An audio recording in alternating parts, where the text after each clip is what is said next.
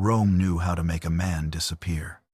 It had roads built for armies, courts designed for verdicts, and a form of execution so brutal, so deliberately public, that the mere sight of it was meant to end conversations before they started. Crucifixion was not simply a way to kill someone. It was a message, written in flesh, displayed at eye level along the roads where people walked every day. It said, "This is what happens to the kind of person who causes trouble in our world." On a Friday morning outside the walls of Jerusalem, Rome sent that message again. A man from Galilee, no army behind him, no palace, no treasury, no political office. He had spent roughly 3 years walking the roads of a small, occupied province, eating with the wrong people, saying things that made the powerful uncomfortable, and gathering crowds that made the authorities nervous. Now he was on a hill called Golgotha, between two criminals, dying the way Rome made examples die. By the calculation of every empire that has ever existed, the story should have ended there. It did not end there. And that is the only fact you need to hold on to as this story begins. Not the theology, not the doctrine, just the raw historical strangeness of what happened next. Because within a generation, the man Rome had publicly executed as a warning was being proclaimed across the cities of that same empire. Within 3 centuries, the empire itself would carry his name. And 2,000 years later, more than 2 billion people on Earth would organize their understanding of time, meaning, and death around the story of what happened in Jerusalem that Friday morning. Rome had done this before. It knew how to bury a story. This one would not stay buried. Why? That is the question this story is going to try to answer. Not by telling you what to believe, but by taking you back, as far back as the sources allow, into the world where this began. Into the dust and the heat and the weight of a small province at the edge of a vast empire. Into the life of a person that no one in power saw coming, and that no one in power, once they had seen him, knew quite what to do with. This is the complete story of Jesus of Nazareth. It starts not with a miracle. It starts with a world. Chapter 1. The world he was born into. There is a detail about the ancient world that most people absorb without fully feeling it. Rome did not simply conquer territory. It reorganized reality. When Rome moved into a region, it did not arrive and leave things mostly as they were. It arrived and remade the landscape, the economy, the calendar, the language of power, and the understanding of who mattered and who did not. It built roads that moved armies faster than any enemy could respond to. It installed local rulers who answered to Rome first and to their own people second, or third, or not at all.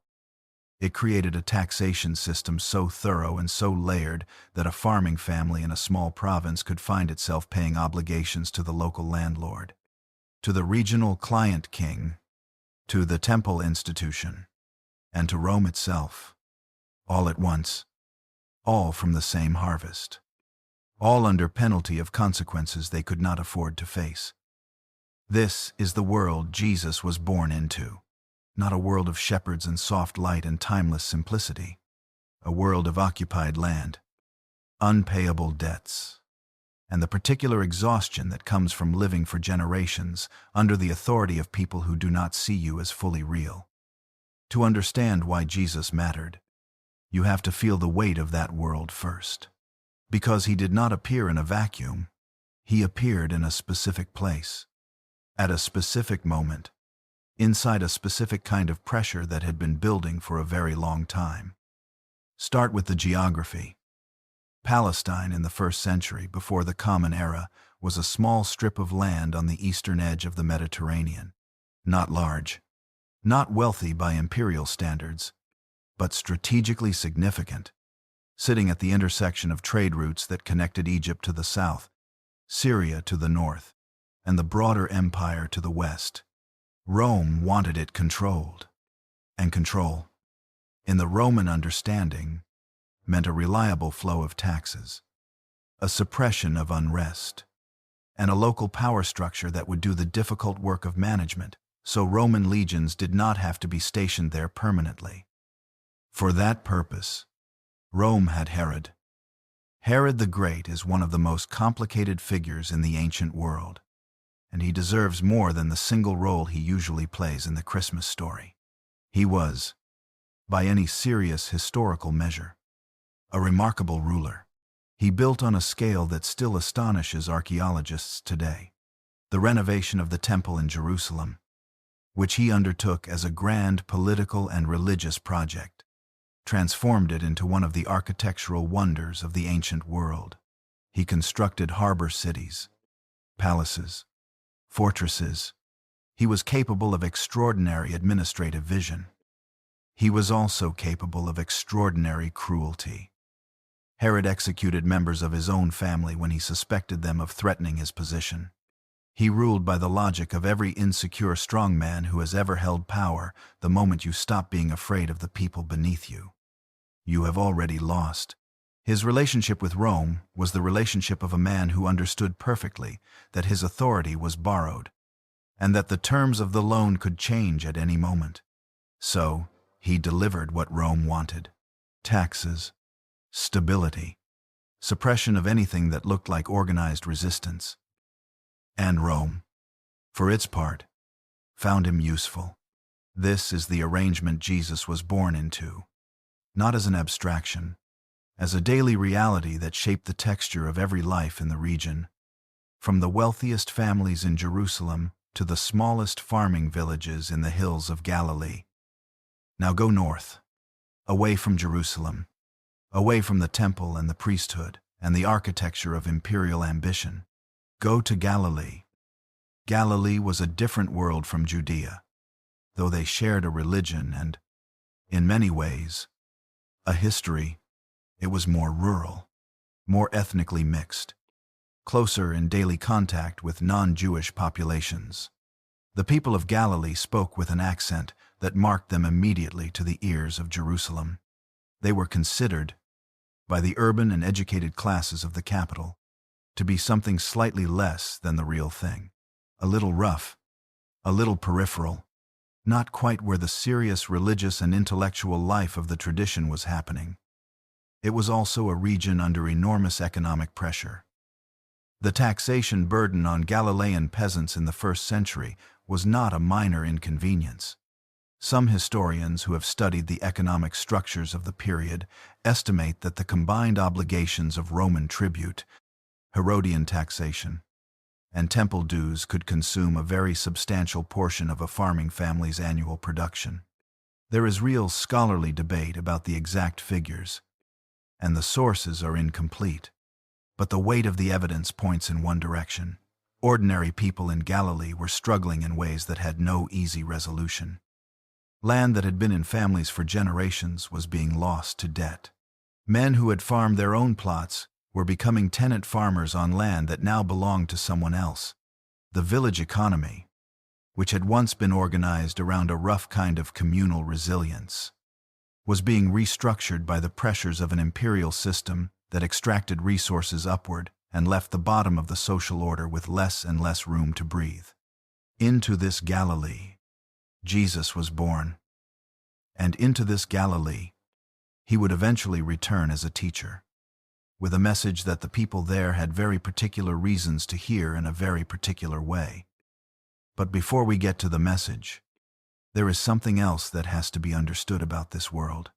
Something that is easy to miss if you approach the story of Jesus primarily through a Christian lens, or primarily through a secular one. Something that belongs entirely to the world of first-century Judaism, and without which nothing that follows makes complete sense. The people of this region were waiting, not in a passive, vague, spiritual sense, in a specific, urgent, historically grounded sense. They were waiting for something they called, in various ways, the coming of the kingdom of God, the restoration of Israel, the fulfillment of promises that went back centuries. through prophets and psalms and the long, complicated, often painful history of a people who had been told they were chosen by the Creator of the universe, and who had spent long stretches of their history wondering what exactly that meant in the face of exile, occupation, and suffering. The Hebrew Scriptures were full of these promises. A king from the line of David who would restore the nation. A day when the enemies of Israel would be defeated and justice would roll down like waters. A new covenant, written not on stone but on the heart. A shepherd who would gather the scattered flock. These were not peripheral texts. They were the heartbeat of the tradition. And in first-century Galilee and Judea. They were not ancient history. They were live expectation. The question was not whether God would act. The question was when, and how, and through whom. Different groups in Jewish society answered that question differently. The Pharisees believed the answer lay in faithful Torah observance, in keeping the covenant so carefully and completely that God's purposes would be fulfilled.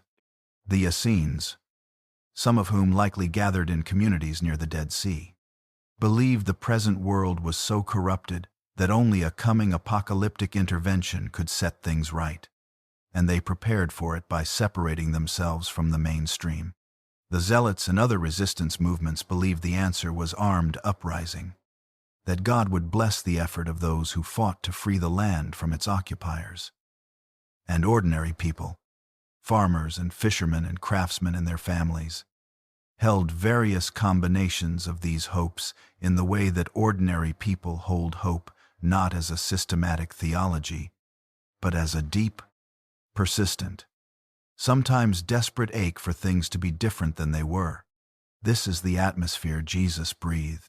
This is the soil in which everything he said and did was planted and grew. There is one more thing to say about this world before the story of Jesus himself begins. In the years around his birth, the region experienced something that left marks visible for a generation. Herod the Great died. His kingdom was divided among his sons, none of whom had his ability, and all of whom had inherited his talent for making enemies. The transition was violent. Rome had to intervene. In the process, a rebellion centered in the city of Sepphoris, in Galilee, was suppressed with the full weight of Roman military response.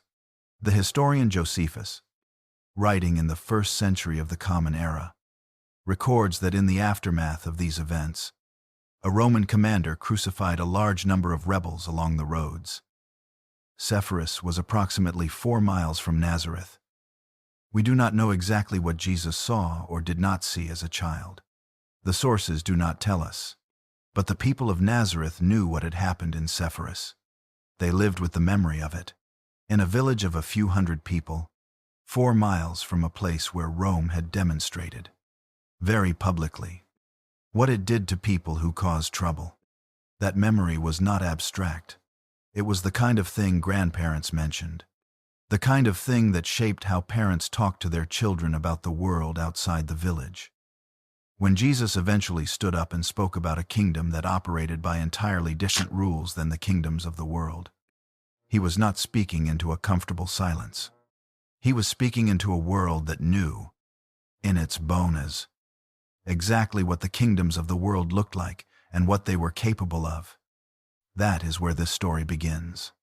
Not with angels and stars, though those come soon enough. With a world that was tired, and occupied, and waiting, and afraid, and full of a hope it could not quite suppress, no matter how many times the world gave it reasons to let go. A world that was, in ways it could not yet see, about to be interrupted. Chapter 2. Bethlehem and the birth nobody could have predicted. Most people think they know this story. A young woman, a journey, a stable because there was no room at the inn, a baby in a manger, with animals nearby, and shepherds coming in from the fields, and wise men following a star, and angels filling the night sky with light and sound. The scene is so familiar that it has become almost impossible to see clearly. 2,000 years of paintings, pageant, greeting cards, and candlelight services have layered so much sentiment over it that the original strangeness of the story has been almost entirely buried.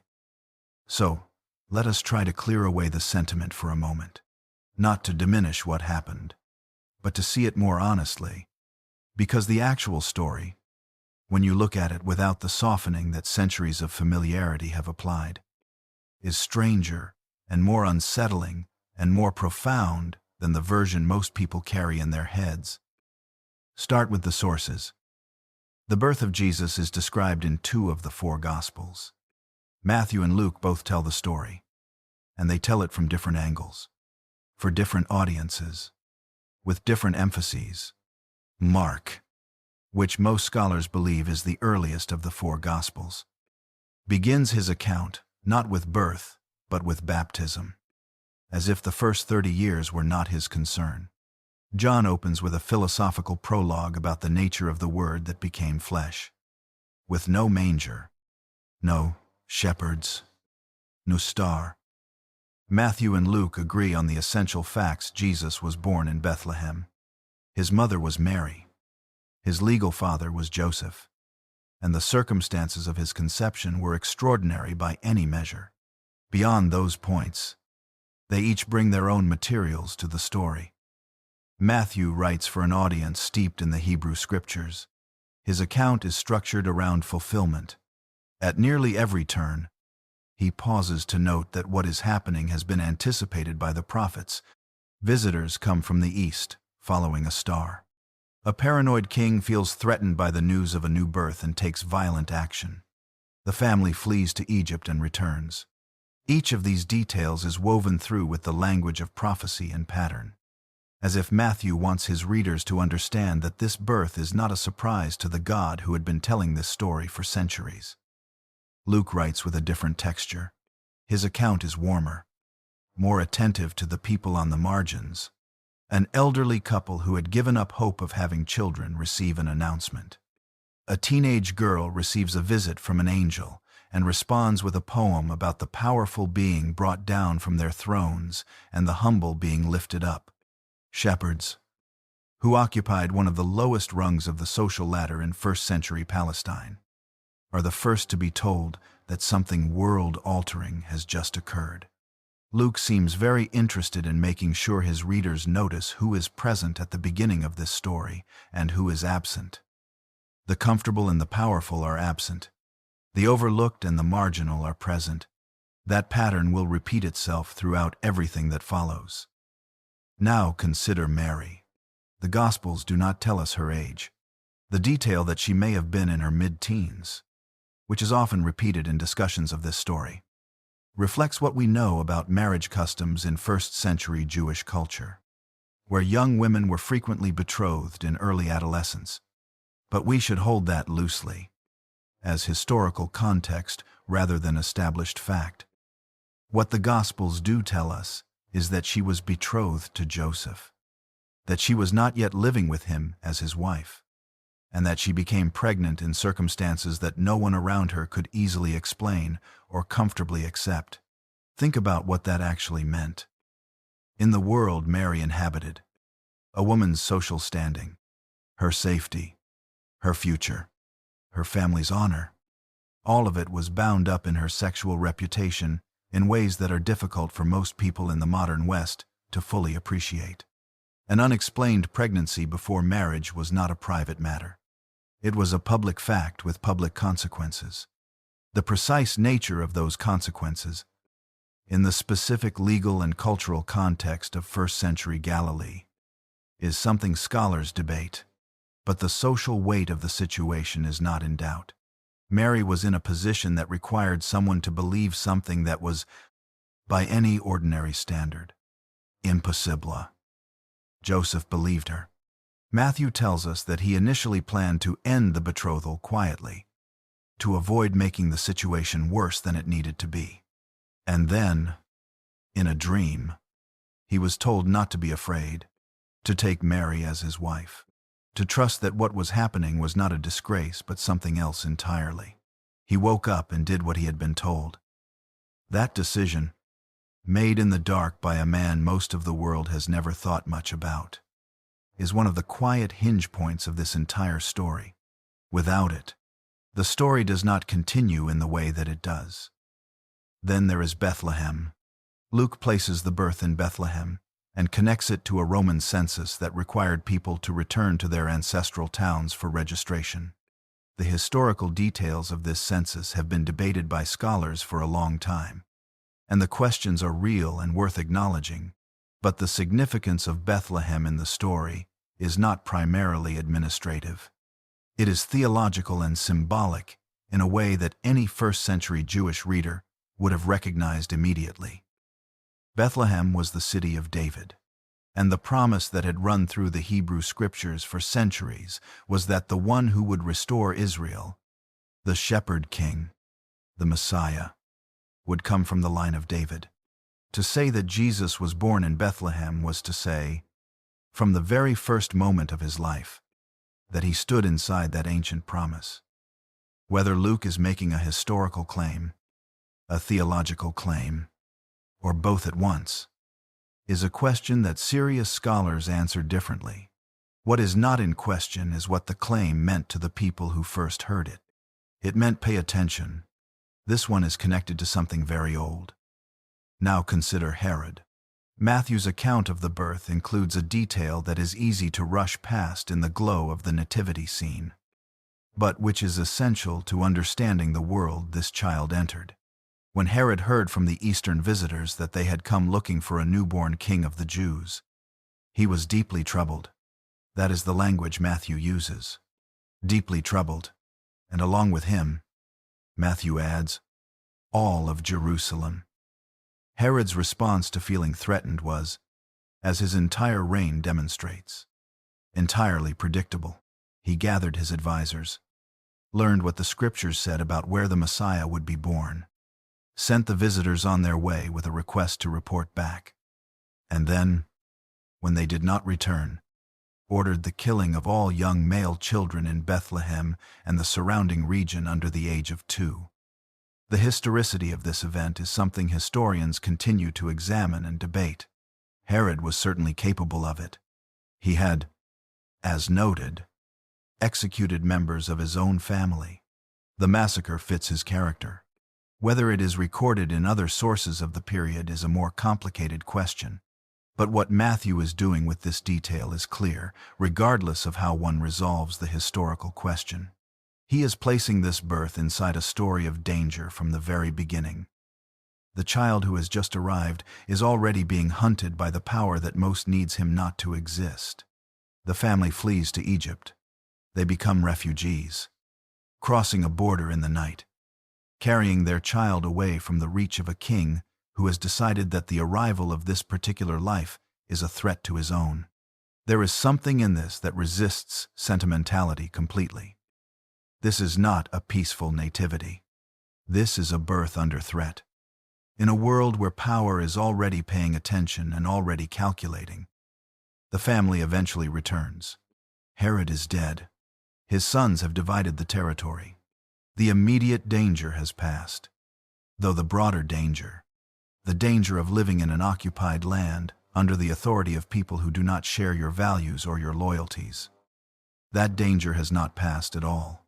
They settle in Nazareth, a small town, unremarkable, the kind of place that does not appear in the writings of the period because nothing of note was thought to be happening there. And there, in that unremarkable place, a child grows up. The Gospels give us almost nothing about what those years looked like. There is one story from Luke, a remarkable scene of the 12-year-old Jesus in the temple in Jerusalem, listening to the teachers and asking them questions, leaving his parents frantic with worry for 3 days before they find him. When Mary tells him how frightened they were, he responds with a question that is either deeply innocent or quietly extraordinary depending on how you hear it. Did you not know that I must be in my Father's house?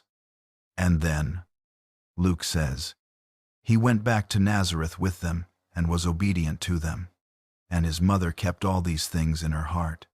And then, for approximately 18 years, the sources go silent. What happened in those years is one of the great silences of this story.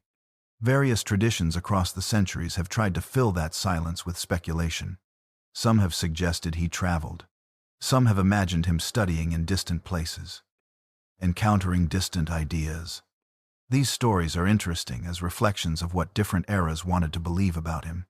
But as history, they have no foundation in the sources we actually possess. What the silence tells us, if we are honest about what silence can and cannot tell us, is simply this: whatever happened in Nazareth during those decades was not what the people who eventually wrote the Gospels considered worth recording in detail. He was there. He was growing. He was being formed by the world around him, the way every human being is formed by the world around them. Before they are old enough, or ready enough, or whatever enough, to step into whatever it is they are going to become, the world around him was Galilee, Torah, occupation, lavor, the rhythms of a Jewish village. The scriptures read aloud in the synagogue every Sabbath, the memory of violence not far away, the weight of a promise not yet fulfilled. And somewhere in all of that, without any fanfare that the sources record, the man who would eventually walk into the Jordan River to be baptized was being made. Not from nothing, from everything that world put into him. Chapter 3: The Silence of 30 Years. There is a kind of formation that happens in silence. Not the silence of emptiness, the silence of accumulation. The kind that builds in a person across years of ordinary days. Ordinary work, ordinary conversation, ordinary grief. Until one morning, they open their mouth and something comes out that could only have come from all of that. From the specific weight of a specific life, lived in a specific place among specific people. Nazareth was that place for Jesus. And before we follow him to the river and into public life, we need to spend time here. Not because anything dramatic happened in Nazareth during those 3 decades. Nothing dramatic happened. Or if it did, no one thought to record it. We need to spend time here because the man who eventually stood up and said the things he said, who looked at the world the way he looked at it, who chose the people he chose, and spoke to the crowds he spoke to in the language he used. That man was built here, in this town, in these years, by this world. And the world of Nazareth was more specific, and more interesting, and more formative than it is usually given credit for. First, the physical reality. Nazareth sat in the hills of Lower Galilee, a modest settlement in a region of modest settlements. Archaeological work at the site has given us a clearer picture of what it actually looked like in the 1st century. And the picture is not grand.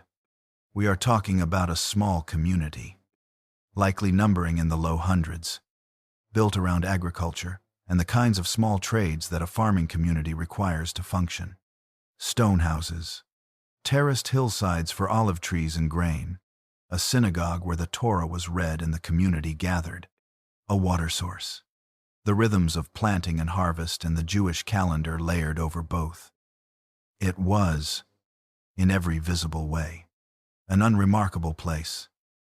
The people of Jerusalem, when they eventually encountered Jesus and learned where he was from, did not hide their feelings about this. The question that surfaces in the Gospel of John, "Can anything good come out of Nazareth?" was not asked in a spirit of genuine curiosity. It was the reflexive condescension of the urban center toward the rural periphery. The kind of dismissiveness that has existed in every culture and every era. The assumption that the places that matter are the places where the powerful gather, and the places where the powerful do not gather simply do not produce anything worth paying attention to. Jesus came from one of those places, and that fact is not incidental to who he became. It is central to it. His trade is described in the Gospels with a Greek word that is usually translated as carpenter, but the word is broader than that translation suggests. It referred to someone who worked with hard materials, wood and stone among them, the kind of person who built and repaired the physical structures that a community depended on. In a Galilee that was undergoing significant construction activity in the early 1st century, this was not a romantic occupation. It was physical labor, demanding, unglamorous. The kind of work that leaves marks on a body and teaches a person things about material reality that no amount of reading can teach. A few miles from Nazareth, the city of Sepphoris was being rebuilt during the years of Jesus' youth. Herod Antipas, who had inherited authority over Galilee from his father, was making Sepphoris into a showcase city, a regional capital built to impress. The construction project was large and ongoing, and it would have drawn workers from the surrounding villages, including Nazareth. We do not know whether Jesus or Joseph worked there. The sources do not say, but the possibility is worth sitting with, because if they did, it changes the texture of the picture significantly. Sepphoris was not a Jewish village. It was a Hellenized city, shaped by Greek and Roman architectural and cultural influence. To work there was to encounter a different world than the one visible from Nazareth's hillside, a world of wealth and patronage and the visual language of empire, of people who had access to things that the people of Nazareth did not, and who lived in a way that made that difference visible every single day. The parables Jesus later told are full of absentee landlords and day laborers, and people who build towers and cannot finish them, and landowners who hire workers for a denarius a day. These are not abstractions. They are the details of a world someone has actually moved through, actually seen, actually felt the weight of. Nazareth made him, Galilee made him, and perhaps Sepphoris, in its own way, made him too. Then there is the Torah. This is perhaps the most important thing to understand about the formation of Jesus in those silent years. And it is the thing most easily underestimated by people who encounter his story primarily through a modern Western lens. Jesus was Jewish, deeply, thoroughly, completely Jewish, not in a nominal or cultural sense, but in the sense that his entire imaginative world, his vocabulary for understanding reality, his sense of who God was and what God wanted and how human beings were supposed to live, all of it came from the scriptures and traditions of his people. From childhood, those scriptures would have been part of the texture of his life. In the synagogue every Sabbath, portions of the Torah were read aloud and discussed. The Psalms were sung. The prophets were heard. The stories of Abraham and Moses and David and Elijah and Isaiah were not ancient history to the people of Nazareth. They were live memory, the kind of memory that shapes how a community understands itself and what it is waiting for. Luke records the scene of the 12-year-old Jesus in the temple, sitting among the teachers, listening and asking questions, and all who heard him were amazed at his understanding and his answers. This is a narrative moment, not a historical certificate, and we should read it as such. But what it points toward is something real by the time Jesus stepped into public life. His knowledge of the scriptures was not ordinary. The way he used them, the way he quoted them and argued from them and sometimes turned them inside out to find something in them that had been there all along but that no one had quite seen, suggested a person who had spent years inside those texts in a way that went beyond ordinary literacy. How he learned what he learned, in what precise form his education came to him, is something the sources do not spell out. But the evidence of the Gospels is consistent when Jesus opened his mouth to teach. The people who heard him recognized that he was not working from the surface of the tradition. He was working from somewhere deep inside it. And then there is the political reality of those years, not as background, as foreground. In the year 6 of the Common Era, when Jesus was likely somewhere in his early teen years, a man named Judas the Galilean led an uprising against a Roman census that was being conducted in Judea. His argument was theological and political in the same breath. The census was an instrument of taxation, and taxation by a foreign power was a form of slavery incompatible with the belief that Israel belonged to God alone. The uprising was suppressed, Judas was killed. But the movement he represented did not disappear. It went underground, gathered, and resurfaced in various forms across the following decades, eventually contributing to the Great Revolt against Rome in the year 66 of the Common Era, a revolt that ended with the destruction of Jerusalem and the Temple. Jesus grew up in the aftermath of that uprising, in Galilee, which was the home territory of Judas the Galilean, which had produced this act of resistance and suffered its consequences. The question of what it meant to live faithfully under foreign occupation, whether the answer was armed resistance or accommodation or something else entirely, was not an abstract theological puzzle in the villages of Galilee. It was the question that shaped daily conversation, that divided families and communities, that colored every interaction between ordinary people and the structures of power that surrounded them. When Jesus eventually offered his own answer to that question, his answer was not what any of the existing camps expected. It was not armed resistance. It was not accommodation. It was something that baffled and frustrated nearly everyone who heard it, because it did not fit any of the available categories. But it came from somewhere. It came from years of living inside that question, in a place where the question was not academic. There is one more layer to the world of Nazareth that deserves attention before we leave it: the experience of limitation. Not poverty as an abstract condition, but poverty as a daily texture, the specific way that limited resources shape a person's relationship to the world, to other people, to what is possible and what is not. The knowledge that most of the things that make life comfortable and secure are not available to you, and that the system producing that scarcity is not accidental but structural. Jesus knew this from the inside.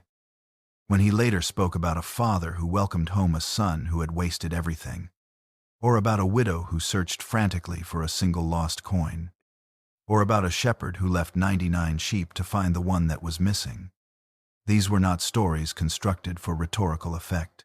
They were stories drawn from the emotional vocabulary of a world where loss was real and recovery mattered enormously, where a single coin represented something that could not easily be replaced, where nothing was so cheap that its loss could be shrugged off. The people who first heard those stories recognized them. They recognized them because they were already living inside them.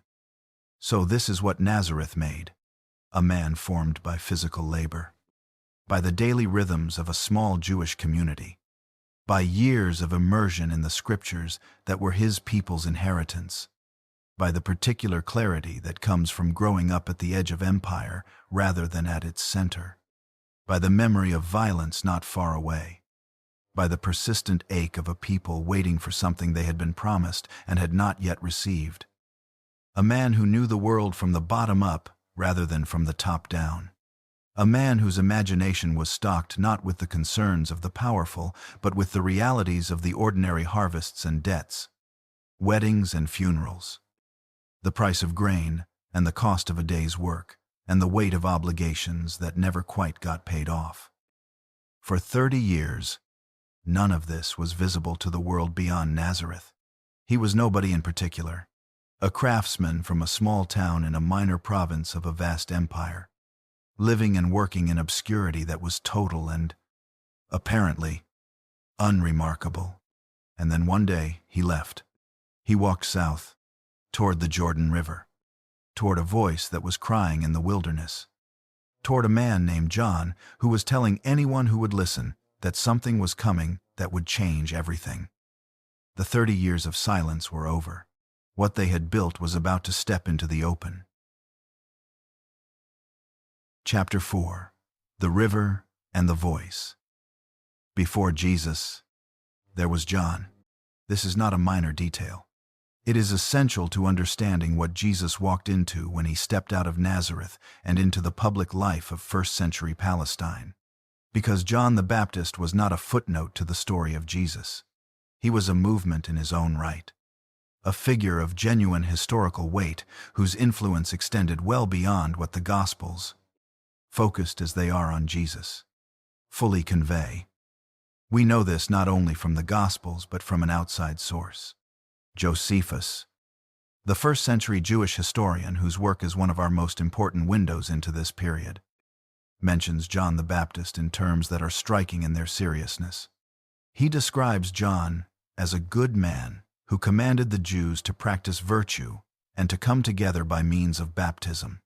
He records that Herod Antipas had John killed, and that many Jews believed the military disaster that followed was divine punishment for that execution. Josephus is not a Christian source. He has no theological stake in making John appear significant, and yet he treats him as a figure whose death mattered enough to provoke widespread grief and interpretation. That is the man Jesus went to find at the Jordan River. To understand why John mattered, you have to understand the landscape he was operating in. The wilderness of Judea, where John appeared, was not simply a geographic location. In the imagination of first-century Jews, it was a theologically loaded place. It was the wilderness through which Israel had wandered for 40 years after the Exodus from Egypt, the place where the nation had been formed and tested and failed and forgiven and formed again. It was the place where Elijah had fled when his life was threatened, where he had heard the still small voice that sent him back into the world. The wilderness was where you went when ordinary life had broken down and something needed to start over. And John came out of it dressed like Elijah. The Gospels describe his clothing with a detail that would have been immediately legible to any first-century Jewish audience: camel hair, garment, leather belt. The description is almost word for word what the second book of Kings says about Elijah. This was not fashion. It was a statement. John was presenting himself as the voice of a tradition that went all the way back to the great prophets, the ones who had stood before kings and told them uncomfortable truths, the ones who had called the nation back when it had wandered. His message was not subtle. Repent. The kingdom of God is at hand. Bear fruit worthy of repentance. Do not presume on your heritage or your religious identity. The axe is already at the root of the tree. Something is coming, and what you have been doing is not sufficient preparation for it. This is not the message of a gentle spiritual advisor offering comfort to the already comfortable. This is the message of someone who believes that ordinary time is running out, that a decisive moment is approaching, and that the question of how people have been living is suddenly, urgently relevant in a way it perhaps was not before. The crowds came. Pharisees and Sadducees came. Tax collectors came. Soldiers came. Ordinary people from Jerusalem and all of Judea and the region around the Jordan came. The Gospels tell us, and they were baptized by John in the river, confessing their sins. Baptism, as John practiced it, was not a ritual that already existed in this form in Jewish practice. It was something new, or at least newly emphasized. A physical act of immersion in water that signified a washing away of the past and a turning toward whatever was coming. It was urgent and unrepeatable. Not a regular purification rite, but a one-time crossing of a threshold. And the threshold, John kept insisting, was not about him. He was not the one they were waiting for. There was someone coming after him, he said. Someone whose sandal he was not worthy to carry. Someone who would baptize not with water, but with fire and with the Holy Spirit. John was the voice. Someone else was the word. Into this scene, Jesus arrived. We do not know exactly how he heard about John. In a world without mass communication, news traveled through networks of people, through relatives and travelers, and the conversations that happened at wells and in marketplaces. What we know is that at some point, the man from Nazareth made the journey south to the Jordan River and presented himself to be baptized. This moment has puzzled serious readers from the very beginning. If John's baptism was for repentance, for the washing away of sin, why did Jesus submit to it? The theological problem is obvious, and the Gospels do not pretend it is not there. Matthew's account preserves a brief exchange where John himself raises the question, telling Jesus that it is Jesus who should be baptizing him, not the other way around. Jesus responds, in a phrase that is characteristically difficult to pin down, that it is necessary to fulfill all righteousness. And John consents. Many historians regard the baptism of Jesus by John as one of the more historically reliable traditions in the Gospels, precisely because it created a problem for early Christians that they would not have invented. The principle at work here is one that historians apply. Broadly, people do not tend to fabricate details that create difficulties for their own position. The fact that all 4 Gospels include this event, and that the earliest Gospel writers clearly found it somewhat awkward to explain, suggests that it happened and that the tradition of its happening was too established to be quietly removed. What the baptism meant to Jesus himself, from the inside, is something the sources do not give us direct access to. What they give us is the description of what happened in the moment it concluded. As Jesus came up from the water, the heavens opened. The Spirit descended on him like a dove, and a voice came from the heavens saying, "This is my beloved Son, in whom I am well pleased." Whatever one makes of that description, and people across 2,000 years have made very different things of it, what is clear is that something shifted at the Jordan River. The man who had lived for 30 years in the obscurity of Nazareth did not go back to Nazareth after that day. He did not return to the workshop and the ordinary rhythms of the life he had been living. He went into the wilderness. 40 days. The number is not accidental. In the imagination of the Hebrew Scriptures, 40 is the number of testing and transformation. Israel wandered in the wilderness for 40 years. Moses spent 40 days on the mountain receiving the Torah. Elijah journeyed 40 days to the mountain of God.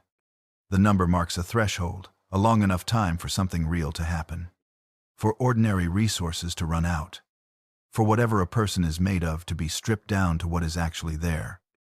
Jesus spent 40 days in the wilderness alone. The Gospels tell us. And he was tempted. The accounts of the temptation in Matthew and Luke are among the most compressed and densely meaningful passages in the Gospels. 3 encounters, 3 offers, 3 refusals. The first, "If you are the Son of God, turn these stones into bread." You are hungry. You have the power. Use it. The second, "Throw yourself from the highest point of the temple and let the angels catch you." Demonstrate what you are. Make it undeniable. Give people no choice but to believe. The third, "All the kingdoms of the world, their glory and their power, can be yours. Just bow to me. Just take the shortcut." Read in the context of first-century Jewish messianic expectation. These are not abstract spiritual tests. They are 3 specific versions of what a Messiah could be. A Messiah who solves the problem of hunger through miraculous provision. A Messiah who proves his identity through spectacle. A Messiah who achieves political dominance through whatever means are necessary. Every one of those options had genuine appeal. Every one of them would have drawn followers. Every one of them, in different forms, was what various groups in Jesus' world were actually hoping for. And he refused all 3. Not from weakness, from something else, from a conviction, apparently already settled in him before the wilderness and confirmed by the wilderness, that the kingdom he had come to announce operated by entirely different logic than any of those paths represented. What that logic was, he was about to spend 3 years demonstrating. He came back from the wilderness. He came back to Galilee, not to Jerusalem, to the north, not to the center of religious and political power, to the lake and the fishing villages and the roads lined with ordinary people going about ordinary lives that were harder than they needed to be. John, by this point, had been arrested. Herod Antipas had taken offense at John's public criticism of his marriage to his brother's wife, and John was now in prison, where he would eventually be executed at the whim of a girl's dance and a drunken promise that a king could not bring himself to take back. The voice in the wilderness had been silenced, and Jesus stepped into the silence and began to speak. He picked up the language John had been using, the language of the kingdom of God and the urgency of the present moment, and he carried it forward. But what he did with that language, the places he took it, and the people he offered it to, and the specific shape he gave to the kingdom he was announcing, that was something John had not quite prepared anyone for. No one was quite prepared for what came next. Not the crowds who followed him, not the religious authorities who watched him with increasing unease, not the disciples who left everything to follow him, not the empire that would eventually decide he had become too large a problem to ignore, not even, in some moments that the Gospels preserve with remarkable honesty, the people closest to him. What began at the Jordan River was not a continuation of what had come before. It was something new, something that the world, for all its sophistication and all its power and all its long experience with religious movements and political uprisings and messianic claims, had not seen before, and did not have a category for. It was about to find out what it was. Chapter 5. The kingdom begins at the edges. He did not go to Jerusalem. That is the first thing to understand about how Jesus began. If you were designing a movement intended to change the world, and you had access to the strategic thinking of any competent political organizer in the first century, the advice would have been clear. Go to the center. Go where the power is, where the money is, where the decisions are made, where the people who matter gather and argue and negotiate the shape of reality. Go to Jerusalem, to the temple, to the courts and the councils, and the networks of influence that run through the life of a society like the bones run through a body. Jesus went to Galilee. He went to the lake, to the fishing villages, to the places that Jerusalem barely thought about except when it was collecting taxes or counting heads. He went to the margins of a world that was already itself a margin, a small Jewish province on the edge of a vast empire that paid it just enough attention to extract from it what it needed and no more. And he started there.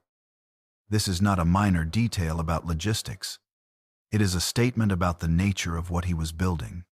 The kingdom he had come to announce was not going to grow from the top down. It was going to grow from the ground up, from the edges inward, from the people that the center had decided were not worth paying attention to. The world has never quite recovered from that decision. The lake he came to was called the Sea of Galilee, though it is not a sea in any serious sense. It is a freshwater lake, roughly 13 miles long and 8 miles wide, sitting in a natural depression in the landscape of northern Israel, fed by the Jordan River from the north and feeding it again to the south. In the first century, it was a working lake, surrounded by villages whose economies depended on the fish that came out of it. Capernaum, Bethsaida, Magdala, Tiberias, towns of varying sizes and significance, arranged around its edges like an irregular necklace. It was not a romantic landscape in the way that later art would make it appear. It was a working landscape. The smell of fish and salt, and the particular smell of nets that have been in water for a long time. The sound of wood against wood as boats came in and went out. The physical labor of men who spent their lives in water and weather, whose hands showed the evidence of that labor, whose conversation was the conversation of people with practical concerns the size of the catch, the price in the market, the condition of the nets, the behavior of the weather. This is where Jesus came to find the first people he would ask to join him. The call of the first disciples is one of the most abrupt scenes in the Gospels, and its abruptness has puzzled readers for as long as people have been reading it. Jesus was walking along the shore of the lake. He saw Simon and his brother Andrew casting a net into the water. He said to them, "Follow me, and I will make you fishers of men." And they left their nets immediately and followed him. Immediately. No negotiation. No questions about destination or compensation or what exactly this was going to involve. They left what they were doing and went. A little further along, he saw James and John, the sons of a man named Zebedee. sitting in their boat, mending nets with their father. He called them, and they left the boat and their father and followed him. The immediacy of these responses has led some readers to conclude that there must have been prior contact, prior conversations, prior relationship that the Gospels do not record. But that would explain why 4 men would abandon their livelihoods and their families at a word from a stranger. That is a reasonable inference. Jesus had been in Galilee, in these communities, and it is entirely possible that he was not unknown to them when he issued this invitation. But there is something else worth sitting with. In the world of first-century Judaism, to be called as a disciple by a rabbi was not an ordinary thing. Most disciples sought out their teachers, approached them, asked to be accepted. The teacher evaluated the student, decided whether the student was worthy of the investment, and accepted or declined. The student came to the teacher. Jesus reversed this. He went to them. He sought them out. He did not wait for them to present themselves and prove their worthiness. He went to where they were, in the middle of their ordinary workday, and he said, "Come, follow me. I have something for you to do." And what he said he would make them is strange enough to stop over fishers of men. It is a phrase that does not translate easily into the categories of religious recruitment that most people are familiar with. It is active and deliberate and implies skill. The skill of someone who knows how to draw things toward him that are not yet within reach. It suggests a vocation that builds on what they already know, on the patience and attention and practical intelligence of people who have spent their lives learning how to find and bring in what they are looking for. He was not asking them to become something entirely different from what they were. He was asking them to do what they already knew how to do, in an entirely different water. The group that gathered around Jesus in those early weeks and months was not, by any conventional measure, a promising foundation for a world-changing movement. The 12 he eventually selected, the inner circle that would carry his name forward after he was gone, are described in the Gospels with enough individual detail to give us a sense of how genuinely unlikely a collection they were. Simon Peter, who would become the most prominent of them all, was impulsive, inconsistent, capable of extraordinary declarations and extraordinary failures. Sometimes within the same hour, his brother Andrew appears more quietly, less dramatically, but is there from the beginning. James and John, the sons of Zebedee, were apparently temperamental enough that Jesus gave them a nickname, Sons of Thunder. Philip and Bartholomew, Thomas, who would become famous for his doubt, Matthew, who had been a tax collector, James the son of Alphaeus, Thaddeus, Simon, who was called the Zealot, and Judas Iscariot, who would hand Jesus over to the people who killed him. Look at that list for a moment. Matthew the tax collector sat at the same table as Simon the Zealot. Tax collectors were collaborators with Rome, people who had made their living extracting money from their own communities on behalf of the occupying power. Zealots were, broadly speaking, people committed to the violent overthrow of that same occupying power. These 2 men, in any other context in first-century Galilee, would have had no reason to be in the same room and every reason to regard each other with contempt. Jesus put them in the same group and expected them to function as a community. This is either naive or it is making a point so deliberate and so sharp that it could not be missed by anyone paying attention. The kingdom he was announcing was not going to be organized along the existing lines of social and political division. It was going to require people who had every reason to be enemies to figure out how to be something else. That is a difficult ask. It was a difficult ask then. It has been a difficult ask in every generation since. Capernaum became the base of operations. It was a reasonable choice strategically, if strategy is even the right word for how Jesus made decisions. Capernaum sat on the northern shore of the lake, on a main road that connected the region to the broader network of trade and travel. It was not a capital city, but it was a place where people passed through, where different kinds of people encountered each other, where the life of the region was visible in a way that it would not have been in a more isolated village. There was a synagogue there. Jesus taught in it. The Gospels record that the people who heard him were astonished, because he taught as one who had authority, and not as the scribes. This distinction mattered. The scribes and the teachers of the law, who were the recognized religious authorities of the period, taught by citing precedent.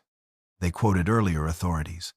They built their interpretations on the accumulated weight of the tradition, always anchoring themselves to what had been said before, always situating their own views within the ongoing conversation of the community of interpretation.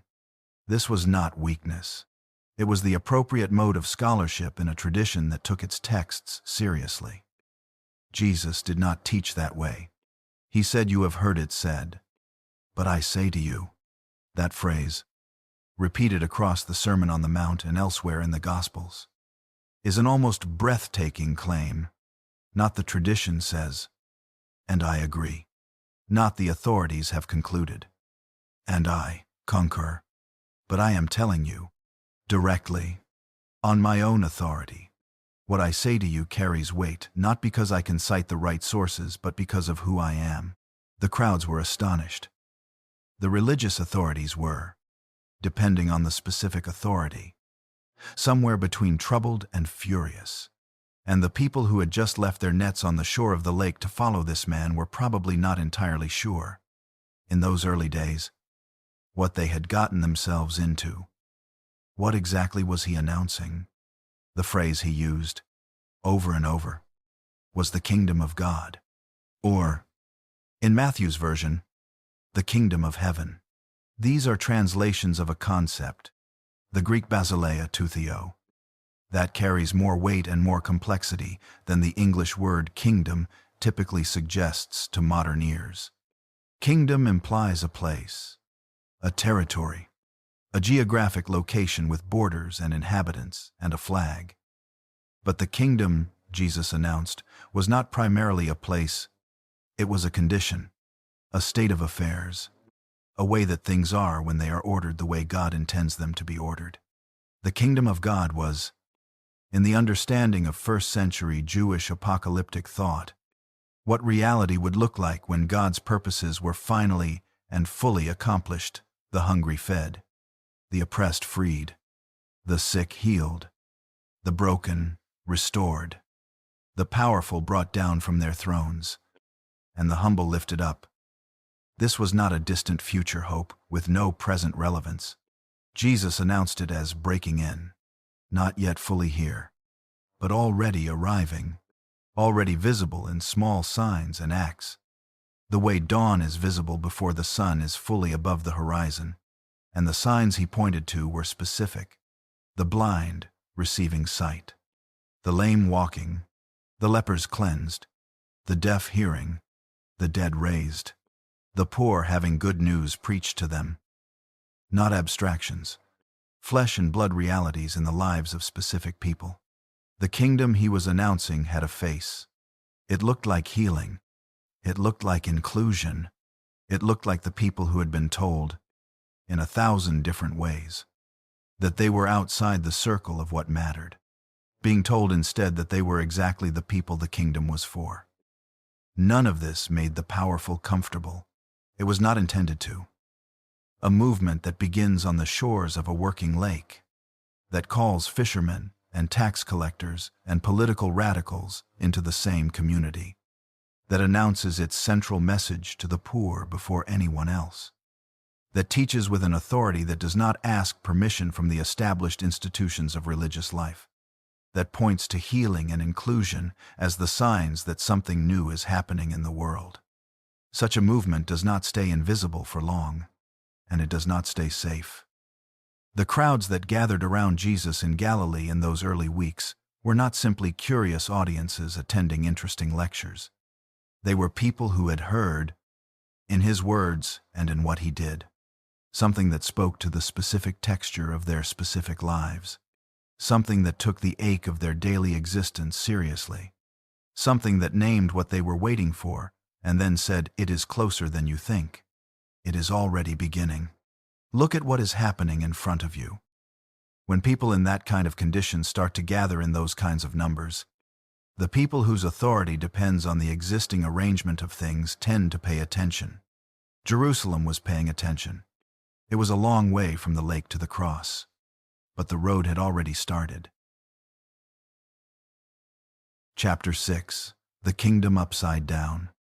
Picture the hillside, not as a painting, not as the soft, luminous, carefully composed scene that centuries of religious art have given us, with Jesus standing serenely above a crowd of clean and attentive faces arranged in poses of reverent contemplation.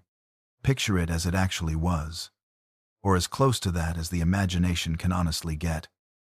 A slope above the lake, in the open air, in the heat of a Galilean morning. No amphitheater, no stage, no acoustics designed to carry a voice. Just ground and sky, and a crowd of people who had walked distances to be there, many of them carrying the particular exhaustion of people who do not have the luxury of taking time off, who came anyway because something they had heard made them think this might be worth the cost. Who were they? The Gospels give us a sense of the answer, and it is important to hold it clearly before we hear a single word of what was said. They were the sick, the ones who had conditions that first-century medicine could not address and that placed them, depending on the nature of the condition, in various degrees of social isolation. They were the poor, the ones for whom the economic structure of Roman Galilee had produced a life of chronic insecurity. They were the indebted, people who had borrowed against harvests that had not come in, who were losing land that their families had held for generations. They were people who had been told, in the explicit language of purity codes and social hierarchy, that they were not quite the right kind of person for the institutions of religious life to be primarily concerned with. And they were ordinary people, the kind that history usually does not record. Farmers and fishermen and their wives and their children and their elderly parents, people whose names do not appear in any document that survived the first century. People who woke up every morning and went to sleep every night inside lives that the empire did not notice and the temple did not prioritize. These were the people sitting on the hillside when Jesus opened his mouth. And the first words he said to them turned the world they knew completely upside down. Blessed are the poor in spirit, for theirs is the kingdom of heaven. That word, blessed, translates the Greek makarios, which carries a sense closer to fortunate or deeply happy. Even enviable. It is the word you would use to describe someone who has found what they were looking for, who is genuinely well off in the deepest sense. And Jesus attached it, with no qualification and no hesitation, to the poor in spirit. The poor in spirit, in the language and imagination of first-century Jewish thought, this phrase pointed toward people who were genuinely impoverished, genuinely without resources, genuinely in a position of absolute dependence, not spiritually humble in a comfortable middle-class sense, genuinely, materially, existentially without, and Jesus said theirs is the kingdom of heaven. Not theirs will be, someday, when things are better. Theirs is, present tense, right now. The kingdom belongs to precisely the people whom the kingdoms of the world have decided are worth the least. He continued, Blessed are those who mourn, for they shall be comforted. There were people on that hillside who were mourning, people who had lost children to the childhood diseases that first-century medicine could not treat, people who had lost fathers and husbands to the labor and the debt and the slow grinding attrition of poverty, people who grieved over the condition of their nation, occupied and humiliated, its God seemingly silent in the face of Roman power. Jesus looked at them and said, You are the ones who will be comforted. Blessed are the meek, for they shall inherit the earth. In a world organized around Roman military power, where the earth was inherited by whoever could take it and hold it by force, this sentence was not a pious sentiment. It was a direct contradiction of the operational logic of the world as it actually existed. The meek do not inherit anything in Roman Galilee. They lose what little they have. They are the ones who give way, who absorb the cost, who do not fight back, because fighting back has consequences they cannot survive. And Jesus said they would inherit the earth. The crowd on the hillside was listening. Now place yourself inside the next one. Blessed are you when others revile you and persecute you, and utter all kinds of evil against you falsely on my account. Rejoice and be glad, for your reward is great in heaven. This is not abstract. This is spoken to people who know what it feels like to be on the wrong side of power, who have lived with the social consequences of following someone that the authorities have decided is a problem. Jesus is not trying to soften the difficulty of what he is asking. He is acknowledging it directly. People are going to speak against you because of me. People are going to make your life harder because of your association with what I am saying and doing. And I am telling you that this is not a reason to stop. It is a sign that you are in the right company. The prophets before you were persecuted in exactly the same way. This is a remarkable thing to say to a crowd. It is not recruitment language designed to make joining the movement sound easy and comfortable. It is the language of someone who knows that what he is doing will have a cost, who knows that the people listening to him will bear some of that cost, and who is telling them anyway, "Come, follow. It will be hard. Come anyway." Then he turned to the law. Do not think that I have come to abolish the law or the prophets. I have not come to abolish them but to fulfill them. This line is often read as a kind of reassurance, a promise that he is not going to overturn everything they know. And it is that. But it is also something more demanding than reassurance. He went on, "You have heard that it was said to those of ancient times, 'You shall not murder.' But I say to you that everyone who is angry with his brother will be liable to judgment. And you have heard that it was said, 'You shall not commit adultery.' But I say to you that everyone who looks at a woman with lustful intent has already committed adultery with her in his heart. And you have heard that it was said, 'An eye for an eye and a tooth for a tooth.' But I say to you, do not resist the one who is evil. If anyone slaps you on the right cheek, turn to him the other also." Each of these moves follows the same pattern. He takes a command from the Torah, a command that everyone on the hillside knew, a command that defined the minimum standard of acceptable behavior in the community, and he reaches past the external action to the internal condition that produces it. It is not enough to not murder. The anger that leads to murder is already the problem. It is not enough to not commit adultery. The treating of another person as an object for your own gratification, the moment that happens in the mind and the imagination, that is already the violation. He is not making the law easier. He is making it infinitely more demanding. But here is the thing that is easy to miss if you only read these words and do not feel the world they were spoken into. He is also freeing the people on the hillside from a particular kind of bondage, the bondage of living inside a system that defined righteousness by external compliance while leaving the interior life entirely unaddressed. The system that allowed a person to be technically without fault while being genuinely without compassion. The system that created categories of pure and impure, righteous and sinner, worthy and unworthy, and used those categories to maintain social hierarchies that had very little to do with the actual condition of anyone's heart. Jesus was dissolving those categories, not by lowering the standard, but by relocating it. The standard was no longer about the outside. It was about the inside. And on the inside, everyone on that hillside was equally in need of whatever it was he was offering.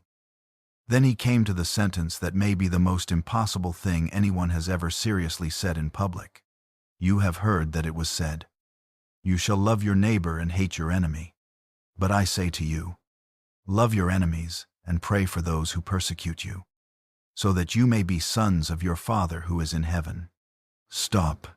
Feel the weight of that sentence in the specific world where it was spoken. The people on that hillside lived under Roman occupation. Their enemies were not abstract. Their enemies were the soldiers who could impress them into carrying a pack for a mile on the road, the tax collectors who extracted a portion of everything they had produced, the political system that had crucified people they may have known along the roads of Galilee. Their enemies had faces and names and a very concrete daily presence in their lives. And Jesus said, love them, not tolerate them, not avoid unnecessary conflict with them, not comply with their authority while nursing your grievances in private. Love them. Pray for the people who are actively making your life worse. This is not a soft instruction. It is one of the most demanding things anyone has ever asked of another human being. And it is issued not to people in comfortable circumstances who can afford the luxury of generosity toward their opponents. It is issued to people who are on the receiving end of those opponents every single day. Why? Because, he said, that is how God operates. God makes the sun rise on the evil and the good. God sends rain on the just and the unjust. If you only love the people who love you, what exactly have you done that is remarkable? Even the tax collectors do that. The standard you are being called to is the standard of a God who does not stop being generous, because the people he is generous toward have not earned it. The people on the hillside were very quiet. One imagines. At this point, he was not finished. Do not lay up for yourselves treasures on earth, where moth and rust destroy and where thieves break in and steal. But lay up for yourselves treasures in heaven, for where your treasure is, there your heart will be also. No one can serve two masters. You cannot serve God and money. Therefore I tell you, do not be anxious about your life, what you will eat or what you will drink, nor about your body, what you will put on. Is not life more than food, and the body more than clothing? Look at the birds of the air. They neither sow nor reap nor gather into barns, and yet your heavenly Father feeds them. Are you not of more value than they? These words, spoken to people who had genuine and legitimate reason to be anxious about where their next meal was coming from, are not a dismissal of material reality. They are an invitation to trust something that the material reality of their world gave them very little practice, trusting that the God who made the world has not forgotten them, that they are not alone in their struggle, that the anxiety that has settled into their bones like a chronic ache is not the final word on their situation. It is easy to read these words from a position of material security and hear them as gentle encouragement. Heard from the position of genuine poverty, they are something much more radical than that. They are a claim that the economy of the kingdom operates by different rules than the economy that has been grinding these people down, and that the people who have nothing by the world's measure are precisely the ones the kingdom's economy has not forgotten. He closed with two images that have stayed in the imagination of the world for 20 centuries. A house built on rock, a house built on sand. When the storm comes, when the rain falls and the floods rise and the winds blow, the house on the rock stands and the house on sand falls, and great is the fall of it. And before that, the image of the narrow gate. The road that is wide and easy leads to destruction. The gate that opens onto life is narrow, and few find it. These are not comfortable endings. They do not send the crowd home feeling validated in what they were already doing. They leave the crowd with a question hanging in the air, unavoidable and unresolved. Which house are you building? Which road are you on? The Gospels tell us that when Jesus had finished these words, the crowds were astonished at his teaching. That word, astonished, translates a Greek term that carries the sense of being struck out of your ordinary state, of having the furniture of your interior world rearranged by something from outside, not simply impressed, destabilized in a way that could not be quickly resolved.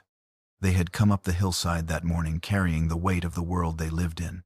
They came down the hillside carrying that weight still, because the world had not changed between morning and afternoon. But something else had changed. They had heard something that they could not unhear. something that reached past the surface of their lives and touched what was underneath. The part that was still waiting, still hoping, still holding on to the ache of a promise not yet fulfilled. And they had heard it from someone who did not sound like anyone they had heard before. Not a scribe, citing authorities. Not a zealot, promising violence. Not a priest, managing the distance between the holy and the ordinary. Someone who spoke as if he knew the kingdom he was describing, not the way you know a theory, but the way you know a place you have actually been. The crowd came down from the hillside, and the question they carried with them was the same question that every generation since has carried, shaped by the same words from the same hillside, refusing to stay quiet. Who is this man? And what exactly is he asking us to do? Chapter 7, Tables, Sinners, and the Scandal. There is a detail about the ancient world that sounds, at first, like a matter of etiquette. In first-century Jewish Palestine, the question of who you ate with was not a social preference. It was a theological statement. The system of purity that organized much of Jewish religious life in that period was not simply about cleanliness in the physical sense. It was about boundaries, about who belonged to the covenant community and who did not, about who was in right relationship with God and who had placed themselves, through their choices or their circumstances or the simple misfortune of their condition, outside that relationship. And one of the most visible and daily ways that those boundaries were maintained was at the table. You ate with people who were like you in the ways that mattered, people of the same ritual status, people who had not compromised themselves through contact with the wrong things or association with the wrong people. To eat with someone was to say, with your body, before you said a word, this person belongs. This person is inside the circle. This person and I are of the same community before God. To eat with the wrong person was to say the opposite.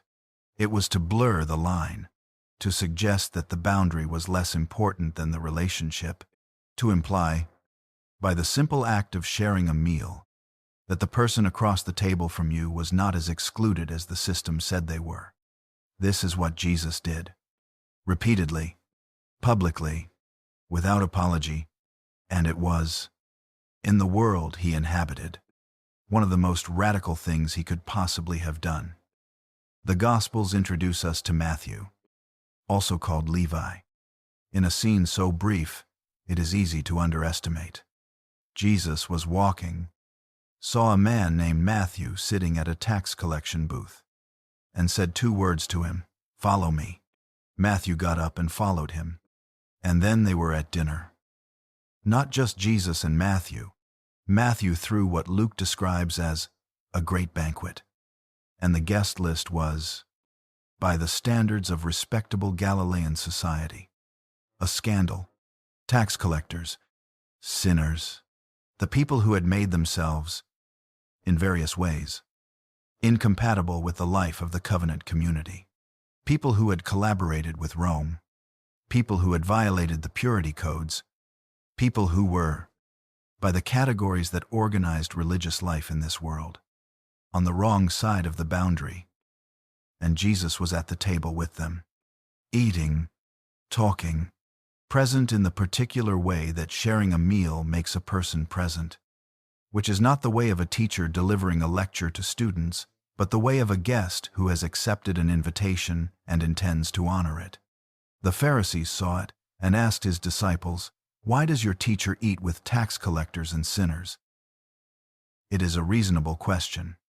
It is exactly the question that the logic of the purity system demands.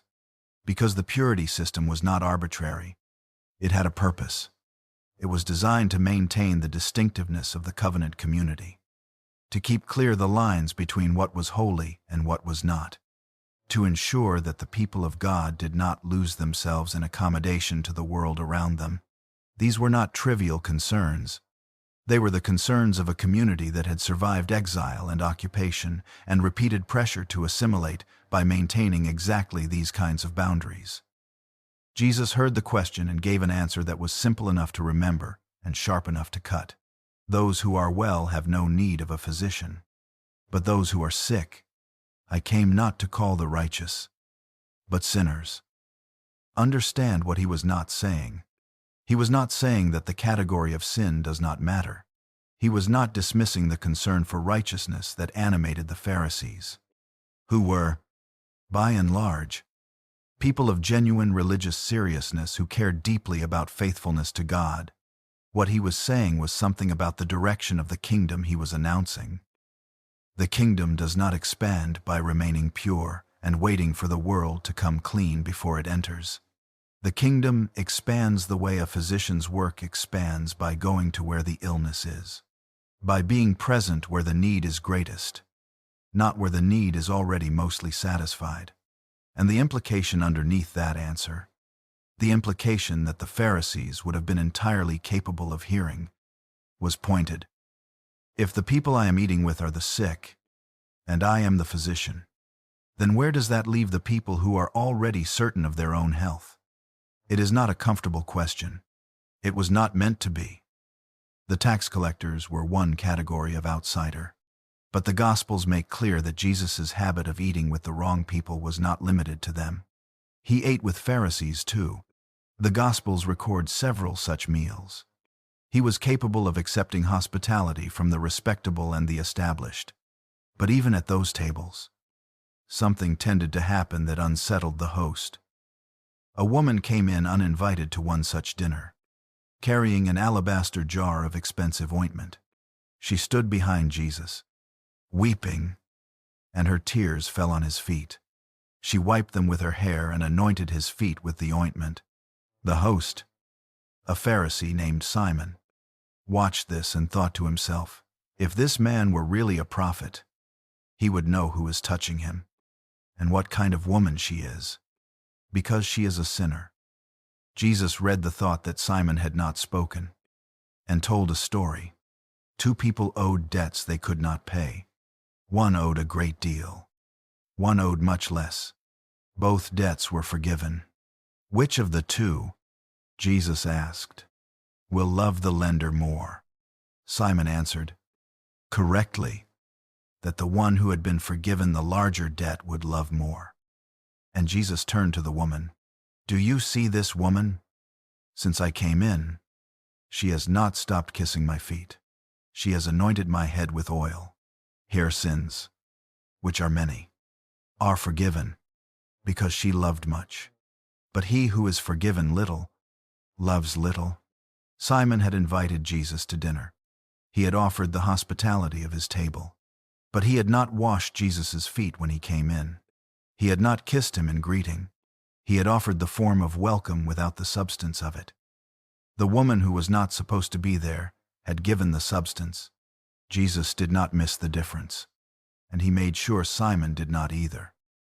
The parables he told during this period of his ministry are dense with the imagery of meals and banquets and feasts, and the imagery is never accidental.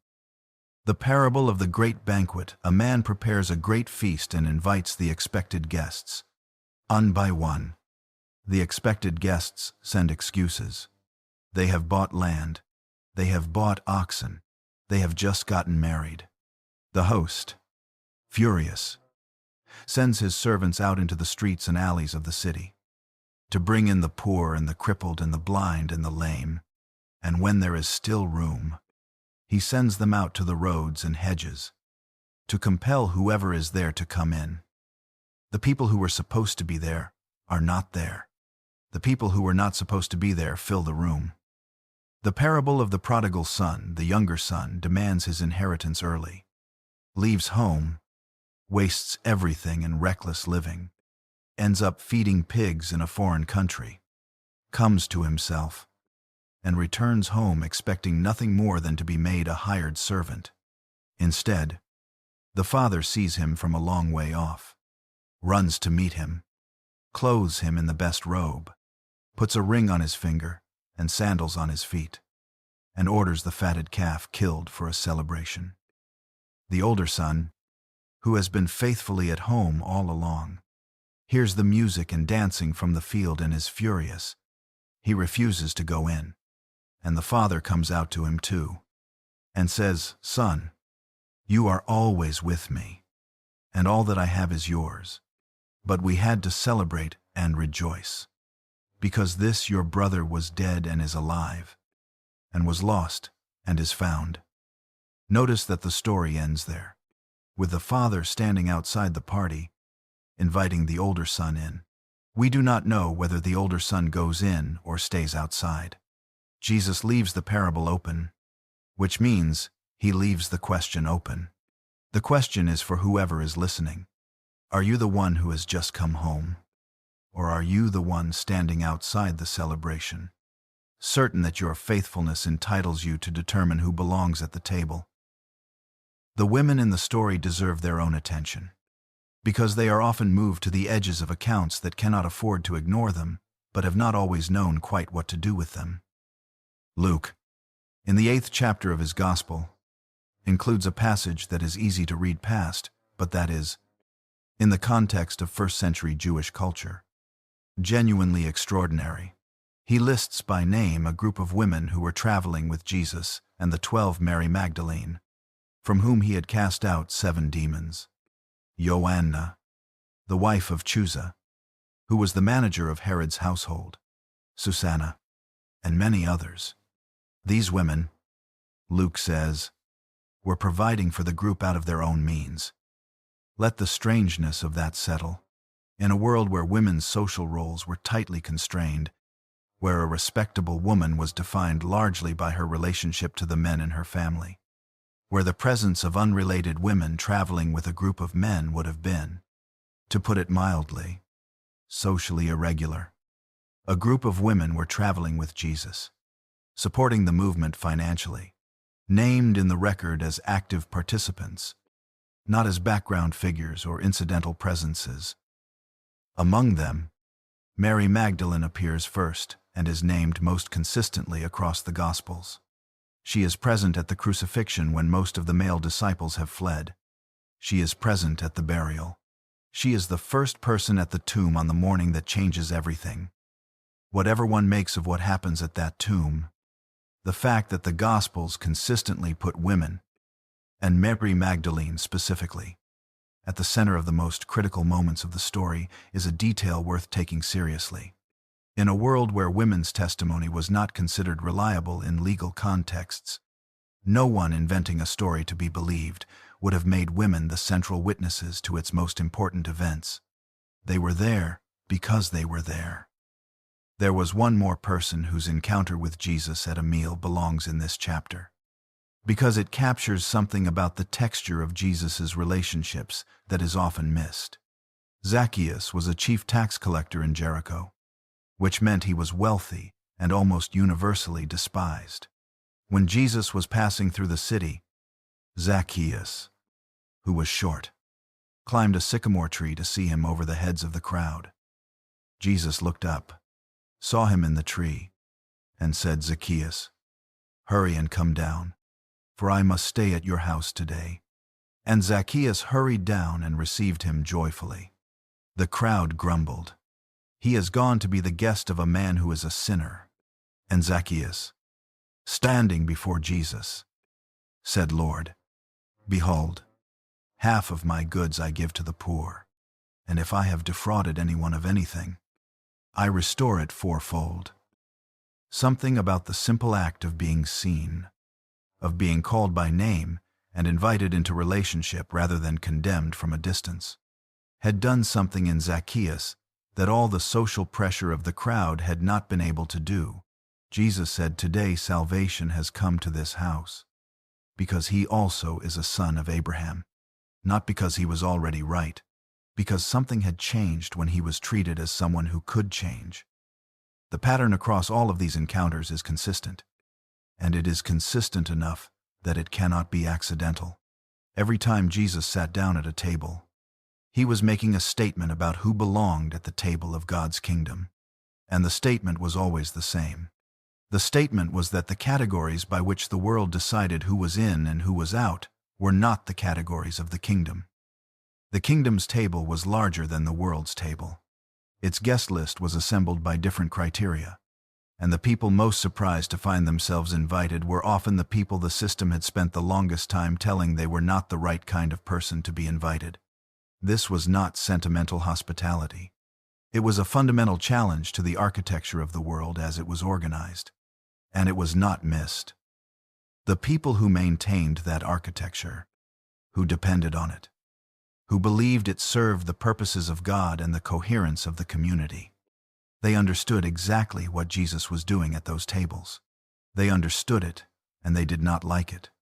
And with every meal he shared with the wrong people, the distance between Jesus and the people who held authority in his world grew a little shorter, not the distance between them in space.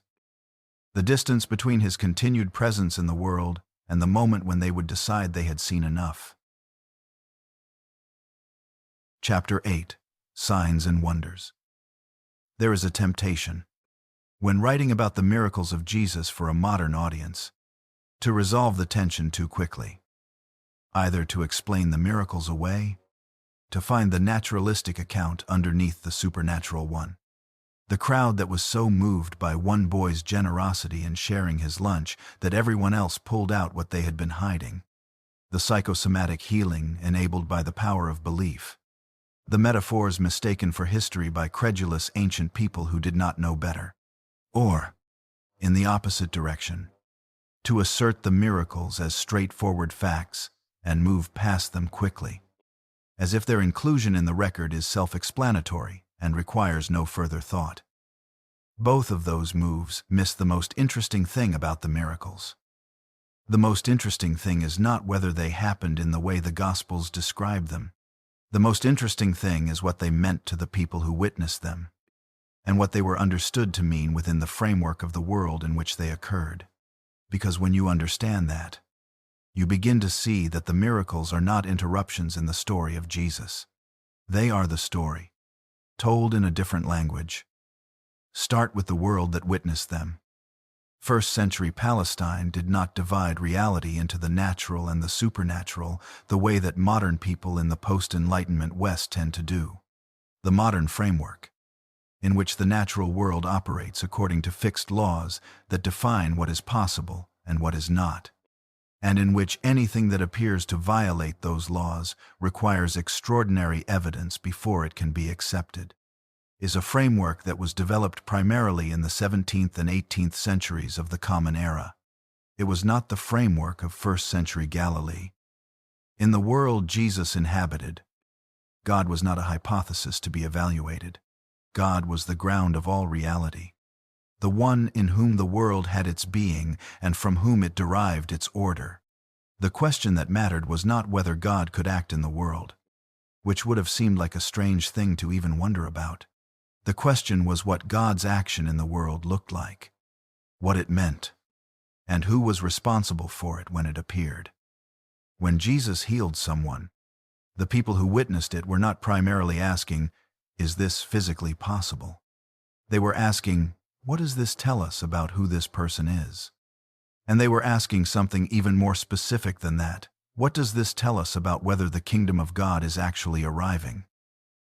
Because in the prophetic tradition that shaped their entire understanding of history and hope, the coming of God's kingdom was associated with very specific signs. Isaiah had written about it. The blind would see, the deaf would hear, the lame would leap, the poor would have good news announced to them. These were not random promises. They were the specific markers of a specific event, the decisive intervention of God in history to set right what had gone wrong. When John the Baptist, sitting in Herod's prison and perhaps beginning to wonder whether he had been mistaken about the man he had pointed to at the Jordan River, sent his disciples to ask Jesus directly, "Are you the one who is to come, or shall we look for another?" This is the answer Jesus sent back. "Go and tell John what you hear and see. The blind receive their sight, and the lame walk. Lepers are cleansed, and the deaf hear. And the dead are raised up, and the poor have good news preached to them." He did not say yes. "I am the one." He said, "Look at what is happening." And he listed, almost exactly, the signs that Isaiah had said would accompany the coming of the kingdom. The miracles were not proof of an identity. They were proclamation of an arrival. The healings are the most numerous category, and they are the easiest to approach once you understand the full weight of what healing meant in that world. Consider the man with leprosy. Leprosy, in the ancient world, and the category was broader than what modern medicine identifies by that name, was not simply a medical condition. It was a total social condition. The purity codes required that people with skin diseases live separately from the community, announce their presence publicly when they approached populated areas, and avoid contact with others. This was not cruelty for its own sake. It was a system designed to protect the community. But the effect, regardless of the intention, was that a person diagnosed with leprosy lost not only their health but their community, their family relationships, their participation in the religious life of the people, their place in the human world. They were, in a very literal sense, cut off. When a man with leprosy approached Jesus and said, "If you are willing, you can make me clean," Jesus did something before he said a word. He reached out and touched him. In a world where the purity codes existed precisely to prevent this kind of contact, where touching a person with leprosy transferred ritual impurity to the one who touched, Jesus reached out and made contact with a person whom the entire social system had designated untouchable. And then he said, "I am willing. Be clean." The healing that followed was real in the medical sense. The Gospels tell us, but the act of touching came before the healing. And that touch, in and of itself, was already a statement about what kind of world Jesus was announcing. A world in which the untouchable are touched. A world in which the boundary between the clean and the unclean is not the ultimate boundary. A world in which a person's need matters more than the system's categories. He told the man to go and show himself to the priest and make the offering that Moses had commanded, which was the formal process for being declared clean and restored to the community. He did not replace the system. He acted through it to restore someone to it. That restoration was the point, not the skin, the person behind the skin, and the life that person could now re-enter. The exorcisms are harder for modern audiences to engage with honestly, and they deserve more than either dismissal or nervous acceptance. The Gospels record numerous instances of Jesus casting out what they call unclean spirits, or demons, from people who were afflicted by them. The symptoms described in various accounts overlap with what modern medicine would recognize as epilepsy, severe mental illness, and other neurological and psychological conditions. Some readers conclude that what the Gospels describe as demonic possession was simply illness that first-century people lacked the categories to diagnose accurately. Others take the accounts more literally. What is worth noting, regardless of how one resolves that question, is how Jesus and his contemporaries understood what was happening in these encounters. In the Jewish thought of the first century, the presence of evil in the world was not understood primarily as a philosophical puzzle about the compatibility of God's goodness with human suffering. It was understood as a present reality with a present power, a force of opposition to God's purposes that was active in the world and that had established a kind of dominion over it. The coming of God's kingdom meant the end of that dominion.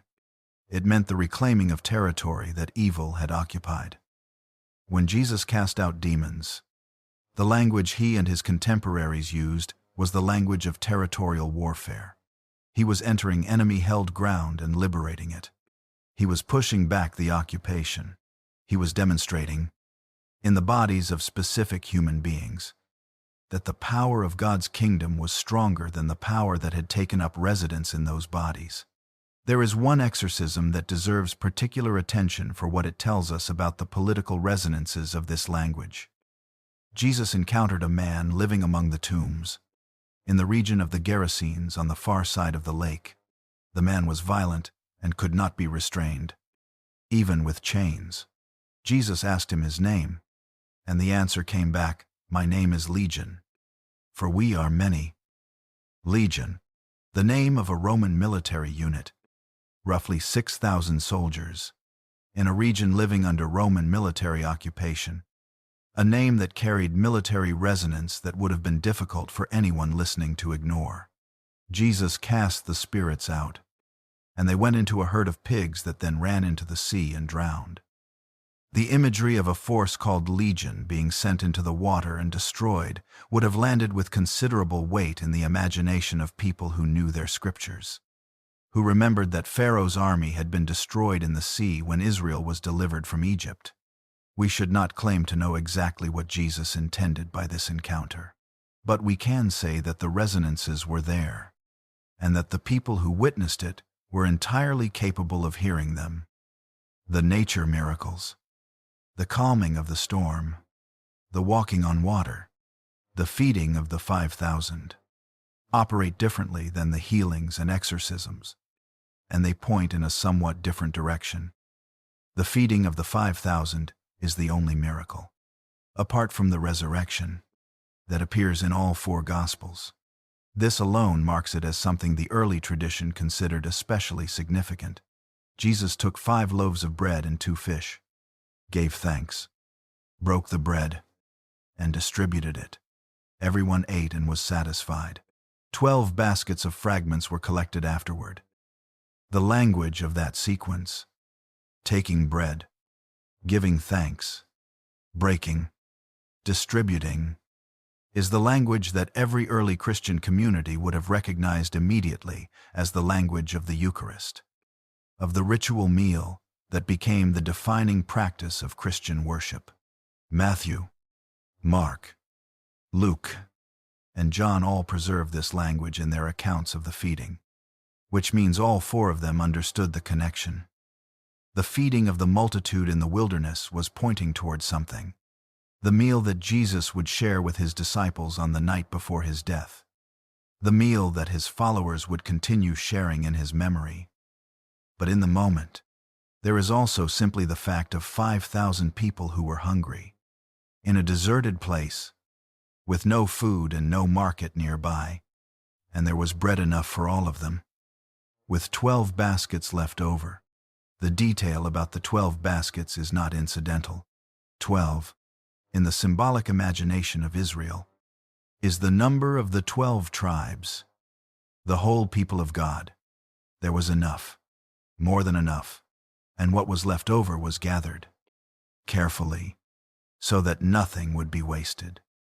In a world of scarcity, the sign pointed toward a world of enough. The calming of the storm sits alongside the feeding as a nature miracle, but it lands differently. The disciples were crossing the lake in a boat. A great windstorm arose.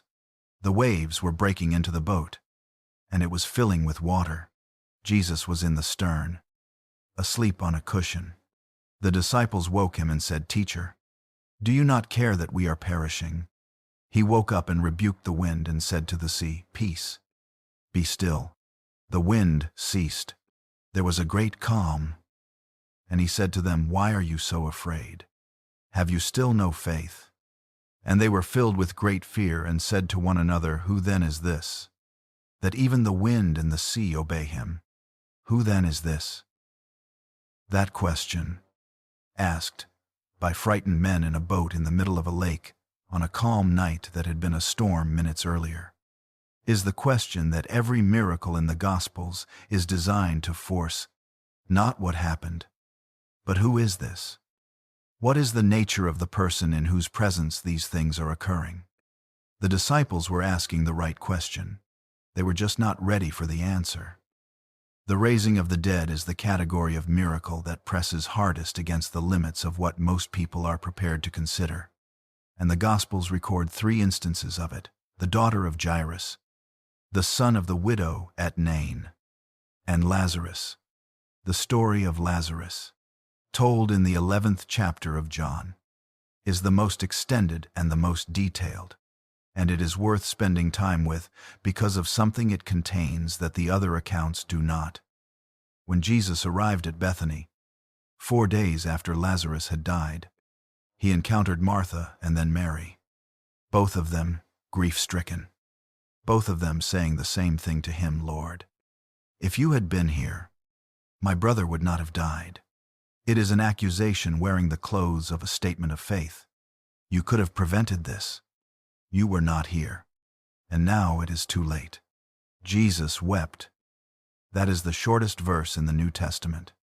And it is one of the most important, not because it demonstrates that Jesus had feelings, which is obvious throughout the Gospels, but because of when he wept. He wept at the tomb of a man he was about to raise from the dead. He had come to Bethany knowing what he was going to do. He knew that Lazarus was going to walk out of that tomb, and he still wept. He wept because death was real, and grief was real, and the fact that he had power over something did not mean he had no feeling about it. The suffering of the people he loved was not, to him, an administrative matter to be managed. It was something he entered, something he stood inside with them. That detail tells us something about the nature of the person performing these acts that the acts themselves cannot fully convey. The miracles show us the power.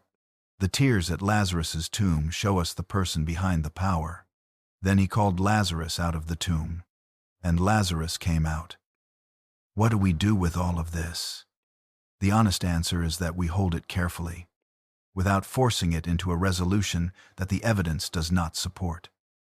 The miracles were reported by people who were there, or who received accounts from people who were there.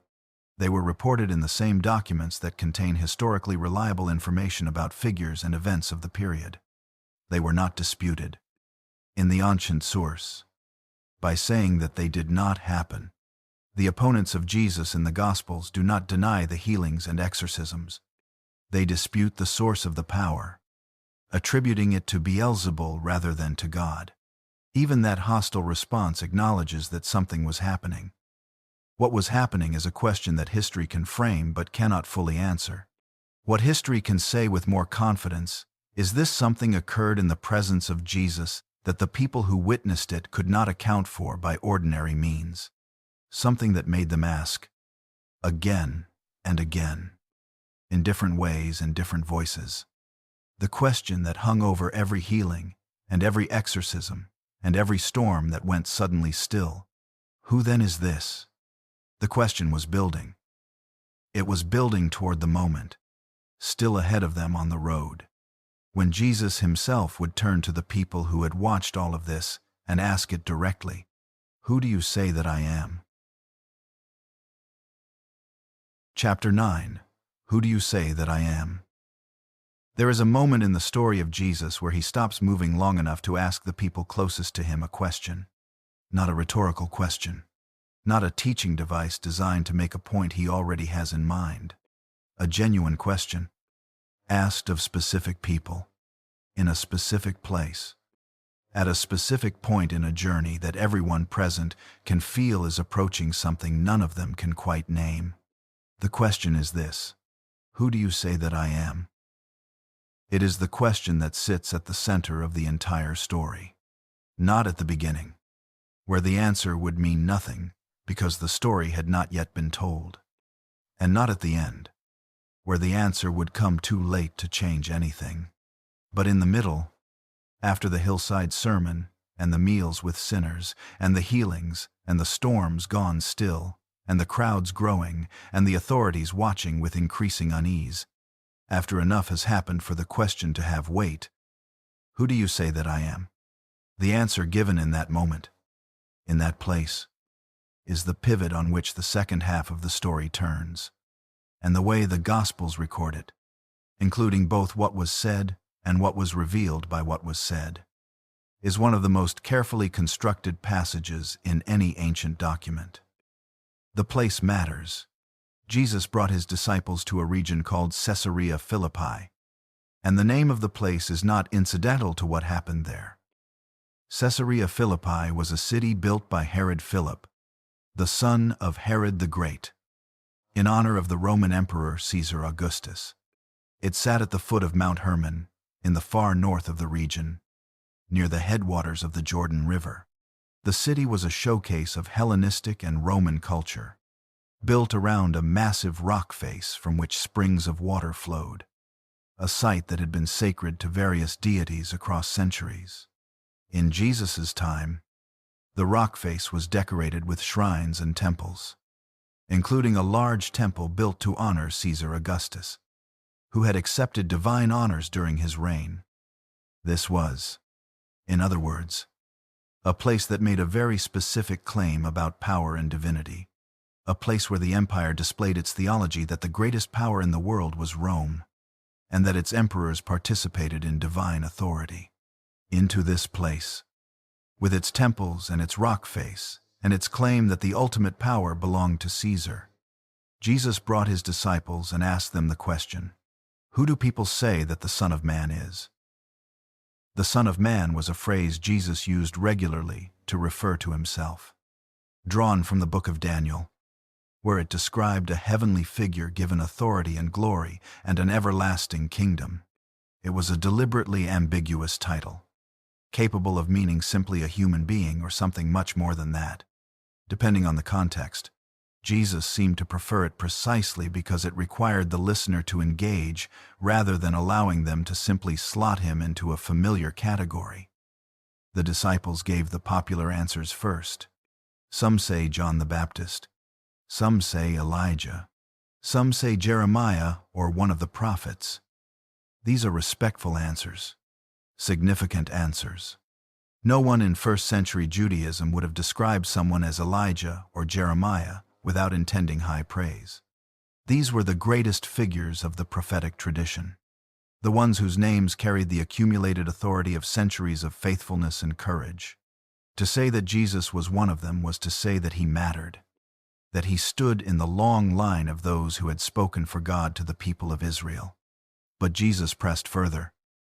"But who do you say that I am?" Not who do the crowds say. Not what does public opinion suggest. You, the people who have been with me, who have seen what I have done, and heard what I have said, and watched what happened when I walked into rooms. You, specifically, having had all of that, who do you say that I am? Simon Peter answered, "You are the Christ, the Son of the living God." Sit with the weight of what Peter said. The word Christ is the Greek translation of the Hebrew Messiah, and the Messiah, in first-century Jewish expectation, was not primarily a religious or spiritual figure. The Messiah was a political and military deliverer, the anointed king from the line of David who would drive out the occupiers, restore the sovereignty of Israel, rebuild the nation, and inaugurate an era of justice and peace under God's direct rule. This was what generations of Jewish people had been waiting and praying for. This was the hope that sustained communities under Roman occupation. This was what the zealots were willing to die to bring about. This was what the people who had thrown their cloaks and palm branches on the road in front of various would-be deliverers over the years were hoping to see. And Peter was saying, "You are that person." Jesus' response to this confession is striking in several ways. He told Peter that he had not arrived at this by his own human reasoning, but that it had been revealed to him by God. He told Peter that on this rock, this confession, he would build his community, and that the gates of death would not prevail against it. He gave Peter, whose name means rock, the keys of the kingdom, with the authority to bind and loose things on earth in ways that would be recognized in heaven. These are extraordinary things to say to a fisherman from Galilee. But then Jesus did something that seems, at first reading, to contradict the affirmation he had just offered. He told them sternly to tell no one that he was the Christ. The instruction to silence is one of the more puzzling features of the Gospel of Mark, where it appears repeatedly throughout the account of Jesus' ministry. After healing someone, Jesus often tells them to say nothing. After the confession at Caesarea Philippi, he tells the disciples to keep it quiet. Why? The most coherent answer is that the category of Messiah, as it existed in first-century Jewish expectation, did not match what Jesus was doing and what he knew he was about to do. The Messiah that Israel was waiting for would not be arrested, would not be tried, would not be handed over to Rome and crucified. A crucified Messiah was, in the words of Paul writing years later, a stumbling block to Jews and foolishness to Greeks. It was the very opposite of what a Messiah was supposed to be and do. If the disciples went around declaring that Jesus was the Messiah, they would be setting up an expectation that everything he was about to do would shatter. He did not want to be understood through the wrong category. He wanted to be understood through what was actually happening, which required letting what was actually happening unfold. What followed the confession at Caesarea Philippi is, by any literary measure, one of the most dramatic reversals in the gospel narrative. Jesus began to teach them, openly, that the Son of Man must suffer many things and be rejected by the elders and the chief priests and the scribes and be killed, and after 3 days rise again. And Peter, who had just been praised for his extraordinary insight, who had been given the keys of the kingdom, took Jesus aside and began to rebuke him. "This shall never happen to you."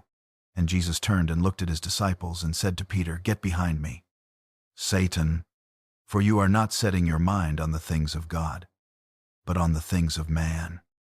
The word Satan, in Hebrew usage, meant something like adversary or accuser, a force that stands in opposition to the purpose of God. Jesus was not calling Peter a demon. He was saying that Peter's resistance to the path of suffering was functioning, in that moment, as an obstacle to what God was doing. Just as the temptations in the wilderness had functioned as obstacles, Peter had gotten the confession right and the implications catastrophically wrong. He knew who Jesus was. He did not yet understand what that meant. Then Jesus called the crowd together with the disciples and said something that expanded the scope of what he had been saying beyond the inner circle. "If anyone would come after me, let him deny himself and take up his cross and follow me. For whoever would save his life will lose it, and whoever loses his life for my sake and the gospel's will save it." The cross, for the people hearing these words, was not a symbol. It was a method of execution they had seen used on the roads of Galilee, a form of public death designed to humiliate and erase the person who died on it. To take up your cross was not a metaphor for accepting inconvenience or difficulty. It was the language of walking toward the most extreme form of loss imaginable. And Jesus was saying, if you want to follow me, this is the direction we are walking. He was not hiding what was ahead. He was not softening it. He was offering it as the condition of discipleship, and leaving the choice entirely in the hands of the people listening. 6 days after the confession at Caesarea Philippi, Jesus took Peter and James and John up a high mountain, and there, in front of them, he was transfigured. His clothes became intensely white, whiter than anyone on earth could bleach them, and Elijah appeared with Moses, and they were talking with Jesus, and a cloud overshadowed them. And a voice came from the cloud, "This is my beloved Son. Listen to him." The 2 figures who appeared with Jesus on the mountain were not chosen randomly. Moses was the giver of the Torah, the foundational covenant between God and Israel. Elijah was the great prophet, the one whose return was expected before the decisive moment of history. Together they represented the law and the prophets, the 2 great pillars of the Jewish scriptural tradition, and they were talking with Jesus. Not instructing him, not authorizing him, talking with him as equals, or possibly as figures whose story was being completed in his. Luke tells us what they were talking about: his departure, which he was about to accomplish in Jerusalem. The word Luke uses for departure is the Greek word exodus, the same word used for the great liberation from Egypt, the transfiguration, on whatever level one understands it, was a conversation about Jerusalem and what would happen there, framed in the language of the most formative event in Israel's history. The journey to Jerusalem had been decided. What remained was the walking of it. Peter, as he often did, said something in the moment that revealed how much he was trying to manage what he was experiencing. "Let us make 3 tents," he said, "one for you and one for Moses and one for Elijah." He did not know what to say. Mark adds with disarming honesty, for they were terrified. The desire to build a tent, to create a structure, to contain and formalize and manage the unmanageable, is deeply human. Peter wanted to preserve the moment, to give it a form that could be maintained and returned to. The voice from the cloud did not address the tent proposal. It said, "This is my beloved Son. Listen to him." And when they looked around, they saw no one with them anymore but Jesus only. Coming down from the mountain, Jesus instructed them to tell no one what they had seen until the Son of Man had risen from the dead.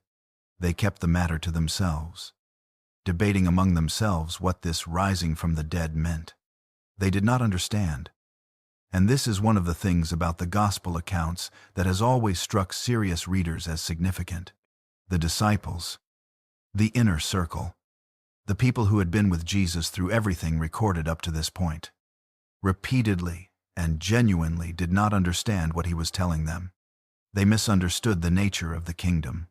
They misunderstood what the Messiah was going to do. They argued about who among them was the greatest. They fell asleep in Gethsemane. They ran away in the garden. If you were inventing a story about the founding of a movement, you would not make its founders this confused and this inadequate for this long. Their confusion is not flattering to them or to the story they were trying to tell. It is preserved because it was remembered, because it actually happened, and it tells us something important about what it was like to be around Jesus. It was not immediately clarifying. It was disorienting. It opened more questions than it answered. It required a kind of patience with uncertainty that most of us find very difficult to sustain. The disciples were not the last people to find that true. Who do you say that I am? The question has never closed. Peter answered it correctly, in the sense that Jesus confirmed his answer, and then immediately demonstrated that a correct answer and a true understanding are not the same thing. In the 2,000 years since Caesarea Philippi, the question has been asked and answered in every language, in every culture, in every generation. The answers have ranged from the most exalted claims of Christian theology to the various reconstructions of secular scholarship, to the respectful acknowledgement of other traditions that find in Jesus a teacher or prophet of the highest order. Every answer has captured something. No answer has ended the conversation, which may be exactly what the question was designed to do. Not to close the inquiry, to open it, to force every person who hears the story to stop being a neutral observer and become, in some way, a participant. Not what do people say, but what do you say? The question is still in the air. It has been there since a man stood at the foot of a rock face covered in temples to Roman power and asked the people closest to him to tell him, honestly, what they thought they had been watching. It will still be there when this story is finished. Chapter 10. The Road to Jerusalem. There is a phrase in the Gospel of Luke that is easy to read past. When the days drew near for him to be taken up, he set his face to go to Jerusalem. He set his face. In the idiom of the Hebrew scriptures that shaped Luke's language and imagination, that phrase carries a specific weight. It means a decision made with the full knowledge of what it will cost. It means the kind of resolve that has already passed through every argument against it and come out the other side. Not because the arguments were unconvincing, but because something else had been determined to be more important than what the arguments were protecting. It is not the language of eagerness. It is the language of determination. He knew what Jerusalem meant. He had said it plainly, more than once, to the people closest to him. The Son of Man would be handed over to the chief priests and the scribes. He would be condemned. He would be handed over to the Gentiles, to Rome. He would be mocked and spat upon and flogged and killed. And 3 days later, he would rise. He said these things, and then he set his face toward the city where they would happen. That decision, and what it reveals about the person who made it, is what this chapter is about. The road from Galilee to Jerusalem was approximately 90 miles. Depending on the route, travelers from the north who wanted to avoid passing through Samaria, which some did for reasons of ethnic tension and some did not for reasons of practicality, would cross the Jordan River and travel south along its eastern bank before crossing back near Jericho and climbing the last stretch into the hill country where Jerusalem sat. It was a journey of several days on foot. The Gospels give us glimpses of the road, scenes and conversations that occurred along the way, and together they build a picture of a journey that was both outwardly ordinary and internally extraordinary. The same road that thousands of Jewish pilgrims traveled every year for the great festivals. The same dust and the same hills, and the same rest stops and roadside encounters. But charged now with a particular weight that the disciples could feel without fully understanding. They were afraid. Mark tells us, in the understated way that Mark often delivers his most significant observations, Jesus was walking ahead of them, and those who followed were afraid. They were afraid because they had heard what he had said about Jerusalem, even if they had not fully absorbed it. They were afraid the way people are afraid when they are following someone towards something that their instincts are telling them is very serious. And their loyalty to the person they are following has overcome but not eliminated their instincts. And Jesus was walking ahead of them. That image. The group following at a slight distance, the leader already further down the road, is one of the quietly devastating images of the gospel narrative. Not because it is dramatic, because it is so recognizably human.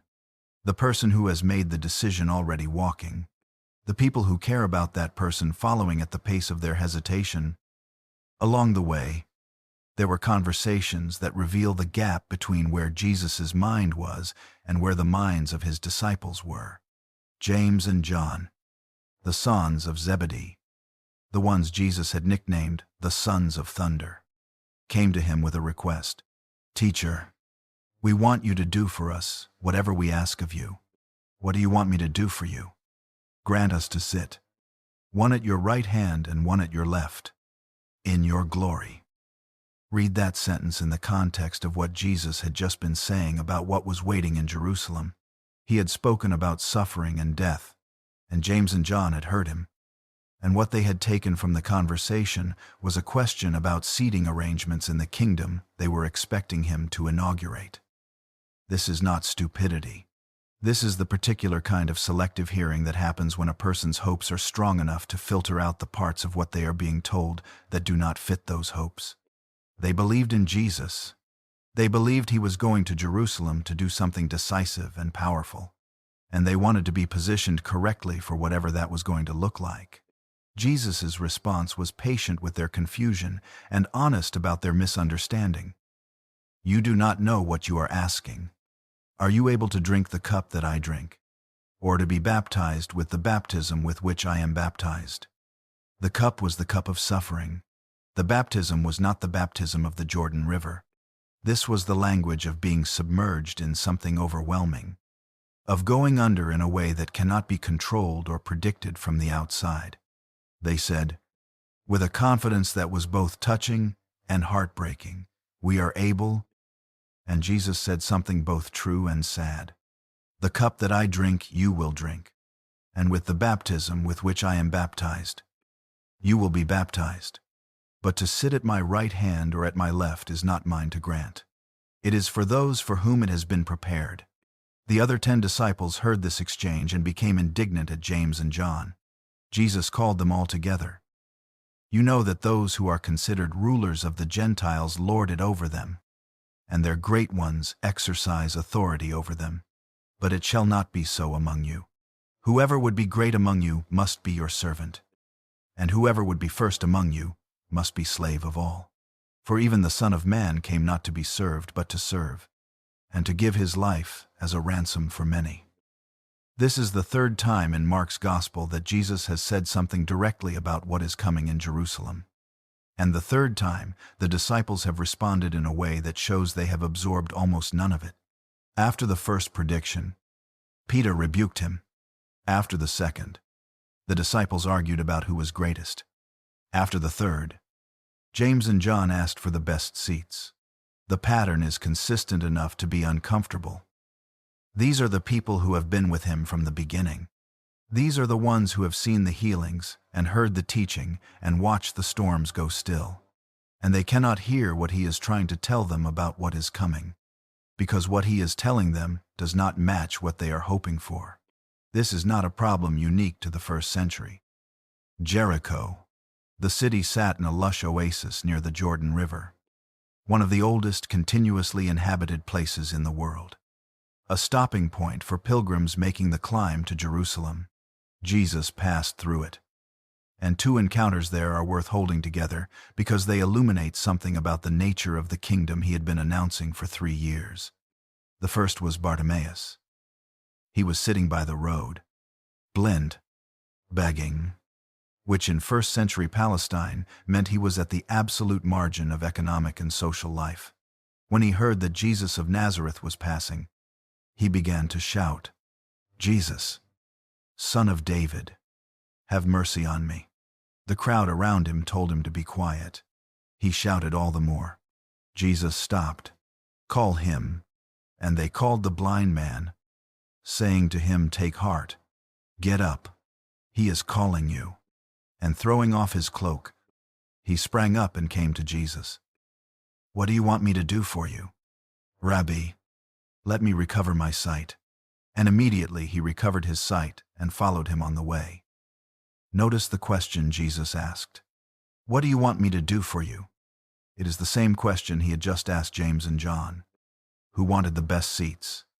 But Bartimaeus asked for something different. He asked for his sight. He asked for the thing he actually needed, the thing that had been taken from him, the thing whose absence had reduced him to the side of the road, calling for mercy. And he received it, and he followed. The second encounter was Zacchaeus, the chief tax collector, wealthy and universally despised. Up a tree. We have met him already, in the chapter about tables and meals, but he belongs here too. On the road to Jerusalem, because of what Jesus said when Zacchaeus announced he would give half his goods to the poor and restore fourfold whatever he had taken unjustly. Today salvation has come to this house. Today, not someday, not when you have done enough to deserve it. Today, because something has happened in this encounter. Something has shifted in this man. And the kingdom that has been breaking in across 3 years of ministry in Galilee has just arrived on a street in Jericho. Then the road climbed. Jerusalem was at elevation, sitting on hills above the surrounding landscape. Coming up from Jericho, pilgrims made a significant ascent, the landscape shifting from the lush green of the Jordan Valley to the rocky, dry terrain of the Judean hills. It was a journey that would have taken the better part of a day, and it would have been made in the company of other pilgrims, other families, other people heading to the city for the festival of Passover. Passover was the most significant festival in the Jewish year. It commemorated the Exodus, the liberation from Egypt, the foundational story of what it meant to be the people of God, and it was celebrated in Jerusalem, where the population of the city swelled massively during the festival season, with pilgrims coming from all over the Jewish world, from the diaspora communities scattered across the Roman Empire and beyond. The atmosphere at Passover was always charged. The story being commemorated was a story of liberation from an empire. The context in which it was being commemorated was an occupied city under Roman authority. The presence of extra Roman soldiers, brought in specifically for the festival to manage the larger crowds, was a constant reminder of that irony. The Passover celebration and the Roman occupation existed in the same space, and the tension between them was not abstract. It was felt by everyone in the city during those days. This was the Jerusalem that Jesus was walking toward. This was the week he had chosen. Before he arrived, he stayed in Bethany, a small village on the eastern slope of the Mount of Olives, about 2 miles from Jerusalem. It was the home of Mary and Martha and Lazarus, the family he had visited in grief and left in astonishment. It was the place where, before all of this, He had wept at a tomb and called a dead man back into the world. He stayed there, and from there he made his preparations. The Gospels tell us that he sent 2 disciples ahead into the village opposite, with instructions to find a colt tied there, one that had never been ridden, and to bring it back. If anyone asked why they were taking it, they were to say simply, "The Lord has need of it." This was not spontaneous. He knew the colt would be there. He knew what he was going to do with it. What he was going to do carried enormous symbolic weight, and he knew that too. Because the prophet Zechariah, centuries earlier, had written this, "Rejoice greatly, O daughter of Zion, shout aloud, O daughter of Jerusalem, behold, your king is coming to you. Righteous and having salvation is he, humble and mounted on a donkey, on a colt, the foal of a donkey." A king, coming in humility, not on a war horse, which was the mount of military power and conquest, on a donkey, the mount of peace, coming not to conquer but to arrive, not to take power by force, but to approach the city as the kind of king that Zechariah had described, the kind that the city needed, and that the city, in its long history of misunderstanding what it needed, had never quite known how to receive. Jesus mounted the colt and rode toward Jerusalem, and the people spread their cloaks on the road, and others cut leafy branches from the fields and spread them on the road. And those who went before and those who followed were shouting, "Hosanna! Blessed is he who comes in the name of the Lord. Blessed is the coming kingdom of our father David. Hosanna in the highest." Hosanna means save us. It is a word of genuine need dressed in the language of praise. Save us. Come and save us. We have been waiting for this. We have been waiting for someone to come on this road with this particular kind of authority. Come and save us now. The crowd was shouting what they needed. They were not entirely wrong about what they needed. They were wrong, in ways that the week ahead would make brutally clear, about what form the saving was going to take. When he drew near and saw the city, he wept over it, not the weeping of Gethsemane, which was still ahead. This was something different. This was the weeping of someone who loves a place and can see clearly what that place cannot see about itself. If you, even you, had known on this day the things that make for peace, but now they are hidden from your eyes. The days will come when your enemies will set up a barricade against you and surround you and hem you in on every side and tear you down to the ground. And they will not leave one stone upon another in you, because you did not know the time of your visitation. He was describing what would happen to Jerusalem in the year 70 of the Common Era, when Rome, responding to the Great Revolt, would besiege the city and destroy it. Whether one reads this as prophecy or as the kind of political realism that could see the trajectory of Jewish-Roman tensions in the 1st century, what is unmistakable is the emotion with which it was said. He was weeping over a city that was about to misunderstand him so completely that it would hand him over to be killed. And he was weeping not with anger at the misunderstanding, with grief over what the misunderstanding was going to cost the people who could not see past it. Then he entered the city, and when he entered Jerusalem, the whole city was stirred up, asking, "Who is this?" And the crowd said, "This is the prophet Jesus, from Nazareth of Galilee." A prophet from Nazareth of Galilee. The city that had just been asked who this was gave the best answer it had available. A prophet. From the north.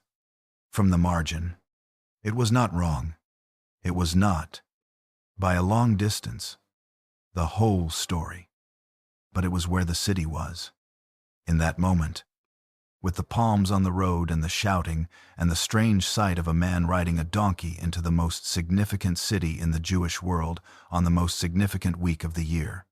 The city was stirred, and in the courts of the temple, in the offices of the high priests, in the conversations of people whose authority depended on things continuing roughly as they had been continuing, the stirring of the city was noted and assessed. and found to be a problem that was no longer possible to defer. Chapter 11: The Week That Changed History. Jerusalem in the week of Passover was a city holding its breath. Not metaphorically, literally. The population of the city, which in ordinary times numbered somewhere in the tens of thousands, swelled during the festival season to something vastly larger. Pilgrims came from every corner of the Jewish world, from Rome and Alexandria and Babylon and the small Jewish communities scattered across the empire and beyond. They came because Passover required it, or because their faith demanded it, or because the pull of the holy city at the holiest time of year was something that could not be easily resisted. They came and they filled every available space, every inn and every courtyard and every corner of the streets, until the city was dense with bodies and noise, and the particular energy of a very large number of people gathered in a very charged place for a very significant reason. The Romans knew this. Pontius Pilate, the Roman prefect who governed Judea from his headquarters in Caesarea on the coast, came to Jerusalem for Passover, not because he enjoyed it, because large concentrations of Jewish pilgrims commemorating their liberation from an ancient empire, in a city currently occupied by a different empire, was the kind of situation that required the visible presence of Roman authority. He brought soldiers. He established himself in the Praetorium, the Roman administrative palace in the city. He was there to remind everyone, through the simple fact of his presence and his soldiers, that whatever was being celebrated inside the temple courts was happening within the bounds of Roman tolerance. The high priest, Caiaphas, understood his position in this arrangement completely. He had held office since the year 18 of the Common Era, an extraordinarily long tenure that was possible only because he had demonstrated, repeatedly, his ability to manage the Jewish population in ways that kept Rome satisfied. His job was to maintain order, to ensure that the festival passed without incident, to prevent the kind of eruption that would bring Roman military response down on the city and the people he was responsible for. He was a political survivor in an environment where political survival required constant management of competing pressures. Into this city, in this week, Jesus arrived. The day after the entrance on the donkey, Jesus returned to the temple. The temple complex in Jerusalem was the largest religious site in the ancient world, a vast platform built by Herod the Great on the top of a hill, surrounded by massive retaining walls, with courts arranged in concentric levels from the outermost to the innermost, each more restricted in who could enter. The outermost court, the court of the Gentiles, was the only part of the complex that non-Jews were permitted to enter. It was a large open space, paved with stone, and in the time of Jesus it had become, in addition to its religious function, a place of commerce. Merchants sold animals for sacrifice there, doves for the poor, who could not afford larger animals, sheep and oxen for those who could.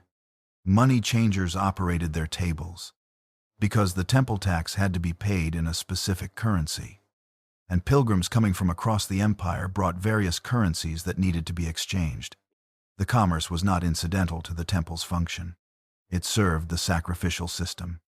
Without it, the rituals of the Passover could not proceed. Jesus entered the court of the Gentiles and began overturning the tables of the money changers and the seats of those who sold doves. He drove out those who were buying and selling, and he would not allow anyone to carry merchandise through the court. And he said to them, "Is it not written, 'My house shall be called a house of prayer for all nations'? But you have made it a den of robbers." Let the weight of those two quotations sit together.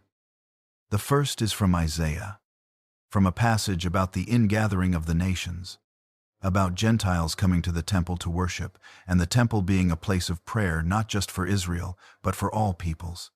The court of the Gentiles was the only space in the temple complex where non-Jews could be present, and it had been turned into a marketplace. The one space set aside for the nations had been given over to commerce. The second quotation is from Jeremiah, who had stood in the temple courts centuries earlier and warned the people of Jerusalem that they could not presume on the temple's protection while behaving unjustly, and then come and stand before God and say, "We are safe." He had called the temple a den of robbers, and it had not gone well for Jeremiah. He had been threatened and nearly killed for saying it. Jesus said both things, in the same breath, in the temple court, in the most charged week of the year. This was not an impulsive act of frustration. Mark tells us that when Jesus entered Jerusalem the day before, he had gone into the temple, looked around at everything, and then, because it was already late, left. He had surveyed it. He had taken it in, and he had come back the next morning to do what he had come back to do. The temple action, as scholars often call it, was the moment that made everything that followed inevitable. The chief priests and the scribes heard what had happened and began looking for a way to destroy him. Luke adds that all the people were hanging on his words, which is the detail that explains why they could not simply arrest him immediately. To move against Jesus publicly, in the temple courts, with the crowds gathered around him during Passover, risked exactly the kind of eruption that Caiaphas's entire tenure had been organized around, preventing. They needed a different moment. They needed him away from the crowds. In the meantime, Jesus returned to the temple each day and taught, and the authorities came at him with questions, one after another, each designed to entangle him in a position that would either alienate the crowd or give the authorities grounds to move against him. The Pharisees and the Herodians came together, which was itself remarkable, since these two groups had almost nothing in common beyond their present concern about Jesus. They asked him about taxes. Is it lawful to pay taxes to Caesar, or not? The trap was elegant. If he said yes, pay the taxes, he would alienate the crowds who resented Roman taxation and lose his standing as a voice of the people. If he said no, do not pay the taxes, he would be giving the Roman authorities grounds to arrest him for sedition. He asked them to show him a coin. Whose image is on it? Caesar's. Then give to Caesar what belongs to Caesar, and to God what belongs to God. The answer did not concede the premise of the question. It reframed the question entirely. It acknowledged the reality of Roman power, while refusing to grant that Roman power had any claim on what properly belonged to God. And it left the crowd and the questioners to work out for themselves what fell into each category. They were amazed. Mark says, and left him. The Sadducees came with a question about resurrection, which they did not believe in, constructed as an elaborate hypothetical designed to make the idea of resurrection look absurd. A woman married 7 brothers in succession after each one died. In the resurrection, whose wife would she be? Jesus told them they understood neither the scriptures nor the power of God.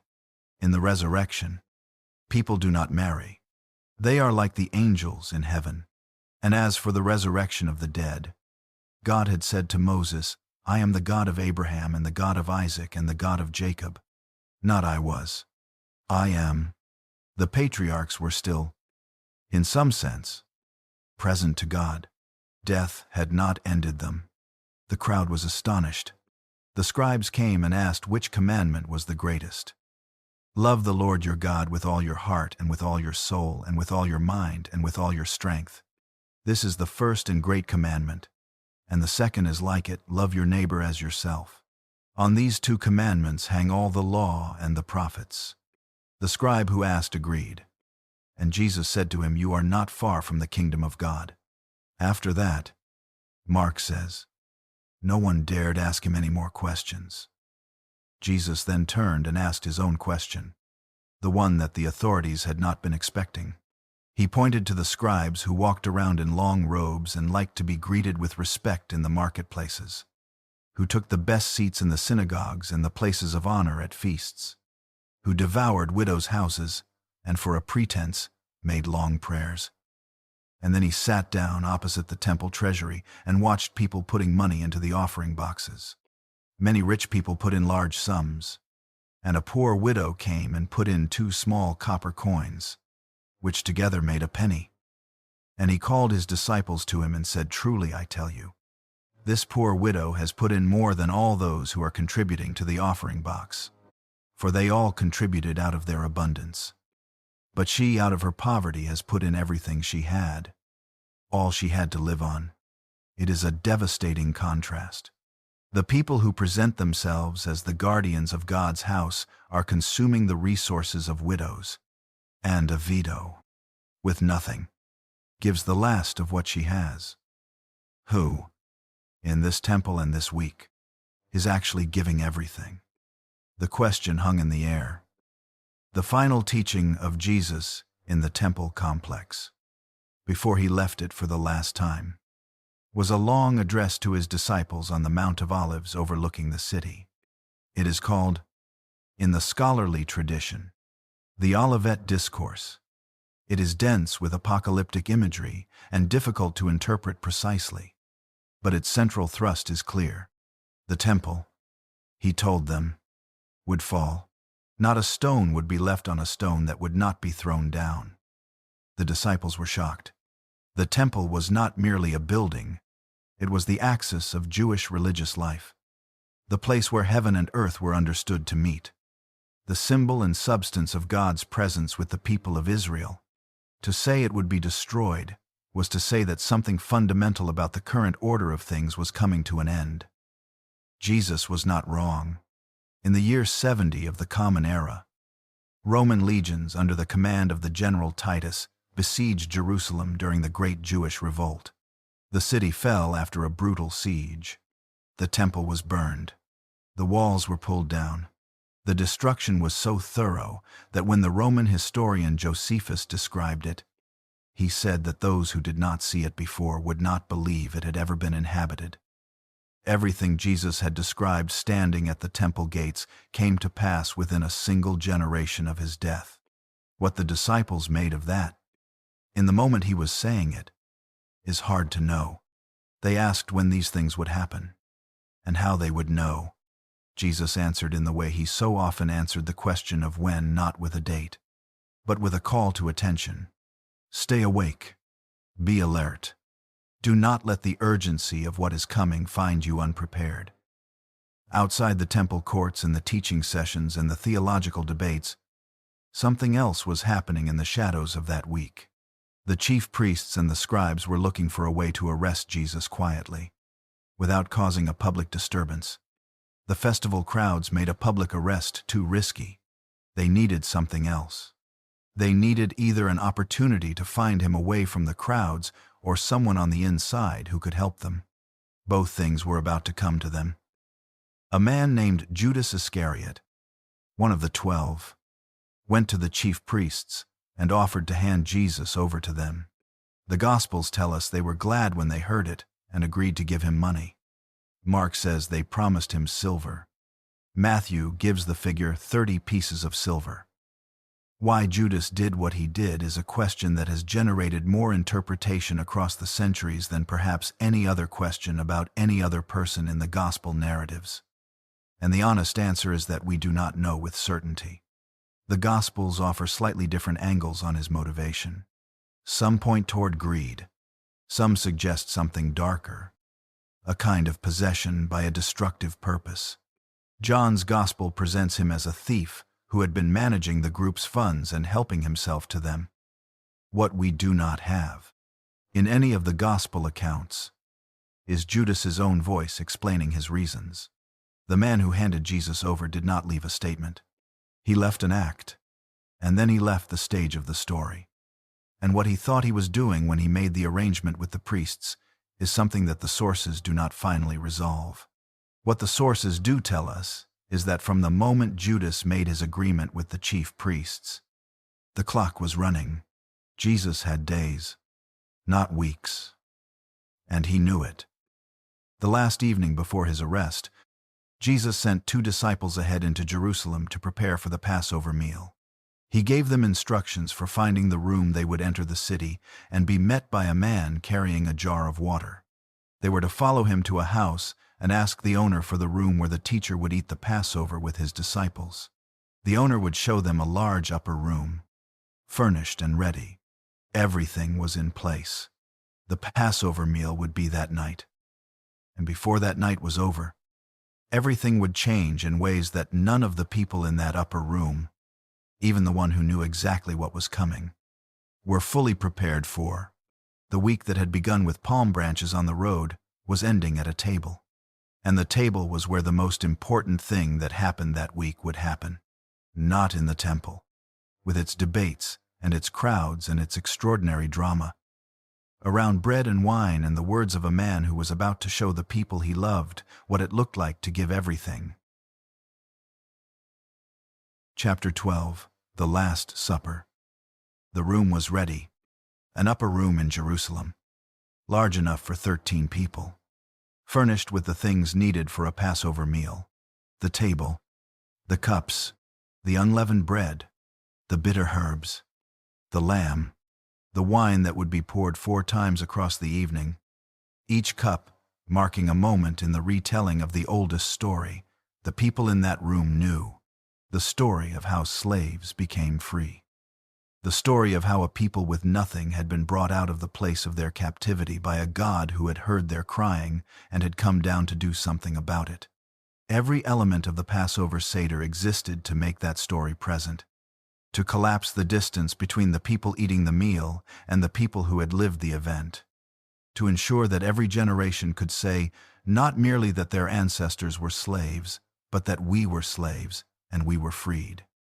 This was the meal Jesus sat down to eat with his disciples on the night of his arrest, and he did something with it that no one in that room had seen done before.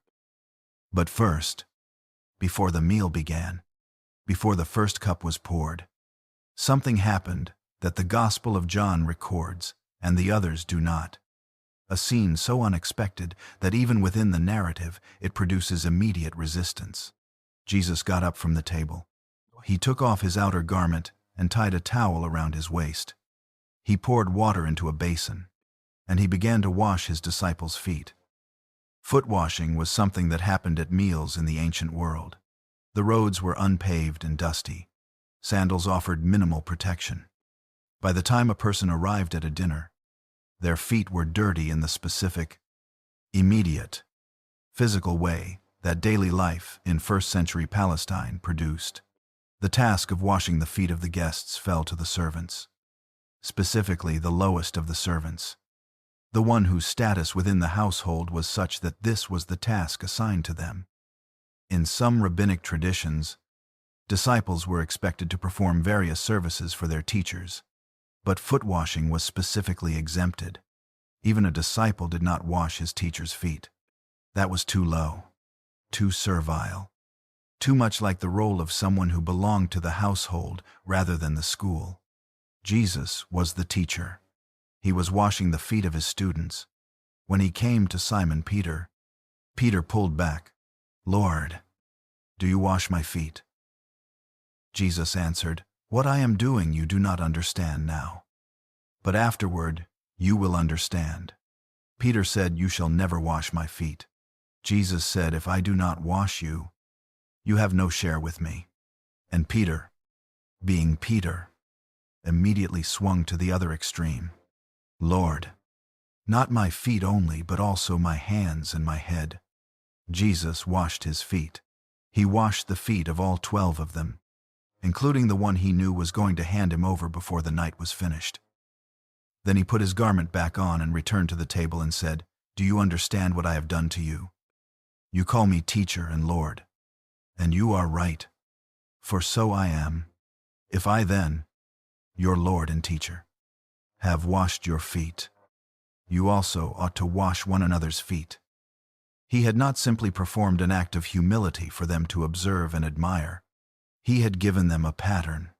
He had shown them, in the most physically concrete way available to him, what the leadership of the kingdom he had been announcing for 3 years actually looked like. It looked like the person with the most authority in the room kneeling in front of the people with the least. with a basin of water and a towel, and doing the work that no one else wanted to do. The greatest among you shall be your servant. He had said it before. Now he had done it. Then the meal began. As they were eating, Jesus took bread, gave thanks, broke it, and gave it to the disciples, saying, "Take, eat, this is my body." Then he took a cup, gave thanks, and gave it to them, saying, "Drink of it, all of you, for this is my blood of the covenant, which is poured out for many for the forgiveness of sins. I tell you, I will not drink again of this fruit of the vine until that day when I drink it new with you in my Father's kingdom." These words, spoken over the bread and wine of a Passover meal, are among the most debated sentences in the entire history of Christianity. Every major Christian tradition has its own understanding of what exactly Jesus meant when he said, "This is my body, and this is my blood." The debates have been fierce, sometimes violently so. Councils have been convened, confessions have been written, communities have divided over the precise interpretation. We are not going to resolve those debates here. What we can do is place the words in their original context and feel the weight of what was being said before 2,000 years of theological argument attached itself to them. Jesus was eating a Passover meal. Everyone at the table knew the story that Passover told. They knew that the unleavened bread they were eating was the bread of affliction, the bread of people who had no time to let their dough rise because they were leaving in a hurry, getting out of a place of captivity. They knew that the lamb on the table pointed toward the lambs whose blood had been painted on the doorposts of Israelite homes on the night of the final plague, when the destroyer passed over and spared the firstborn of the households marked with blood. They knew that the cups of wine were cups of the covenant, the relationship between God and Israel, sealed in words and renewed in the ritual of the meal. And now Jesus was taking the bread of the Passover meal and saying, "This is my body." He was taking the cup of the covenant and saying, "This is my blood of the covenant." He was placing himself inside the Passover story, not as a bystander or a celebrant of someone else's deliverance, as the one through whom a new deliverance was being accomplished. The bread of affliction was now connected to his body. The blood of the covenant was now connected to his blood. What he was about to undergo, the arrest and the trial and the death that he knew were hours away. He was interpreting in advance through the lens of the story that had defined his people's understanding of God and freedom for more than 1,000 years. This is what my death means. It is not the end of the story. It is the moment the story turns. In the middle of the meal, he said something that changed the atmosphere in the room. "Truly I say to you, one of you will betray me." The disciples looked at one another, uncertain of whom he was speaking, and they began to be sorrowful and to say to him one after another, "Is it I, Lord?" That question, asked 12 times in various forms around the table, is one of the most human moments in the gospel narrative. Not one of them assumed it was someone else. Each one asked whether it was himself, because each one of them knew, in the way that people know things about themselves that they would prefer not to know, that they were capable of it, that they had, in smaller ways, already failed, that the person sitting across from Jesus who was about to do something unforgivable was not obviously, certainly, definitely someone else. "Is it I, Lord?" Jesus said that it was the one who had dipped his hand in the dish with him, that the Son of Man was going as it had been written of him. But woe to that man by whom he was handed over. It would have been better for that man if he had not been born. Judas said, "Is it I, Rabbi?" Jesus said, "You have said so." John's account adds that Jesus gave Judas a piece of bread dipped in the dish, the gesture of a host honoring a guest, and said to him, "What you are going to do, do quickly." And Judas went out, and it was night. He went out, and it was night. That sentence, 4 words in English, carries the weight of everything that follows it. The deliberate simplicity of it, the physical fact of the darkness outside, and the moral fact of what was beginning in it is a piece of writing that does not need explanation. It was night. After Judas left, the conversation at the table changed. What followed, recorded most fully in John's Gospel across several chapters, was a long farewell. The kind of conversation that happens when a person who knows they are leaving tries to say everything that matters most before the moment of leaving arrives. Do not let your hearts be troubled. You believe in God. Believe also in me. I am the way and the truth and the life. Peace I leave with you.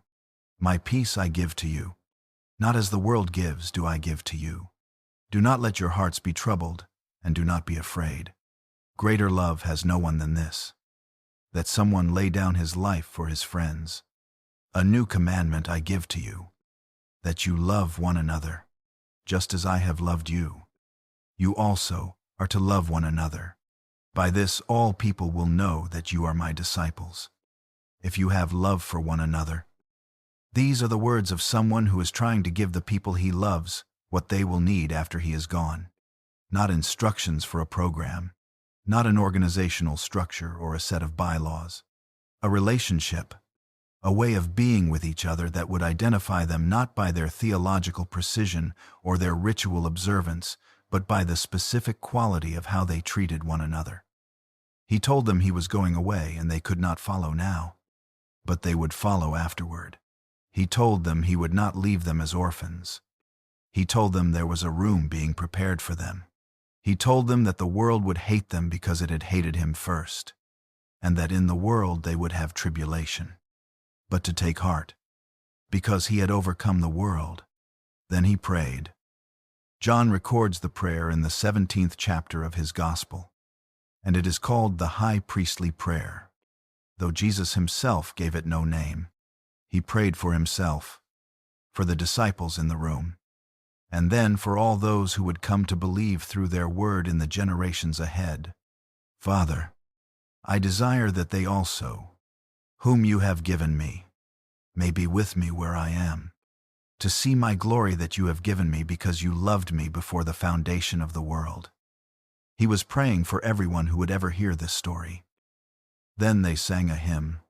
The Passover meal traditionally ended with the singing of the Hallel, the great psalms of praise. Psalms 113 through 118. They would have sung them the way Jewish families had sung them for generations. The familiar words of praise and lament and trust rising in the evening air of Jerusalem. The Lord is my shepherd. I shall not want. Even though I walk through the valley of the shadow of death, I will fear no evil, for you are with me. Out of the depths I have cried to you. O Lord, Lord, hear my voice.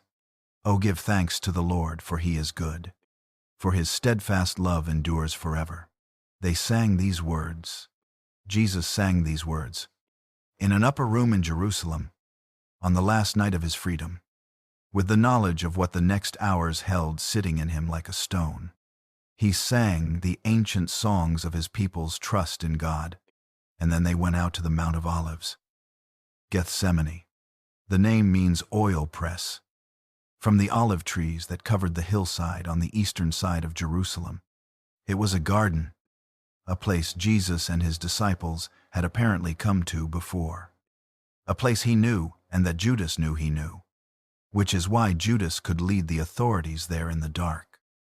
He left most of the disciples near the entrance and took Peter and James and John further in, and he began to be deeply distressed and troubled. These are strong words in the Greek of the New Testament. Distressed is a word that suggests a state of agitation, of being thrown into disorder. Troubled is sometimes translated as extremely troubled, almost overwhelmed. He said to them, "My soul is very sorrowful, even to death. Remain here and watch." And he went a little further and fell on the ground and prayed, "Abba, Father, all things are possible for you. Remove this cup from me. Yet not what I will, but what you will."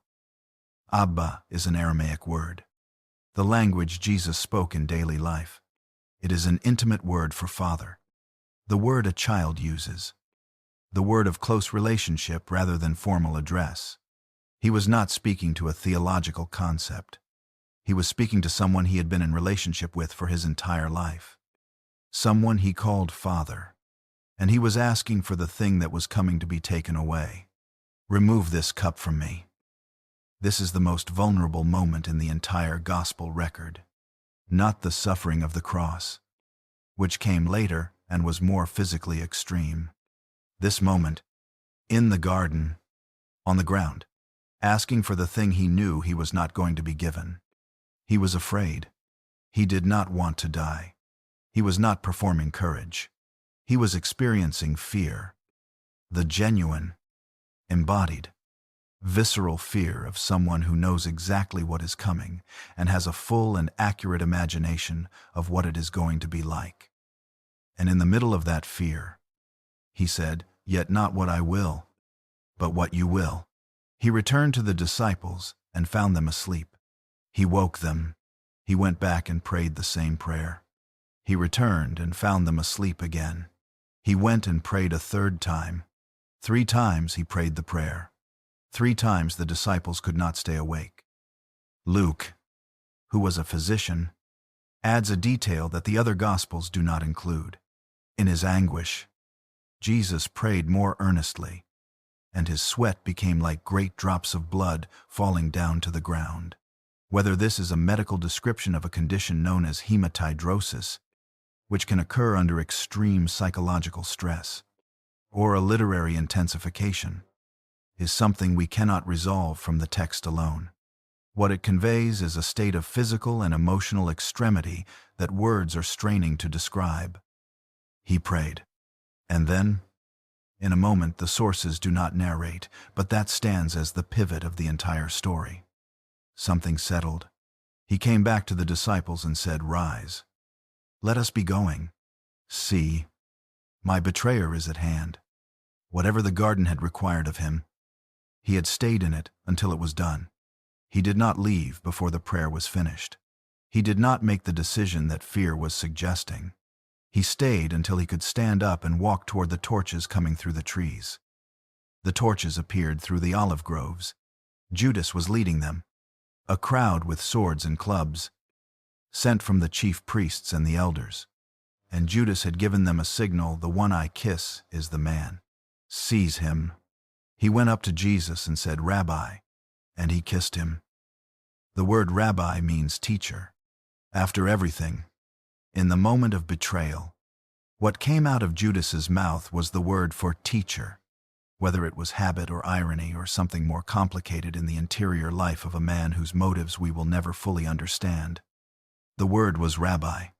Jesus said to him, "Judas, would you betray the Son of Man with a kiss?" Then they came and laid hands on him and seized him.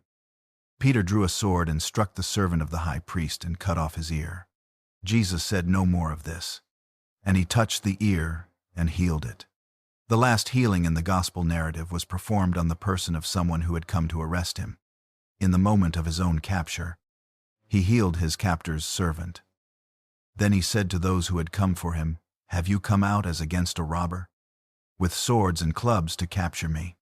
Day after day I was with you in the temple teaching, and you did not seize me." He was right. They had had every opportunity. They had chosen this moment. In the dark, away from the crowds, with a guide who knew where to find him. But this was happening, he said, to fulfill the scriptures. And then the disciples left him and fled. All of them. The ones who had said they would die with him.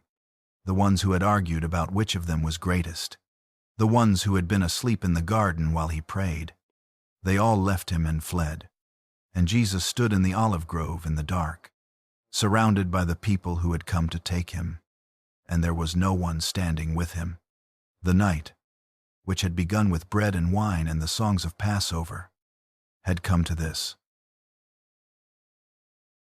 Chapter 13, Trial. There is a particular kind of injustice that is worse than simple lawlessness. It is the injustice that wears the clothing of law, that moves through the correct procedures, uses the proper language, assembles the required participants, and arrives at a conclusion that was determined before the proceedings began. It is the injustice of a system being operated in reverse. The machinery of justice running backward to produce a verdict that the machinery was designed to prevent. This is what happened to Jesus in the hours between his arrest in the garden and his death on the hill outside the city walls. Not chaos. Process. Careful. Procedurally observed. Politically motivated process. Executed by people who understood exactly what they were doing and why they needed it to look the way it looked. They took him first to Annas. Annas was the father-in-law of the high priest Caiaphas. And though he no longer held the formal title, his influence over the temple establishment had not diminished with his tenure. 5 of his sons would eventually serve as high priest.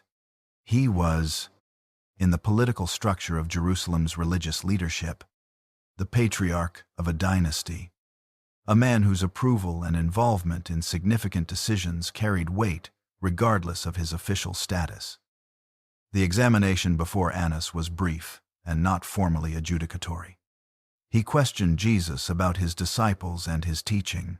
Jesus answered in a way that was characteristically direct and entirely reasonable. He had taught openly, in the temple courts, in public. There was nothing hidden in his teaching. Why not ask the people who heard him? One of the officers standing nearby struck Jesus in the face. "Is that how you answer the high priest?" Jesus said, "If what I said is wrong, bear witness about the wrong. But if what I said is right, why do you strike me?" Then Annas sent him to Caiaphas. The examination before Caiaphas and the council, the Sanhedrin, is among the most difficult passages in the gospel narratives to evaluate historically. And intellectual honesty requires acknowledging that difficulty before proceeding. The Sanhedrin was the supreme religious court of Jewish life in Jerusalem, a body of 71 members drawn from the priestly aristocracy and the scribal class. With the high priest presiding, it had genuine authority over matters of Jewish law and religious practice, though the extent of its authority under Roman occupation, particularly in capital cases, is a matter of significant scholarly debate. The Gospels present a nocturnal session of the council at Caiaphas's house, which raises its own questions. Since some Jewish legal traditions specified that capital cases should not be heard at night, we should hold these questions openly rather than dismissing them or papering over them. What is clear from the Gospel accounts is that the leadership of the Jerusalem establishment had concluded that Jesus was a problem they could not manage through ordinary means, and that they needed to bring him to a resolution quickly. During the festival, before the crowds that were drawn to him could mobilize in his defense. Whether the proceedings that followed conform to every standard of Jewish legal process, as it was understood at the time, is a question that the sources do not definitively resolve. What the sources do preserve is the central accusation that emerged from the examination. The high priest asked Jesus directly, "Are you the Christ, the Son of the Blessed?" And Jesus said, "I am. And you will see the Son of Man seated at the right hand of power, and coming with the clouds of heaven." The high priest tore his robes. "Why do we still need witnesses? You have heard his blasphemy. What is your decision?" They all condemned him as deserving death. This accusation of blasphemy requires careful consideration, because it is easy to misread what was happening here and what was not. The charge was not simply that Jesus had made a religious claim that the authorities disagreed with. Within the Jewish theological world of the first century, the question of what constituted blasphemy was genuinely complex, and scholars debate what specifically in Jesus' answer triggered the high priest's response. It may have been the combination of affirming the messianic title and then adding the language from Daniel about the Son of Man coming with the clouds. Language that implied a kind of authority at the right hand of God that the high priest found incompatible with his understanding of what a human being could legitimately claim.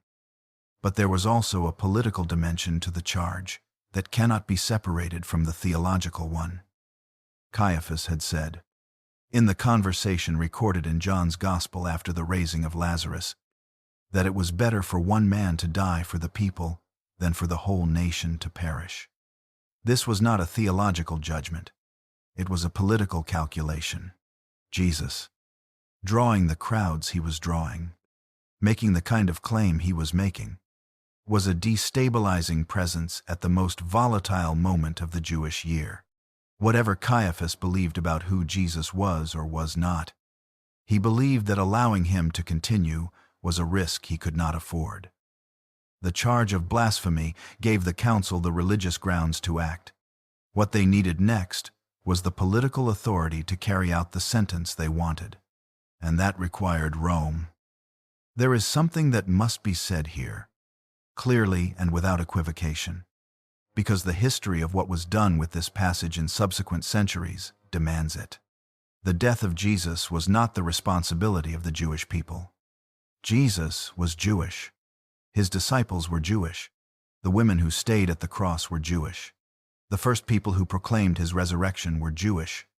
The early movement that became Christianity was, in its first generation, entirely Jewish. The particular leaders of the Jerusalem establishment who brought Jesus to Pilate were operating in a specific political and religious context, under specific pressures, making specific calculations that were not made by, or on behalf of, the Jewish people as a whole. To take their actions and assign them as the collective guilt of all Jewish people across all of history is not only historically illiterate, it has been catastrophically destructive, producing centuries of persecution, violence, and ultimately the Holocaust, in which 6 million Jewish people were murdered in part by ideologies that drew on a poisoned reading of this very story. We will not do that here. We will not allow the story of Jesus' death to become, in this telling, an instrument of the hatred it was used to justify. The death of Jesus emerged from a collision of forces: temple authority under political pressure, Roman imperial power, messianic expectation and its misunderstanding, the personal courage and deliberate choice of Jesus himself. It is a story about specific people making specific decisions in a specific crisis. It is not a story about a people. In the early morning, the chief priests and elders made their decision formal and led Jesus to Pilate. Pontius Pilate was the Roman prefect of Judea from the year 26 to the year 36 of the Common Era. He is known to us not only from the Gospels, but from Josephus and from the Roman historian Tacitus, and from an inscription discovered at Caesarea Maritima in 1961 that confirms his title and his role. The historical Pilate was not, by the evidence of these sources, a weak or irresolute man. Josephus describes episodes in which Pilate provoked the Jewish population deliberately and responded to their protests with violence. He was eventually recalled to Rome after an especially brutal suppression of a Samaritan uprising.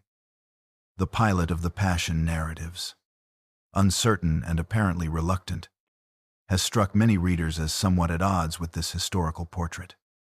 The most coherent explanation is that the Pilate of the trial was not genuinely undecided about justice. He was genuinely uncertain about political risk. He had one job during Passover: keep the peace. A riot during the festival would be a failure that Rome would notice. He needed to manage the situation in a way that satisfied the local authorities who were bringing him this problem, without igniting the crowds who were apparently invested in the man they were bringing. He questioned Jesus. "Are you the king of the Jews?" Jesus answered, "You have said so." The chief priests accused him of many things, and Pilate asked him, "Have you no answer to make? See how many charges they bring against you." But Jesus made no further answer, so that Pilate was amazed. The silence of Jesus before Pilate is one of the most striking features of the trial narratives, and it has drawn attention from readers and scholars for 2,000 years. This was not a man who lacked words. The Gospels preserve some of the most extraordinary language in the ancient world from the mouth of Jesus. He had engaged the sharpest religious minds of his generation in debate and walked away from every trap they set for him. He had silenced the Sadducees on resurrection and the Pharisees on taxation. and the scribes on the commandments. Before Pilate, he said almost nothing. The silence was not helplessness. He was not unable to speak. He was choosing not to. What possible argument could he have made? Pilate was not conducting a search for truth. He was conducting a management of a political situation. No defense Jesus could have offered would have changed the outcome, because the outcome had not been determined by the evidence. It had been determined by the pressure. His silence was a form of clarity. It said, I understand what this is, and I am not going to pretend it is what it is not. Pilate tried to find a way out. He offered the crowd a choice, invoking what the Gospels describe as a Passover custom of releasing a prisoner. He offered them Jesus or a man named Barabbas, who was in prison for insurrection and murder. The crowd asked for Barabbas. Pilate asked, Then what shall I do with Jesus, who is called the Christ? They said, Crucify him. Why? What evil has he done? They cried out all the more, Crucify him. Pilate saw that a riot was beginning. He took water and washed his hands before the crowd and said, I am innocent of this man's blood. See to it yourselves. And he handed Jesus over to be crucified. The hand-washing was a gesture borrowed from the Jewish tradition of declaring oneself innocent of blood guilt. Pilate was using the ritual language of a tradition he was not part of to perform the removal of his own responsibility for a decision he was making. The gesture was as theatrical as it was futile. He was the one with the authority. He was the one who gave the order. The water did not change what the order meant. The soldiers took Jesus and led him away. Before they led him to Golgotha, they did something that was part of the ritual humiliation of crucifixion. They dressed him in a purple robe and placed a crown of thorns on his head and put a reed in his hand and knelt before him in mock homage. Hail, King of the Jews! They struck him with the reed. They spat on him. They took the robe off and put his own clothes back on him. The purple robe was the color of royalty. The crown was a parody of a crown. The kneeling was a parody of homage. The soldiers were making a joke at the expense of the people who were bringing them this prisoner with his absurd claim to be a king, and at the expense of the man himself. What they were doing, without intending it and without any awareness of what it meant, was dressing the scene in the visual language of exactly what they were mocking. A king, crowned, in royal color, before bent knees. The joke was more complicated than they knew. A man named Simon was coming in from the country, from Cyrene, on the northern coast of Africa. He may have been a Jewish pilgrim who had come to Jerusalem for Passover. The soldiers compelled him to carry the cross, or more likely the crossbeam, the heavy horizontal piece that the condemned man was required to carry to the execution site. Mark tells us that Simon was the father of Alexander and Rufus, two names mentioned as if the original readers of the Gospel would know who these men were. This is the kind of detail that suggests the tradition about Simon was specific and local, connected to real people in the early Christian community. A man pulled from the side of the road, forced to carry the cross of a stranger, became the person whose name the tradition remembered for carrying what Jesus could not carry alone through the streets of Jerusalem. There is something in that detail that resists the easy reading. He did not choose to be there. He was compelled. He was on his way somewhere else.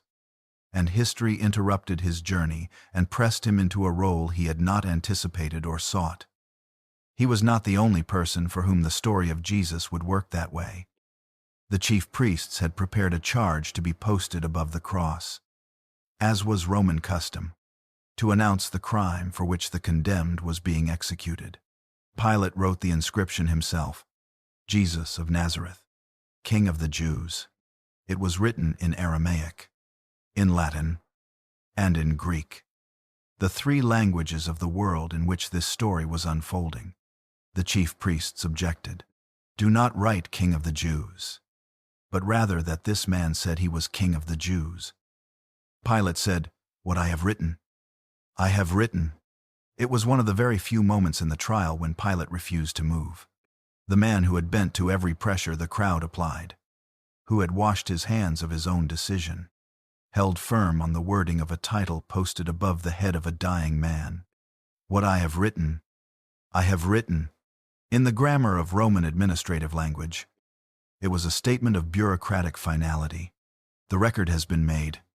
It will not be changed.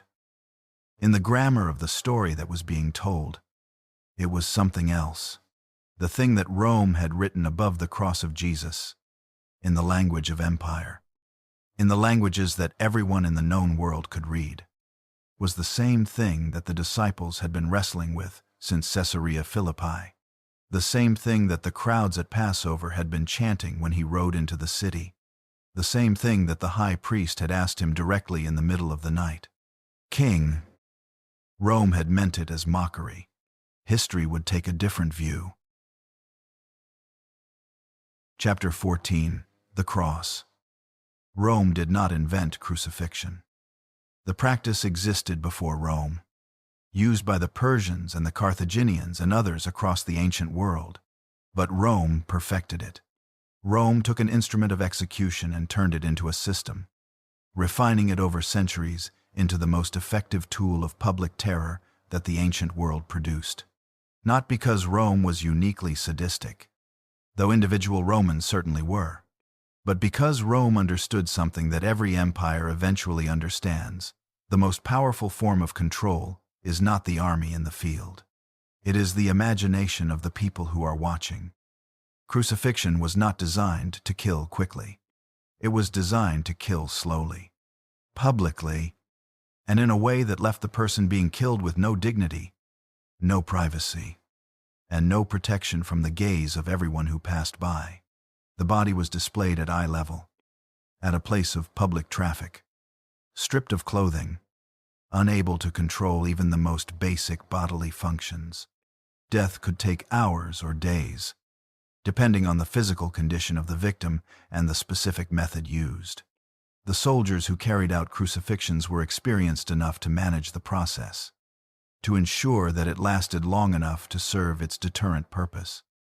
The Roman orator Cicero, who was not a squeamish man, wrote that the very word cross should never come near the body of a Roman citizen, should never touch their ears, should never be placed before their eyes. The shame of it was total. The humiliation was the point. It was a punishment so extreme that its use was reserved for slaves, foreign enemies, and the kind of criminals who needed to be made into examples rather than simply eliminated. When Rome crucified Jesus, it was not choosing an unusual method for an unusual prisoner. It was doing what it did, efficiently and without particular drama, to another person who had been determined to be the kind of problem that required this specific solution. The place was called Golgotha. The Aramaic word means skull, and the site was either named for the shape of the hill or, in some traditions, for its history as a place of execution. It sat outside the city walls of Jerusalem, which was the Roman requirement. Executions were public spectacles, but they happened outside the city to avoid ritual impurity within. The location near the main road into the city was deliberate. Maximum visibility, maximum impact. Everyone entering or leaving Jerusalem that day would pass by and see what was happening, and understand what it meant. Jesus was crucified between two others. The Gospels call them criminals or robbers, depending on the translation. They were likely political prisoners of some kind, the same category that Barabbas had occupied. This detail, that Jesus died between two criminals, is one of the small specifics that the tradition preserved because it happened and because it carried meaning. The one who had spent his ministry eating with sinners and being accused of keeping the wrong company ended his life in the company of condemned men, exactly where his enemies had always wanted to place him. Above his head, the inscription Pilate had written, Jesus of Nazareth, King of the Jews. In 1968, archaeologists excavating a site called Givat HaMivtar, just north of Jerusalem, discovered a stone ossuary containing the bones of a man named Yehohanan, who had been crucified in the 1st century of the Common Era. Through the right heel bone, still embedded after 2,000 years, was an iron nail approximately 4.5 inches long. Its tip bent backward, apparently having struck a knot in the wood when it was driven in and bent on impact. This is the only physical evidence of crucifixion that archaeology has recovered from the ancient world. It tells us several things. The nail went through the heel, not through the foot, as depicted in centuries of Western religious art. The bones of the lower legs showed evidence consistent with the legs having been broken, a practice the Romans used to accelerate death when they needed the process to conclude. Since the victim could no longer push up with the legs to relieve pressure on the chest, and death from suffocation came more quickly, and the fact that this man's bones were given a proper burial, collected into an ossuary, suggests that even those condemned to crucifixion were sometimes recovered by their families for burial, contradicting the assumption that crucified bodies were always left exposed or thrown into common graves. The physicality of crucifixion is something that centuries of artistic representation have managed to aestheticize to the point of abstraction. The cross has become a symbol so familiar, worn as jewelry and hung on walls, that it requires a deliberate effort to remember what the cross actually was as an instrument in the hands of the people who used it. It was a means of producing a specific kind of death in a specific kind of way, for a specific purpose. The purpose was erasure. The Gospels record 7 statements from the cross, gathered from across all 4 accounts, and they are worth sitting with individually, because each one reveals something about the person dying. The first, Father, forgive them, for they know not what they do. Luke records this as being spoken while the crucifixion was in process, while the nails were being driven or shortly after. The people Jesus was asking forgiveness for were the soldiers doing the work, perhaps the crowd watching, perhaps in a broader sense, everyone involved in what was happening. Whether this prayer was answered, in the sense of divine forgiveness being extended, is a theological question. What is not a theological question is the psychology of what it takes to say these words in this moment. Forgiveness, in the middle of the thing being forgiven, not afterward. From safety and distance, in the middle of it. The second, truly I say to you, today you will be with me in paradise. This was said to one of the 2 men crucified alongside him. Luke records that one of the criminals mocked Jesus in the same way the crowd was mocking him. The other rebuked the first, acknowledged that they were being justly punished for what they had done, and said, Jesus, remember me when you come into your kingdom. Jesus did not correct his theology. He did not ask whether the man's repentance was sufficiently developed or his understanding of the kingdom adequately sophisticated. He said, today you will be with me in paradise. A man dying on a cross, with nothing to offer and no time to become anything other than what he was in that moment, received the same thing that everyone else in the Gospels who had come to Jesus with need had received. Not requirements, not waiting. Now, the third woman, behold your son, and to the disciple, behold your mother. John records that Mary, the mother of Jesus, was standing near the cross with several other women and the disciple whom John describes as the one Jesus loved.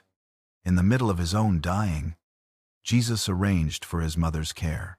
The beloved disciple, from that hour, took her into his own home.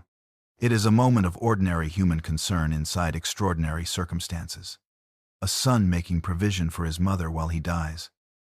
The fourth statement is the one that has generated more theological reflection, more discomfort, and more honest wrestling than perhaps any other sentence Jesus ever spoke. My God, why have you forsaken me? Matthew and Mark both record it, and they record it in the original Aramaic Eli, lama sabachthani. The fact that they preserve the Aramaic words, even though they are writing in Greek, is itself significant. This is the kind of detail that gets preserved because it was remembered, because the specific sound of the words mattered to the people who heard them. There are several things to say about this sentence. The first is the one that every serious reader of the Psalms will recognize immediately. This is the opening line of Psalm 22, a psalm that begins in abandonment and ends in vindication. A psalm that moves from the cry of desolation to the declaration that God has not despised or scorned the suffering of the afflicted one, has not hidden his face from him, but has heard his cry for help. A psalm that concludes with the proclamation that future generations will be told about the Lord and will declare his righteousness. Jesus, dying on the cross, began quoting a psalm.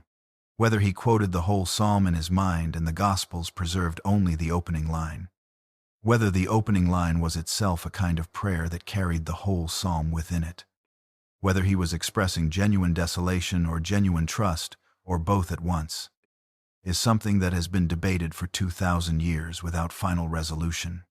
What cannot be resolved away is the rawness of what is recorded. Whatever else was true about Jesus in this moment, he was not at peace in any ordinary sense. He was not serene. He was not floating above the experience of what was happening to his body. He cried out, loudly enough to be heard, using the language of abandonment. This is the most human moment of the entire gospel narrative.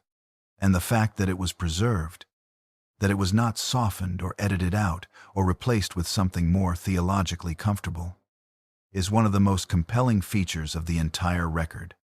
The early Christian communities kept this sentence. They would not have invented it. The fifth, I thirst. John records it. 3 syllables. The physical reality of a man who has been beaten and flogged and nailed to wood under the Jerusalem sun, asking for water. Someone offered him sour wine on a sponge attached to a branch of hyssop. John notes the hyssop deliberately. Hyssop was the plant used to apply the blood of the Passover lamb to the doorposts of Israelite homes in Egypt. The detail is small and the symbolism is dense. He drank. The sixth, it is finished.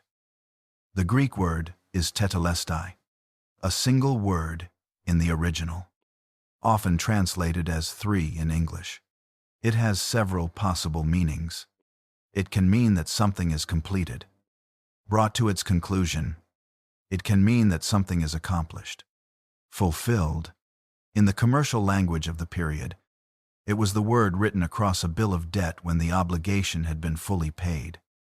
Whatever Jesus meant by it, he said it as a statement, not a question, not a question, a declaration. Something had been brought to its end. Something had been accomplished. Whatever the cup in Gethsemane had held, it had been drunk to the bottom. The seventh, Father, into your hands I commit my spirit. Luke records this as the last thing Jesus said, a quotation from Psalm 31, a psalm of trust. He had begun the cry from the cross with the language of abandonment. He ended it with the language of surrender, not resignation. Surrender. The specific kind of letting go that happens when a person has done everything that was theirs to do and releases what comes next to someone else. And he breathed his last. What happened immediately after is recorded with a series of details that the Gospels preserve with varying degrees of overlap. The curtain of the temple was torn from top to bottom, the curtain that separated the outer courts from the inner sanctuary, the space that only the high priest could enter, and only once a year, on the Day of Atonement, was torn. In the symbolic language of the temple's architecture, what was hidden was now accessible. A Roman centurion, standing across from the cross, who had watched the whole process from the perspective of a man whose job it was to supervise executions, said, "Truly this man was the Son of God." Or, in Luke's version, certainly this man was innocent. The crowd that had gathered to watch dispersed, many of them beating their chests, which was a gesture of lamentation, of grief. And the women who had been there throughout were still there. Mary Magdalene, Mary, the mother of James and Joseph, Salome. Luke names others. John names Mary the mother of Jesus herself. They had been watching from a distance throughout the crucifixion. The male disciples had run. The women had stayed. The body needed to be taken down before sunset, because the following day was the Sabbath, and Jewish law required that a body not be left exposed. A man named Joseph of Arimathea, described as a member of the council who had not consented to the decision to hand Jesus over, went to Pilate and asked for the body. This was a courageous thing to do.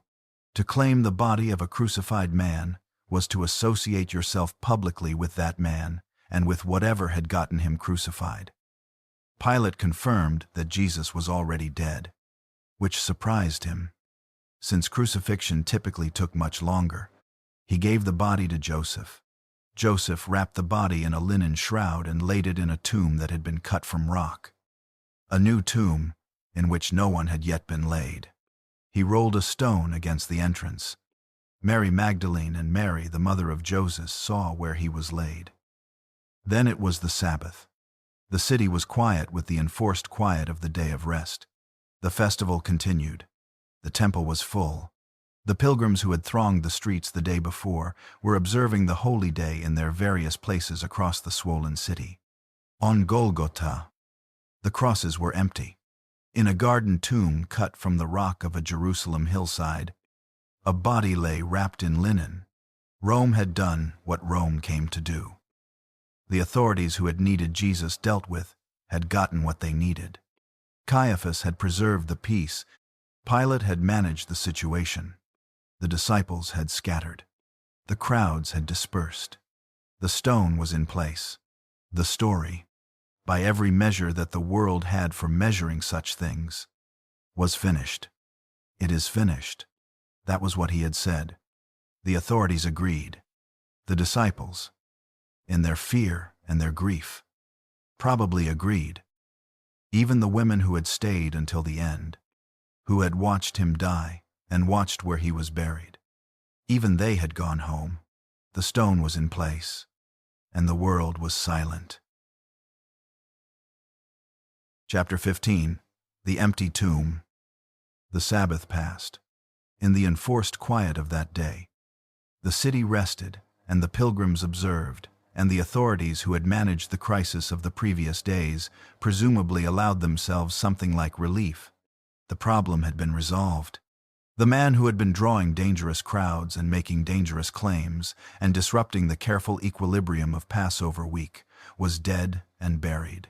The stone was in place. The movement, if it could be called that, had lost its center.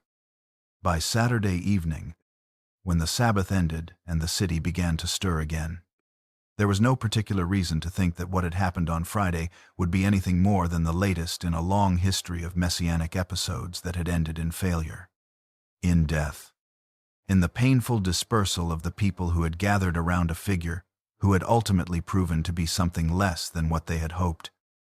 The women who had watched Jesus die and watched where his body was laid were planning to return to the tomb. They were bringing spices. They were going to do what people do for the dead, anoint the body, complete the burial preparations that had been cut short by the urgency of getting the body down before the Sabbath began. It was an act of love for someone who was gone. The specific, embodied love of people who care for the dead, not because the dead can feel it, but because the living cannot not do it. They were not going to the tomb expecting anything except a body. What happened at the tomb on the morning of the first day of the week is recorded in all four Gospels, and the four accounts differ in ways that have occupied scholars and readers for as long as people have been paying careful attention to these texts. Mark, the earliest account, describes Mary Magdalene, Mary, the mother of James, and Salome arriving at the tomb as the sun was rising. They were worried about the stone, wondering who would roll it away for them. When they arrived, the stone was already rolled back. Inside the tomb, they saw a young man in a white robe sitting on the right side. He told them that Jesus had risen and was not there. He directed them to tell the disciples that Jesus was going ahead of them to Galilee. And the women fled from the tomb, trembling and astonished, and said nothing to anyone, for they were afraid. That is where the earliest and most reliable manuscripts of Mark's Gospel end. With fear, with silence, with women running from an empty tomb. Matthew's account includes an earthquake, an angel who descended and rolled back the stone and sat on it, guards who fell to the ground in terror, and the women leaving with fear and great joy to tell the disciples, meeting Jesus himself on the way. Luke describes 2 men in dazzling apparel inside the tomb, and the women returning to tell the 11, who did not believe them because the words seemed to them an idle tale. John's account is the most extended and the most intimate. Mary Magdalene came to the tomb while it was still dark, found the stone taken away, ran to tell Simon Peter and the beloved disciple, who ran to the tomb. Peter entered first and saw the burial cloths lying there. Then the beloved disciple entered and saw and believed. Then they went home. Mary remained outside weeping. She looked into the tomb and saw 2 angels. She turned around and saw Jesus, and did not recognize him, thinking he was the gardener. He said her name, Mary, and she recognized him. These accounts do not align on every detail. How many women came? How many angelic figures appeared? Whether the disciples were told immediately, whether Jesus appeared to the women at the tomb or later, whether Peter and the beloved disciple ran to the tomb and returned home before any appearance occurred. The differences are real, and they do not collapse into easy harmonization if you take each account seriously on its own terms. This does not mean the accounts are worthless. In fact, from the perspective of how historical testimony works, the presence of differences and tensions in multiple independent accounts of the same event is not evidence of fabrication. It is what you would expect from the independent testimony of multiple witnesses to a disorienting and unexpected event. Witnesses who were traumatized, frightened, and operating in the chaotic hours immediately following something that none of them had anticipated. What the accounts agree on is more striking than what they disagree on. The tomb was empty. Women found it empty. Something had happened. The earliest written testimony to the resurrection is not in any of the 4 Gospels. It is in the first letter of Paul to the Corinthians, written approximately 2 decades after the death of Jesus, making it one of the earliest documents in the entire New Testament. Paul writes that he delivered to the Corinthians what he had also received, which is the language of handing on a fixed tradition.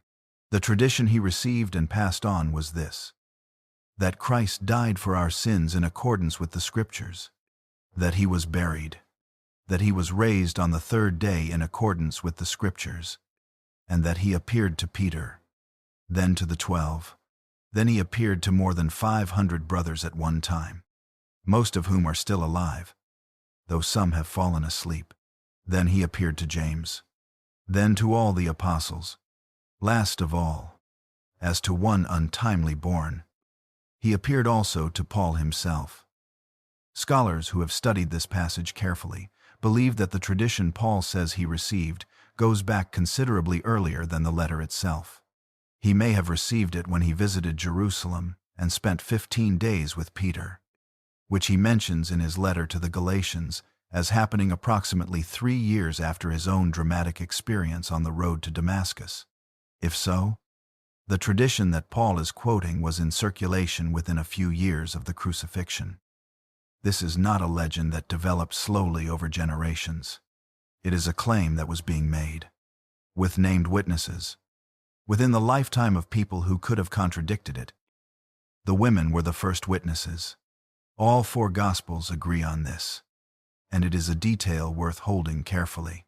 In the legal and social world of first-century Palestine, the testimony of women was not accorded the same weight as the testimony of men. This is not a comfortable fact, but it is a historical one.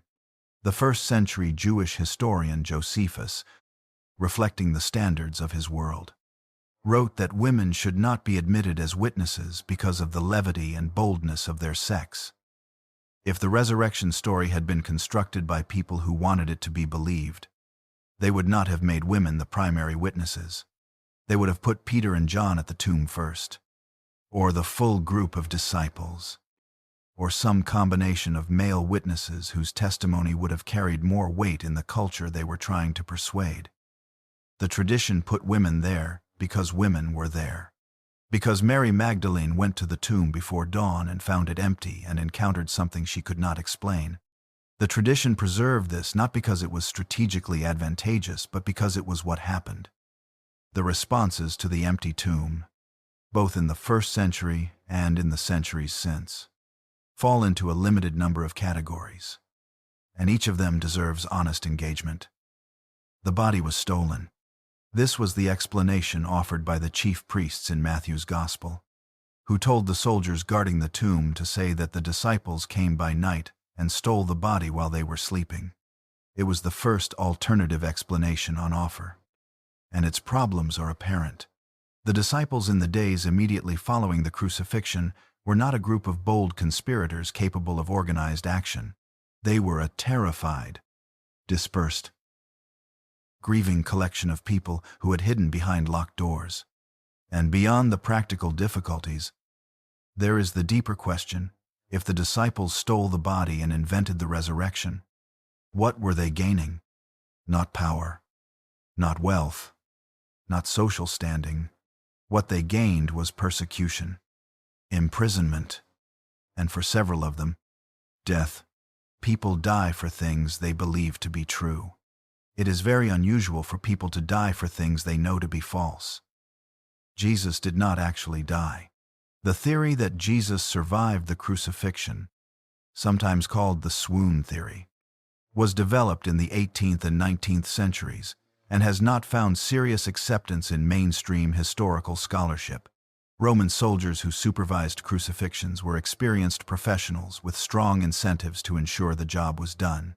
The spear thrust into the side of Jesus, recorded in John's Gospel, and the confirmation of death before the body was released to Joseph of Arimathea, are consistent with what we know about Roman crucifixion practice.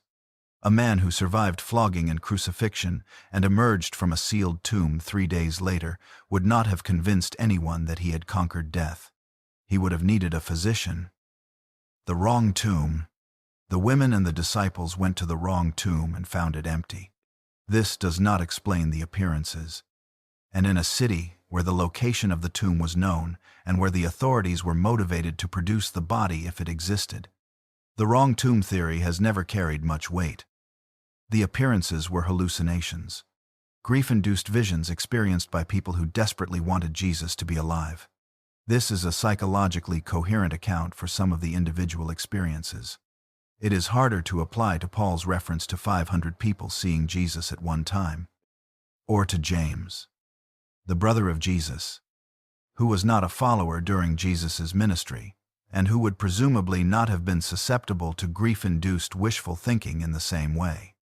What history can say, with the confidence that historical evidence supports, is this: within a very short time after the crucifixion, a specific claim was being made in Jerusalem by people who said they had seen Jesus alive after his death. This claim was not made in a distant city where it could not be checked. It was made in the same city where he had been crucified, where the authorities who had arranged his death were still in power and had strong motivation to produce evidence against the claim, if such evidence existed. The tomb was not produced with a body in it. The movement did not collapse. It grew. Whatever one believes about the ultimate nature of what happened, those are the historical facts on the ground in Jerusalem in the weeks following the crucifixion. There is one more detail that belongs in this chapter, and it belongs here because it captures something that all the theological and historical argument cannot fully capture. Mary Magdalene, alone at the tomb, weeping, looked inside and saw 2 figures in white. They asked her, "Why are you weeping?" She said, "Because they have taken away my Lord, and I do not know where they have laid him." Then she turned and saw someone standing there, and did not know that it was Jesus. He said to her, "Woman, why are you weeping? Whom are you seeking?" She thought it was the gardener. "If you have carried him away, tell me where you have laid him, and I will take him away." Jesus said to her, "Mary." She turned and said to him in Aramaic, "Rabboni," which means teacher. Whatever happened at that tomb on that morning, the tradition preserved this: a woman who had followed Jesus through his ministry, who had stayed at the cross when the men ran, who had come before dawn in the dark with spices to anoint a body, heard someone say her name and recognized, in the saying of it, the person she thought was gone. She had not been looking for a resurrection. She had been looking for a corpse she could care for. She heard her name. This is the account that history passes down, not a theological argument, not a systematic defense of the resurrection. A woman in a garden in the early morning, hearing her name said by someone she had thought was dead. Whatever one believes happened inside or beyond that tomb, history is clear about what happened next. The followers of Jesus began proclaiming, in Jerusalem, in the city where he had been crucified, that God had raised him from the dead. They did not proclaim it quietly or tentatively. In private, among themselves, they proclaimed it publicly, at risk to themselves, in the streets and in the temple courts and eventually in synagogues and market squares across the Roman world. And they were willing to rebuild their lives around that claim, and some of them were willing to lose their lives rather than abandon it. The movement that had scattered in the garden, that had hidden behind locked doors, that had fled from the arrest and the trial and the cross, somehow reassembled around a conviction that the man they had watched die was not, in the end, dead. What had happened to produce that conviction is the question that history reaches its limit trying to answer. At the boundary of that limit, something else begins. What that something else is, every person who hears this story has eventually to decide for themselves. The tomb was empty. The witnesses were there. And the story that should have ended on a Friday morning outside Jerusalem did not end. It was, in a way that no one in that garden or that upper room or that locked house had anticipated, only beginning. Chapter 16. After the resurrection. They were hiding. The doors were locked. John tells us this with the plainness of someone recording a fact rather than constructing a narrative. The doors were locked for fear of the Jewish authorities. The people who had walked with Jesus through 3 years of ministry in Galilee and Judea, who had heard the Sermon on the Mount and watched the storms go still and eaten the bread that multiplied in their hands, were behind locked doors in Jerusalem, trying to be invisible. This is where the story of the early movement begins. Not with confidence.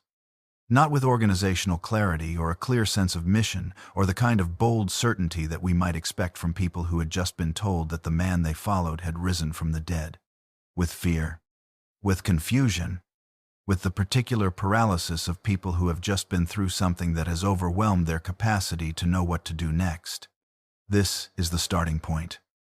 What happened between that locked room and the moment, 50 days later, when those same people stood in the streets of Jerusalem and proclaimed publicly what they had experienced, is one of the most consequential transformations in human history, and it demands some honest accounting. The appearances, as they are recorded across the Gospels and in Paul's letters, unfolded across a period that the tradition places at 40 days. Jesus appeared to Mary Magdalene in the garden. He appeared to the women on their way from the tomb. He appeared to 2 disciples on the road to Emmaus, a village outside Jerusalem. Walking with them for hours in a conversation they did not understand until the moment he broke bread with them at the table, and their eyes were opened, and they recognized him, and he vanished. He appeared to Peter alone. An encounter that none of the Gospels describe in detail, but that Paul lists first in his summary of the appearances, as if it had a particular importance in the tradition. He appeared to the 11 together, behind the locked doors, showing them his hands and his side. He appeared again when Thomas, who had not been present the first time and had refused to believe without physical evidence, was in the room. Thomas, when he saw, said, "My Lord and my God." Jesus said to him, "Because you have seen me, you have believed. Blessed are those who have not seen and yet have believed." That sentence was addressed to Thomas. It was also addressed, with the precision of a statement aimed across centuries, to everyone who would come after him. The transformation of the disciples is the fact that any serious account of the early Christian movement has to grapple with.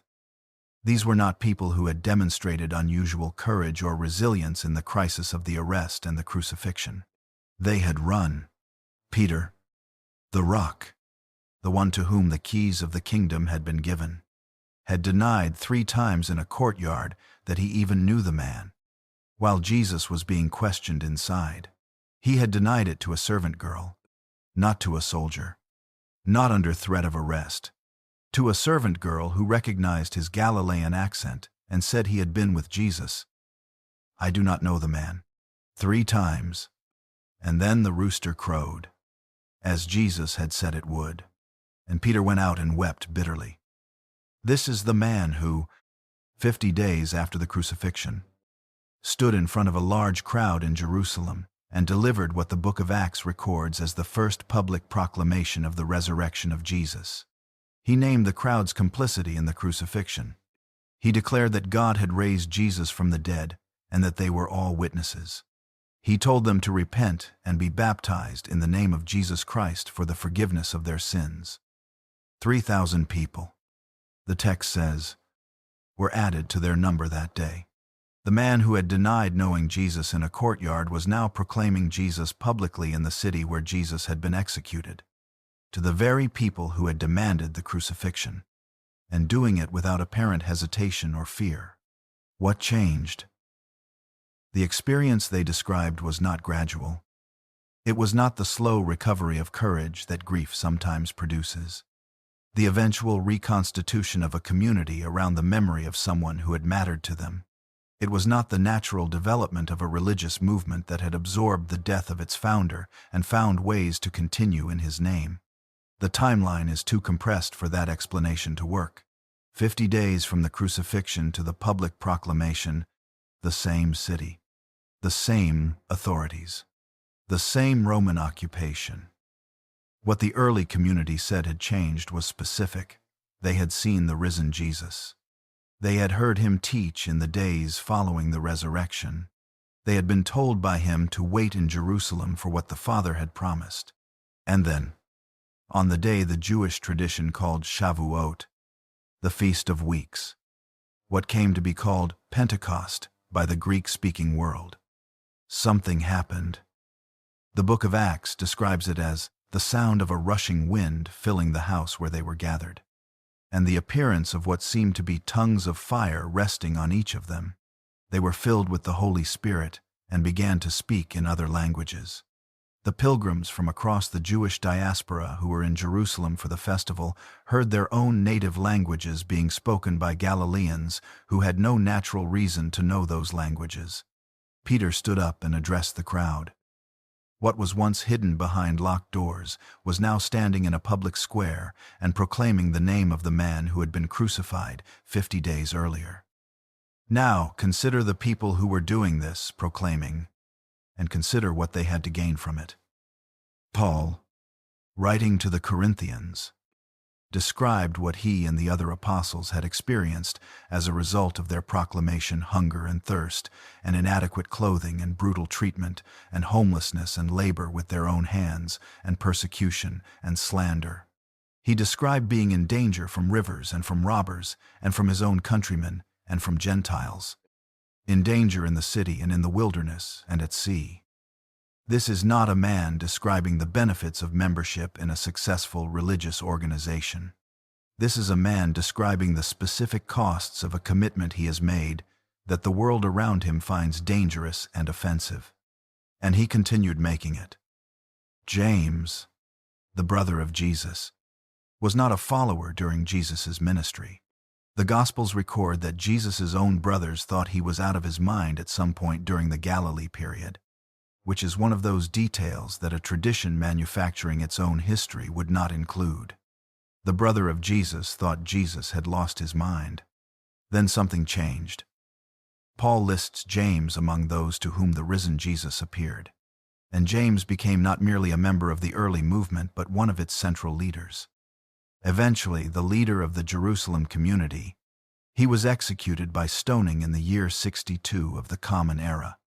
According to Josephus, at the instigation of the high priest, the Jewish historian Josephus, not a Christian source, records this and notes that it caused outrage among the people of Jerusalem. A man who thought his brother had lost his mind became one of the most significant leaders of a movement built on the claim that his brother had risen from the dead, and died for that claim. There is no ordinary explanation for that trajectory. Then there is Paul, Saul of Tarsus. Before he became Paul the Apostle, was a Pharisee of Pharisees, educated at the feet of Gamaliel, one of the most significant rabbinic figures of the period. He was, by his own account, a man of exceptional zeal for the traditions of his ancestors, which expressed itself in an active campaign to destroy the early Christian movement. He was present at the stoning of Stephen, the first martyr of the movement. He went house to house, dragging out men and women and committing them to prison. He obtained letters from the high priest authorizing him to travel to Damascus and arrest followers of Jesus there. On the road to Damascus, something happened. Acts describes a blinding light and a voice. Paul described it in his letters as an appearance of the risen Jesus. He was blinded for 3 days. When his sight returned, he was not the same person who had set out from Jerusalem with letters of arrest. He was the person who would write much of the New Testament, who would travel across the Eastern Roman world, establishing communities of followers of Jesus in city after city, who would eventually reach Rome itself. His former colleagues in the Pharisaic establishment were, understandably, deeply confused by this. Paul himself acknowledged the paradox: I am the least of the apostles, unworthy to be called an apostle, because I persecuted the church of God. But by the grace of God I am what I am. The man who had been the most effective persecutor of the early movement became its most effective advocate. No gradual evolution explains this. No social pressure explains it. No personal advantage explains it. Paul gained nothing materially from the conversion. He lost everything he had built and acquired under his former identity. He gained persecution, imprisonment, beatings, shipwreck, and eventually execution. He said it was worth it, because he had seen the risen Jesus. The early community that gathered in Jerusalem was not, by any worldly measure, a promising foundation for anything. It was poor. Acts describes a community that shared resources, that sold property and possessions, and distributed the proceeds to anyone who had need. This was not a sustainable economic model, and it was not intended to be. These were people who genuinely believed that history was in its final chapter, that the kingdom of God was arriving, that what was needed was not a long-term institutional plan, but a posture of readiness. It was socially marginal. The followers of a man who had been crucified as a criminal and a disturber of the peace were not people whose company the respectable classes sought out. The cross, which later became the central symbol of a global religion, was in the first century a symbol of shame so extreme that, as Cicero had noted, even the word was not spoken in polite Roman company. To follow someone who had died on a cross was to associate yourself with that shame. It was politically vulnerable. The same authorities who had arranged the crucifixion were still in power. The early leaders of the movement were arrested, beaten, and in some cases killed by those authorities. Peter and John were brought before the Sanhedrin and commanded to stop speaking in the name of Jesus. They said whether it is right in the sight of God to listen to you rather than to God. You must judge, for we cannot but speak of what we have seen and heard. They were released. They went back and kept speaking. What the movement had, in the place of worldly resources and social standing and political protection, was a story. And the story had a specific quality that distinguished it from the stories of other messianic movements that had ended in failure and dispersal in this same period. The other movements had ended. When their leaders died, the movements died with them.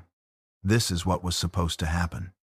When Judas the Galilean was killed in the uprising of the year 6 of the Common Era, his followers dispersed. When Theudas was killed around the year 44, his followers dispersed. When the Egyptian prophet led his followers into the wilderness and was defeated by Roman soldiers, his followers dispersed. In every case, the pattern was the same. The leader dies. The movement ends.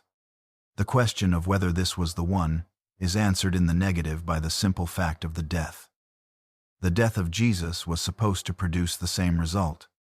It did not produce the same result. The movement gathered around the claim that the pattern had been broken, that this death was different, that the end of this leader was not the end of the story, but a turning point within it. And the people making that claim were not doing so from a position of safety or comfort or obvious self-interest. They were doing so from behind locked doors that they eventually unlocked, from rooms they were afraid to leave, into streets where the authorities who had crucified their teacher still had power, from a position of every worldly disadvantage, and the world, which had been watching messianic movements rise and fall for generations and had learned to recognize the pattern of their ending, found that the pattern had not repeated. Something had not dispersed. Something was spreading. The weeks became months. The months became years. The Jerusalem community remained. Other communities formed, in Judea and Samaria, and eventually across the broader world. Paul and Barnabas traveled west through Asia Minor, establishing communities of followers in city after city. The movement crossed the line from a Jewish sect into something that Gentiles were joining in increasing numbers, which created its own complex questions about identity and practice and what was required of people who had not grown up inside the Jewish tradition. These questions were difficult and sometimes divisive.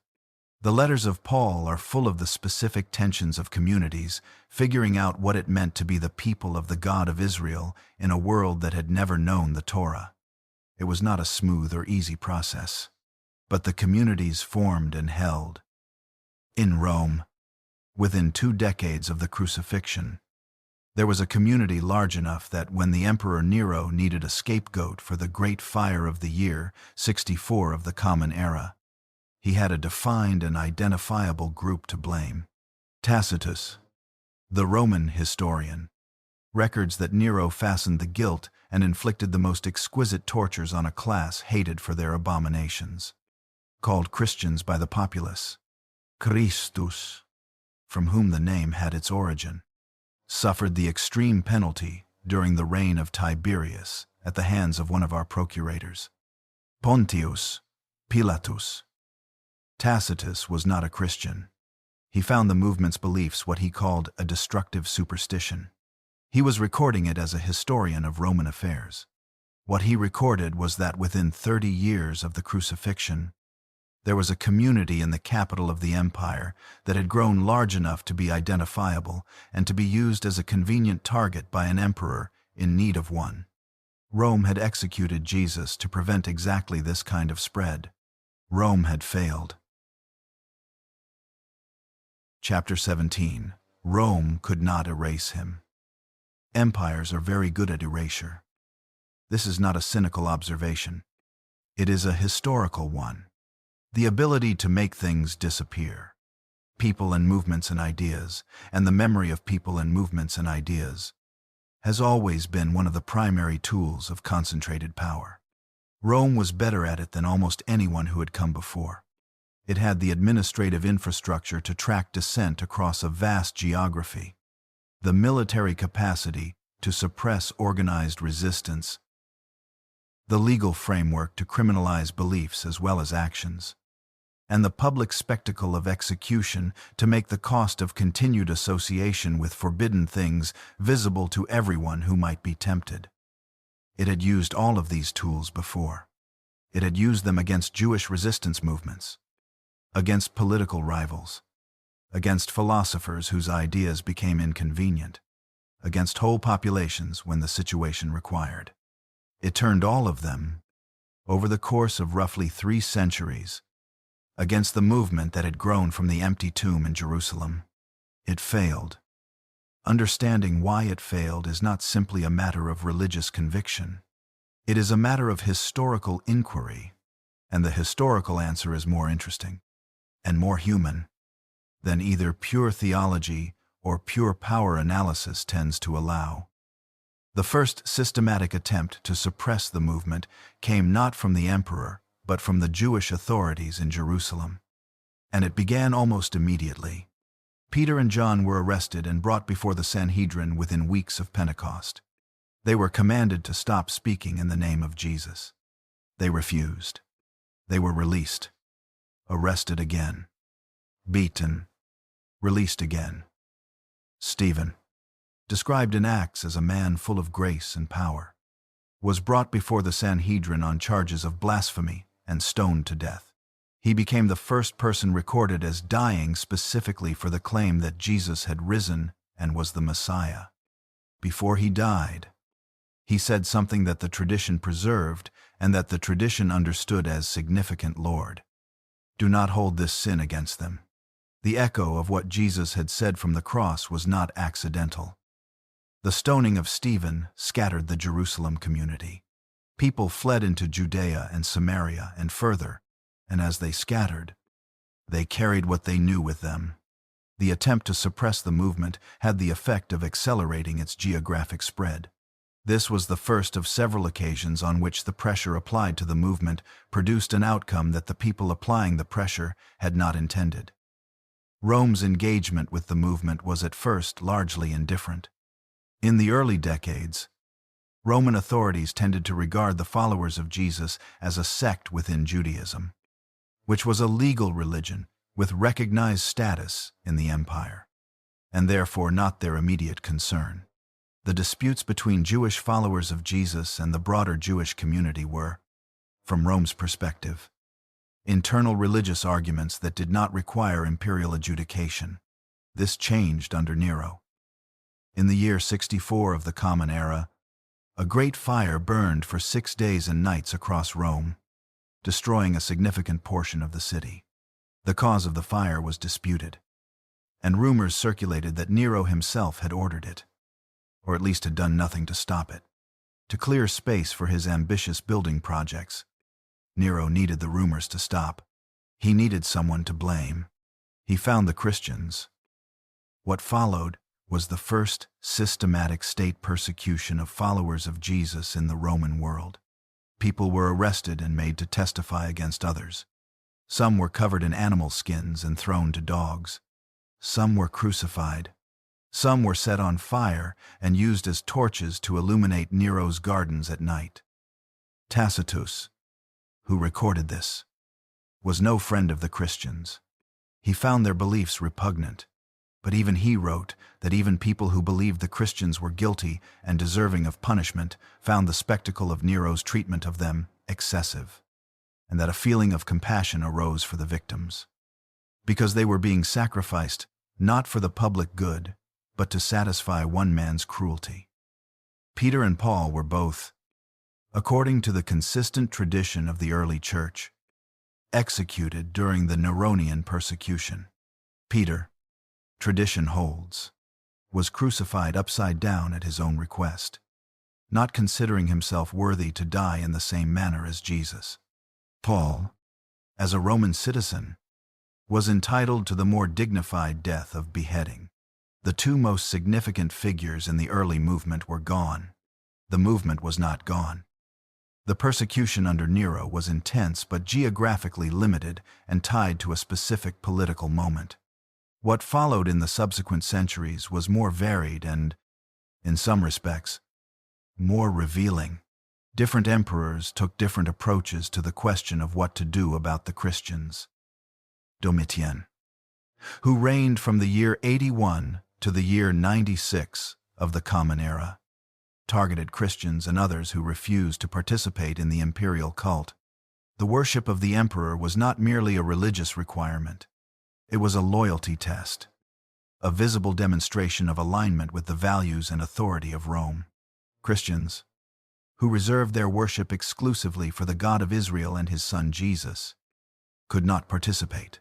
This made them, in Roman eyes, politically suspect, regardless of their behavior in other respects.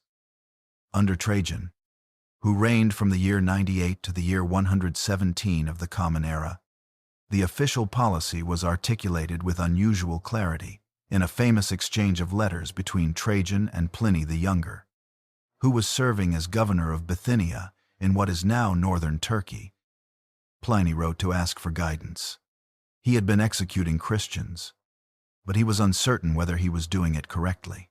He had found that they met before dawn on a fixed day, sang hymns to Christ as to a god, and bound themselves by oath not to commit fraud or theft or adultery or break their word. They then shared a common meal of ordinary food. He had tortured 2 slave women who were called deaconesses and found nothing except a superstition that had gone too far. What should he do with them? Trajan replied that Christians should not be sought out. Anonymous accusations should be ignored. But if they were brought before a magistrate and refused to recant, they should be executed. This policy, neither systematic persecution nor formal tolerance, defined the legal situation of Christians in the Roman Empire for much of the 2nd century. They lived in a state of permanent legal vulnerability. At un moment, accusation could trigger investigation and the requirement to renounce their faith or face execution. The willingness to face execution rather than renounce was the defining test. Many renounced. Many did not. The ones who did not became something that the Roman world had not anticipated: witnesses in the original sense of the Greek word martes, from which the English word martyr derives. The word simply meant witness, someone who testified to what they had seen or believed. In the context of Roman persecution, it came to mean something more specific, someone who bore witness through their willingness to die rather than deny what they knew or believed. And this created a problem that Roman power was not designed to solve. Suppression through public execution works when the fear of death is stronger than the commitment to the thing being suppressed. If the people you are trying to suppress are more afraid of dying than they are committed to their belief, execution is effective. They recant or they run, and the movement loses its visible advocates. But if the people you are trying to suppress regard the willingness to die for what they believe as the ultimate expression of what they believe, execution does not suppress the movement. It demonstrates the movement's central claim. It provides the movement with exactly the kind of visible testimony that draws others in. Tertullian, a North African theologian writing around the turn of the 3rd century, put it in a sentence that Roman authorities were discovering to be practically true, even if they would have dismissed its theological premise. The blood of the martyrs is the seed of the church. There is another dimension to the growth of the movement that the record of persecution tends to obscure. Because persecution is dramatic and comprehensible, and the other dimension is neither, the early Christian communities, scattered across the cities of the Roman Empire, developed a reputation for a specific kind of behavior that was unusual enough to be noted by outside observers. They cared for their own poor. This was not unusual in itself. Many organizations and ethnic groups provided mutual support for their members. What was more unusual was that they cared for people who were not their members. In the great plagues that swept through the Roman world in the 2nd and 3rd centuries, the standard response of people who could afford to leave was to leave. The wealthy fled the cities. Physicians followed their wealthy patients. The poor and the sick were left behind in conditions that accelerated the spread of disease. Christian communities, the historical record shows, often stayed. They nursed the sick, including those who were not Christians. They buried the dead.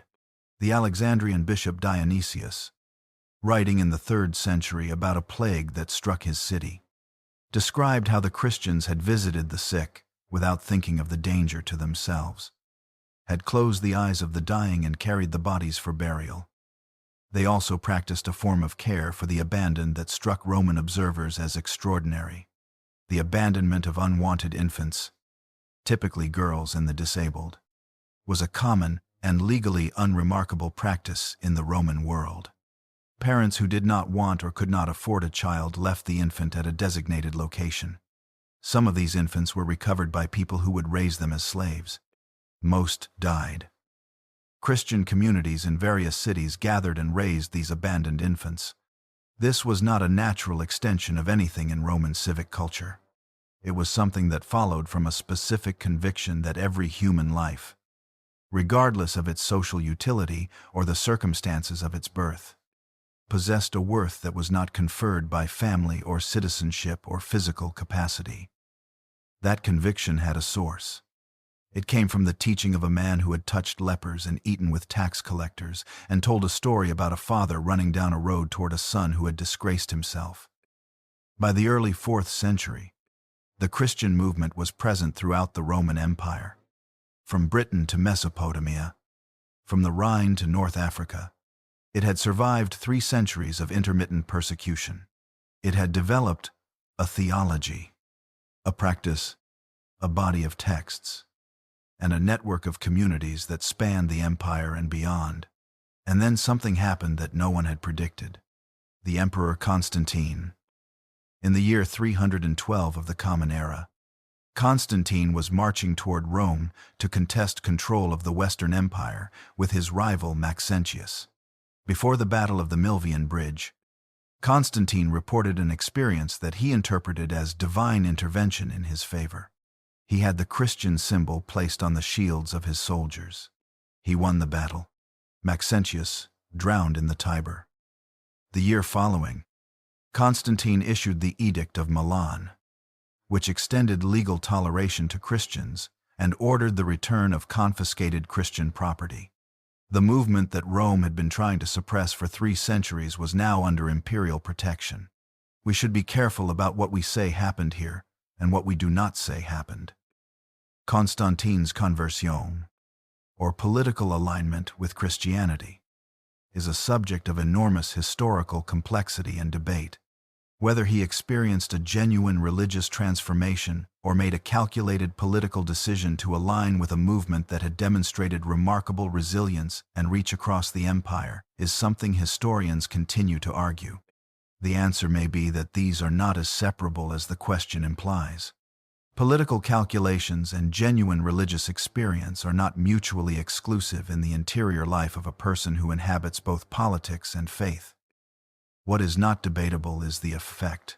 The movement that had grown in the catacombs and in the houses of the poor and in the meetings before dawn that Pliny had described moved into the basilicas and the public spaces of the empire.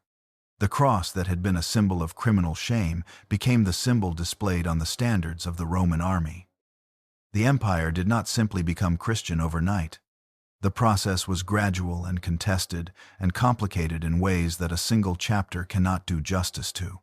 The year 380 saw Theodosius declare Nicene Christianity the official religion of the empire.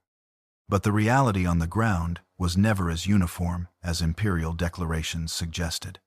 Paganism persisted in the countryside and in the philosophical schools. Judaism continued. The internal disputes of Christian communities about the nature of Jesus, about how to understand his relationship to God, about what the scriptures meant and how they should be interpreted. These disputes were sometimes as intense as the persecution had been. But the trajectory was unmistakable. 3 centuries earlier, Roman soldiers had stood on a hill outside Jerusalem and ensured that a Galilean preacher was dead and buried. Now the soldiers of Rome carried his name on their shields. There is a question worth sitting with in the face of all of this. Why did the movement survive when every other movement of its kind did not? The sociological explanations are real and worth taking seriously. The communal practices, the care for the poor and the sick, the sense of belonging across ethnic and social lines, the clarity of the moral framework, the promise of meaning in suffering. These are genuine factors in the movement's growth and durability. But the sociological explanations, by themselves, do not fully account for the specific form the movement took or the specific claim that drove it. Every other failed messianic movement in this period had the same sociological ingredients available to it. Communities of people who shared resources and cared for one another and found meaning in a shared identity. They did not produce movements that survived the death of their founders and spread across the known world. The thing that distinguished the early Christian movement from those others was not the communal practice. It was the claim underneath the communal practice. The claim that the man they followed was not simply a great teacher or a wise prophet or a failed revolutionary. The claim that he had been raised from the dead and that this meant something for everyone who heard the claim and decided what to do with it. That claim, made first by 12 frightened people in Jerusalem behind a locked door, outlasted 3 centuries of imperial suppression. It outlasted Rome. The empire that executed Jesus as a criminal became the empire that carried his name across the world. History has produced very few reversals as complete as this one. A man crucified on the edge of the empire as a warning to others, in a method designed to produce maximum shame and maximum deterrence, became the person whose name was eventually carried on the shields of the army of that same empire, whose image was placed in the basilicas that empire built, whose story was told in the languages that empire had spread across the known world. Rome did not intend this outcome. Rome had intended the opposite outcome. The outcome it got is the one that history records, and the question of what exactly it had underestimated, when it sent its soldiers to a hill outside Jerusalem on a Friday morning in the early 1st century of the Common Era, is a question that the 3 centuries between the crucifixion and Constantine do not fully answer. It is a question that has been alive ever since. Chapter 18. Why this story will not end. We began on a hill outside Jerusalem, a man dying in the way that Rome made examples die. The sky above Golgotha, the crowd thinning as the hours passed, the women who stayed when the men had gone, the stone rolled against the entrance of a borrowed tomb. We have traveled a long way from that hill, through the world that produced him, through the silence of Nazareth and the voice at the Jordan, and the hillside sermon, and the meals with the wrong people, and the question asked at Caesarea Philippi, and the Last Supper in an upper room, and the garden in the dark, and the trial before power, and the cross, and the empty tomb, and the locked room that eventually unlocked. Through 3 centuries of suppression that ended with the symbol of the cross on the shields of Rome. We are back at the beginning now, not because the story has gone in a circle, because it has gone somewhere, and that somewhere requires us to return to where we started and ask the question that was always waiting there. What exactly did Rome fail to understand? The simplest answer is the one that the movement itself has always given: Rome underestimated God. That answer is satisfying to the people for whom it is already true. It does not reach the people for whom it remains a question, and this story has been told from its first chapter, for both. So let us approach the question from a different angle.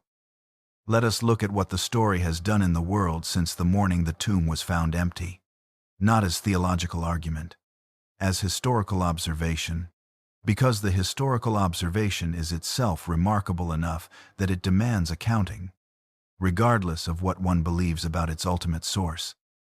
Consider the reach of the story first, before its content. 2,000 years after a man died on a hill outside Jerusalem, roughly a third of the human beings alive on earth identify themselves as followers of Jesus Christ. That is approximately 2.4 billion people, the largest religious community in human history, distributed across every continent, every ethnicity, every language group, every economic stratum, every political system that exists on earth today. No army created this distribution. No single empire imposed it. It grew, over 2,000 years, through a process so varied and so complex and so full of contradiction and tragedy and extraordinary beauty that no simple narrative can contain it. It grew through the courage of martyrs and the ambition of emperors, and the work of missionaries, and the slow, patient labor of people translating texts into languages that had never contained them, and the conversations of ordinary people, who told the story to someone who told it to someone who told it to someone, across 20 centuries of telling. The man who was crucified to stop the story from spreading is the most widely known human being who has ever lived. But the reach of the story is not the most interesting thing about it. The most interesting thing is what the story has produced in the interior lives of the people it has reached, across the full range of human circumstances and historical contexts. It produced the art of Michelangelo and Rembrandt, and Bach and Handel, works of such enduring power that people who share none of the beliefs that produced them still stand before them in something approaching reverence. The Sistine Chapel, the St. Matthew Passion, the Messiah. These are not propaganda.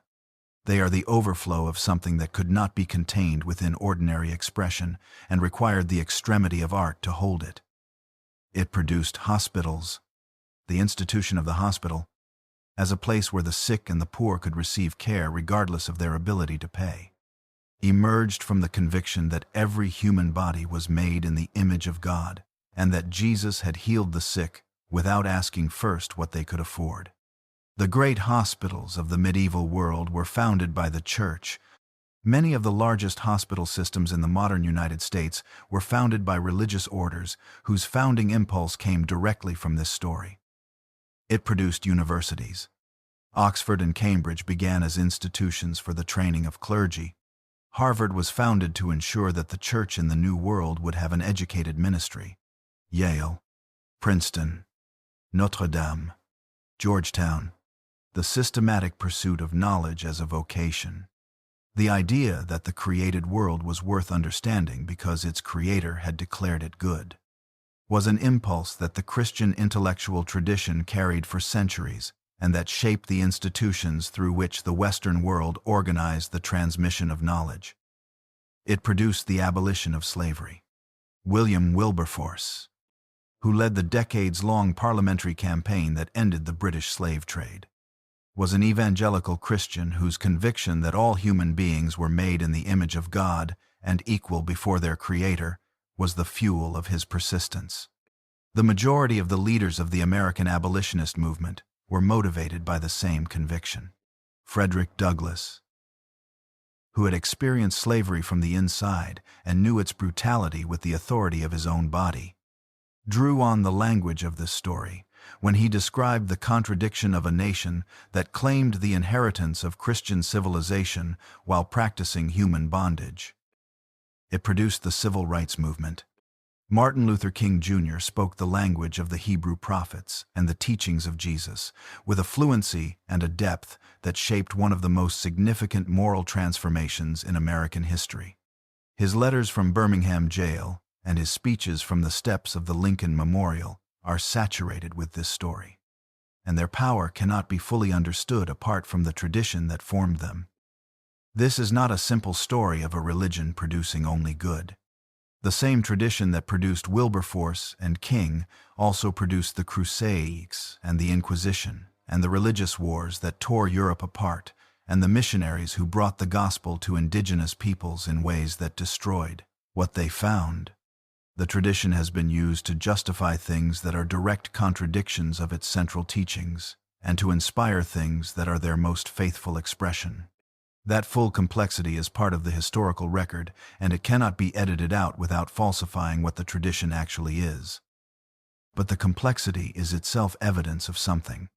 A story powerful enough to be both the inspiration for great good and the justification for great harm is not a small story. It is a story with real force in the world, real consequences, real weight, the weight of 2,000 years. Now consider what happens when the story reaches people who do not come to it through the tradition. Mahatma Gandhi, who was Hindu, read the Sermon on the Mount and was, by his own account, deeply moved by it. He said that the teachings of Jesus, particularly the teaching on non-violence and the love of enemies, were among the most profound moral instructions he had ever encountered. He applied them, in the specific context of Indian resistance to British colonial rule, in ways that changed the history of the largest democracy on earth. He did not become a Christian. He remained Hindu, but he could not read the Sermon on the Mount and walk away from it unchanged. Fyodor Dostoevsky, the Russian novelist, wrestled with Jesus across his entire literary career. His novels are full of characters who are trying to live inside or outside or against the demands of the figure he described in the unforgettable scene in The Brothers Karamazov as returning to Seville during the Inquisition, being recognized by the Grand Inquisitor, and being told that his return was inconvenient, that the church had fixed the problems he had created, that he should leave and not come back. And in the scene, Jesus does not argue with the Inquisitor. He leans forward and kisses the old man on his bloodless lips. Dostoevsky did not write that scene to attack Christianity. He wrote it because he could not stop thinking about Jesus and could not find a category for him that did not require his full attention. Albert Camus, the French existentialist philosopher who identified himself as an atheist, nonetheless wrote and spoke about Jesus with a seriousness that suggests the figure refused to be simply dismissed. He said that what the world needed was the kind of saint who did not believe in God, but that the figure of Jesus represented the most complete version of the moral seriousness that the world needed. Thomas Jefferson, who was a deist and who doubted the miracles and the resurrection, nonetheless cut and pasted a version of the Gospels together, keeping the teachings and removing the supernatural elements. He called the moral teachings of Jesus the most sublime and benevolent code of morals which has ever been offered to man. He could not simply set the teachings aside. He tried to keep them while cutting away what he could not believe. Whether that is coherent or not is a question, but the attempt tells you something about the gravitational pull of the figure at the center of the story. Now we come to the question that this story was always building toward, not the historical questions, important as they are, not the sociological questions, not the questions about evidence and testimony and what happened or did not happen at the tomb. The question that Jesus himself asked, "Who do you say that I am?" It was asked at Caesarea Philippi, in the shadow of the temples to Roman power. It was asked of the people who had been watching him most closely for the longest time. It was asked in the middle of the story, not at the beginning when there was nothing to evaluate, and not at the end when it was too late to change anything. It is still being asked, not by historians, precisely, though historians must form some view in order to interpret the evidence, not by theologians alone, though they have built entire disciplines around the attempt to answer it adequately, but by ordinary people who encounter this story, in one form or another, and find that they cannot simply walk past it without forming some relationship to it. The range of answers that serious people have given is extraordinary. He was the Son of God, fully divine and fully human, the second person of the Trinity, who died for the sins of the world and rose on the third day and will come again in glory to judge the living and the dead.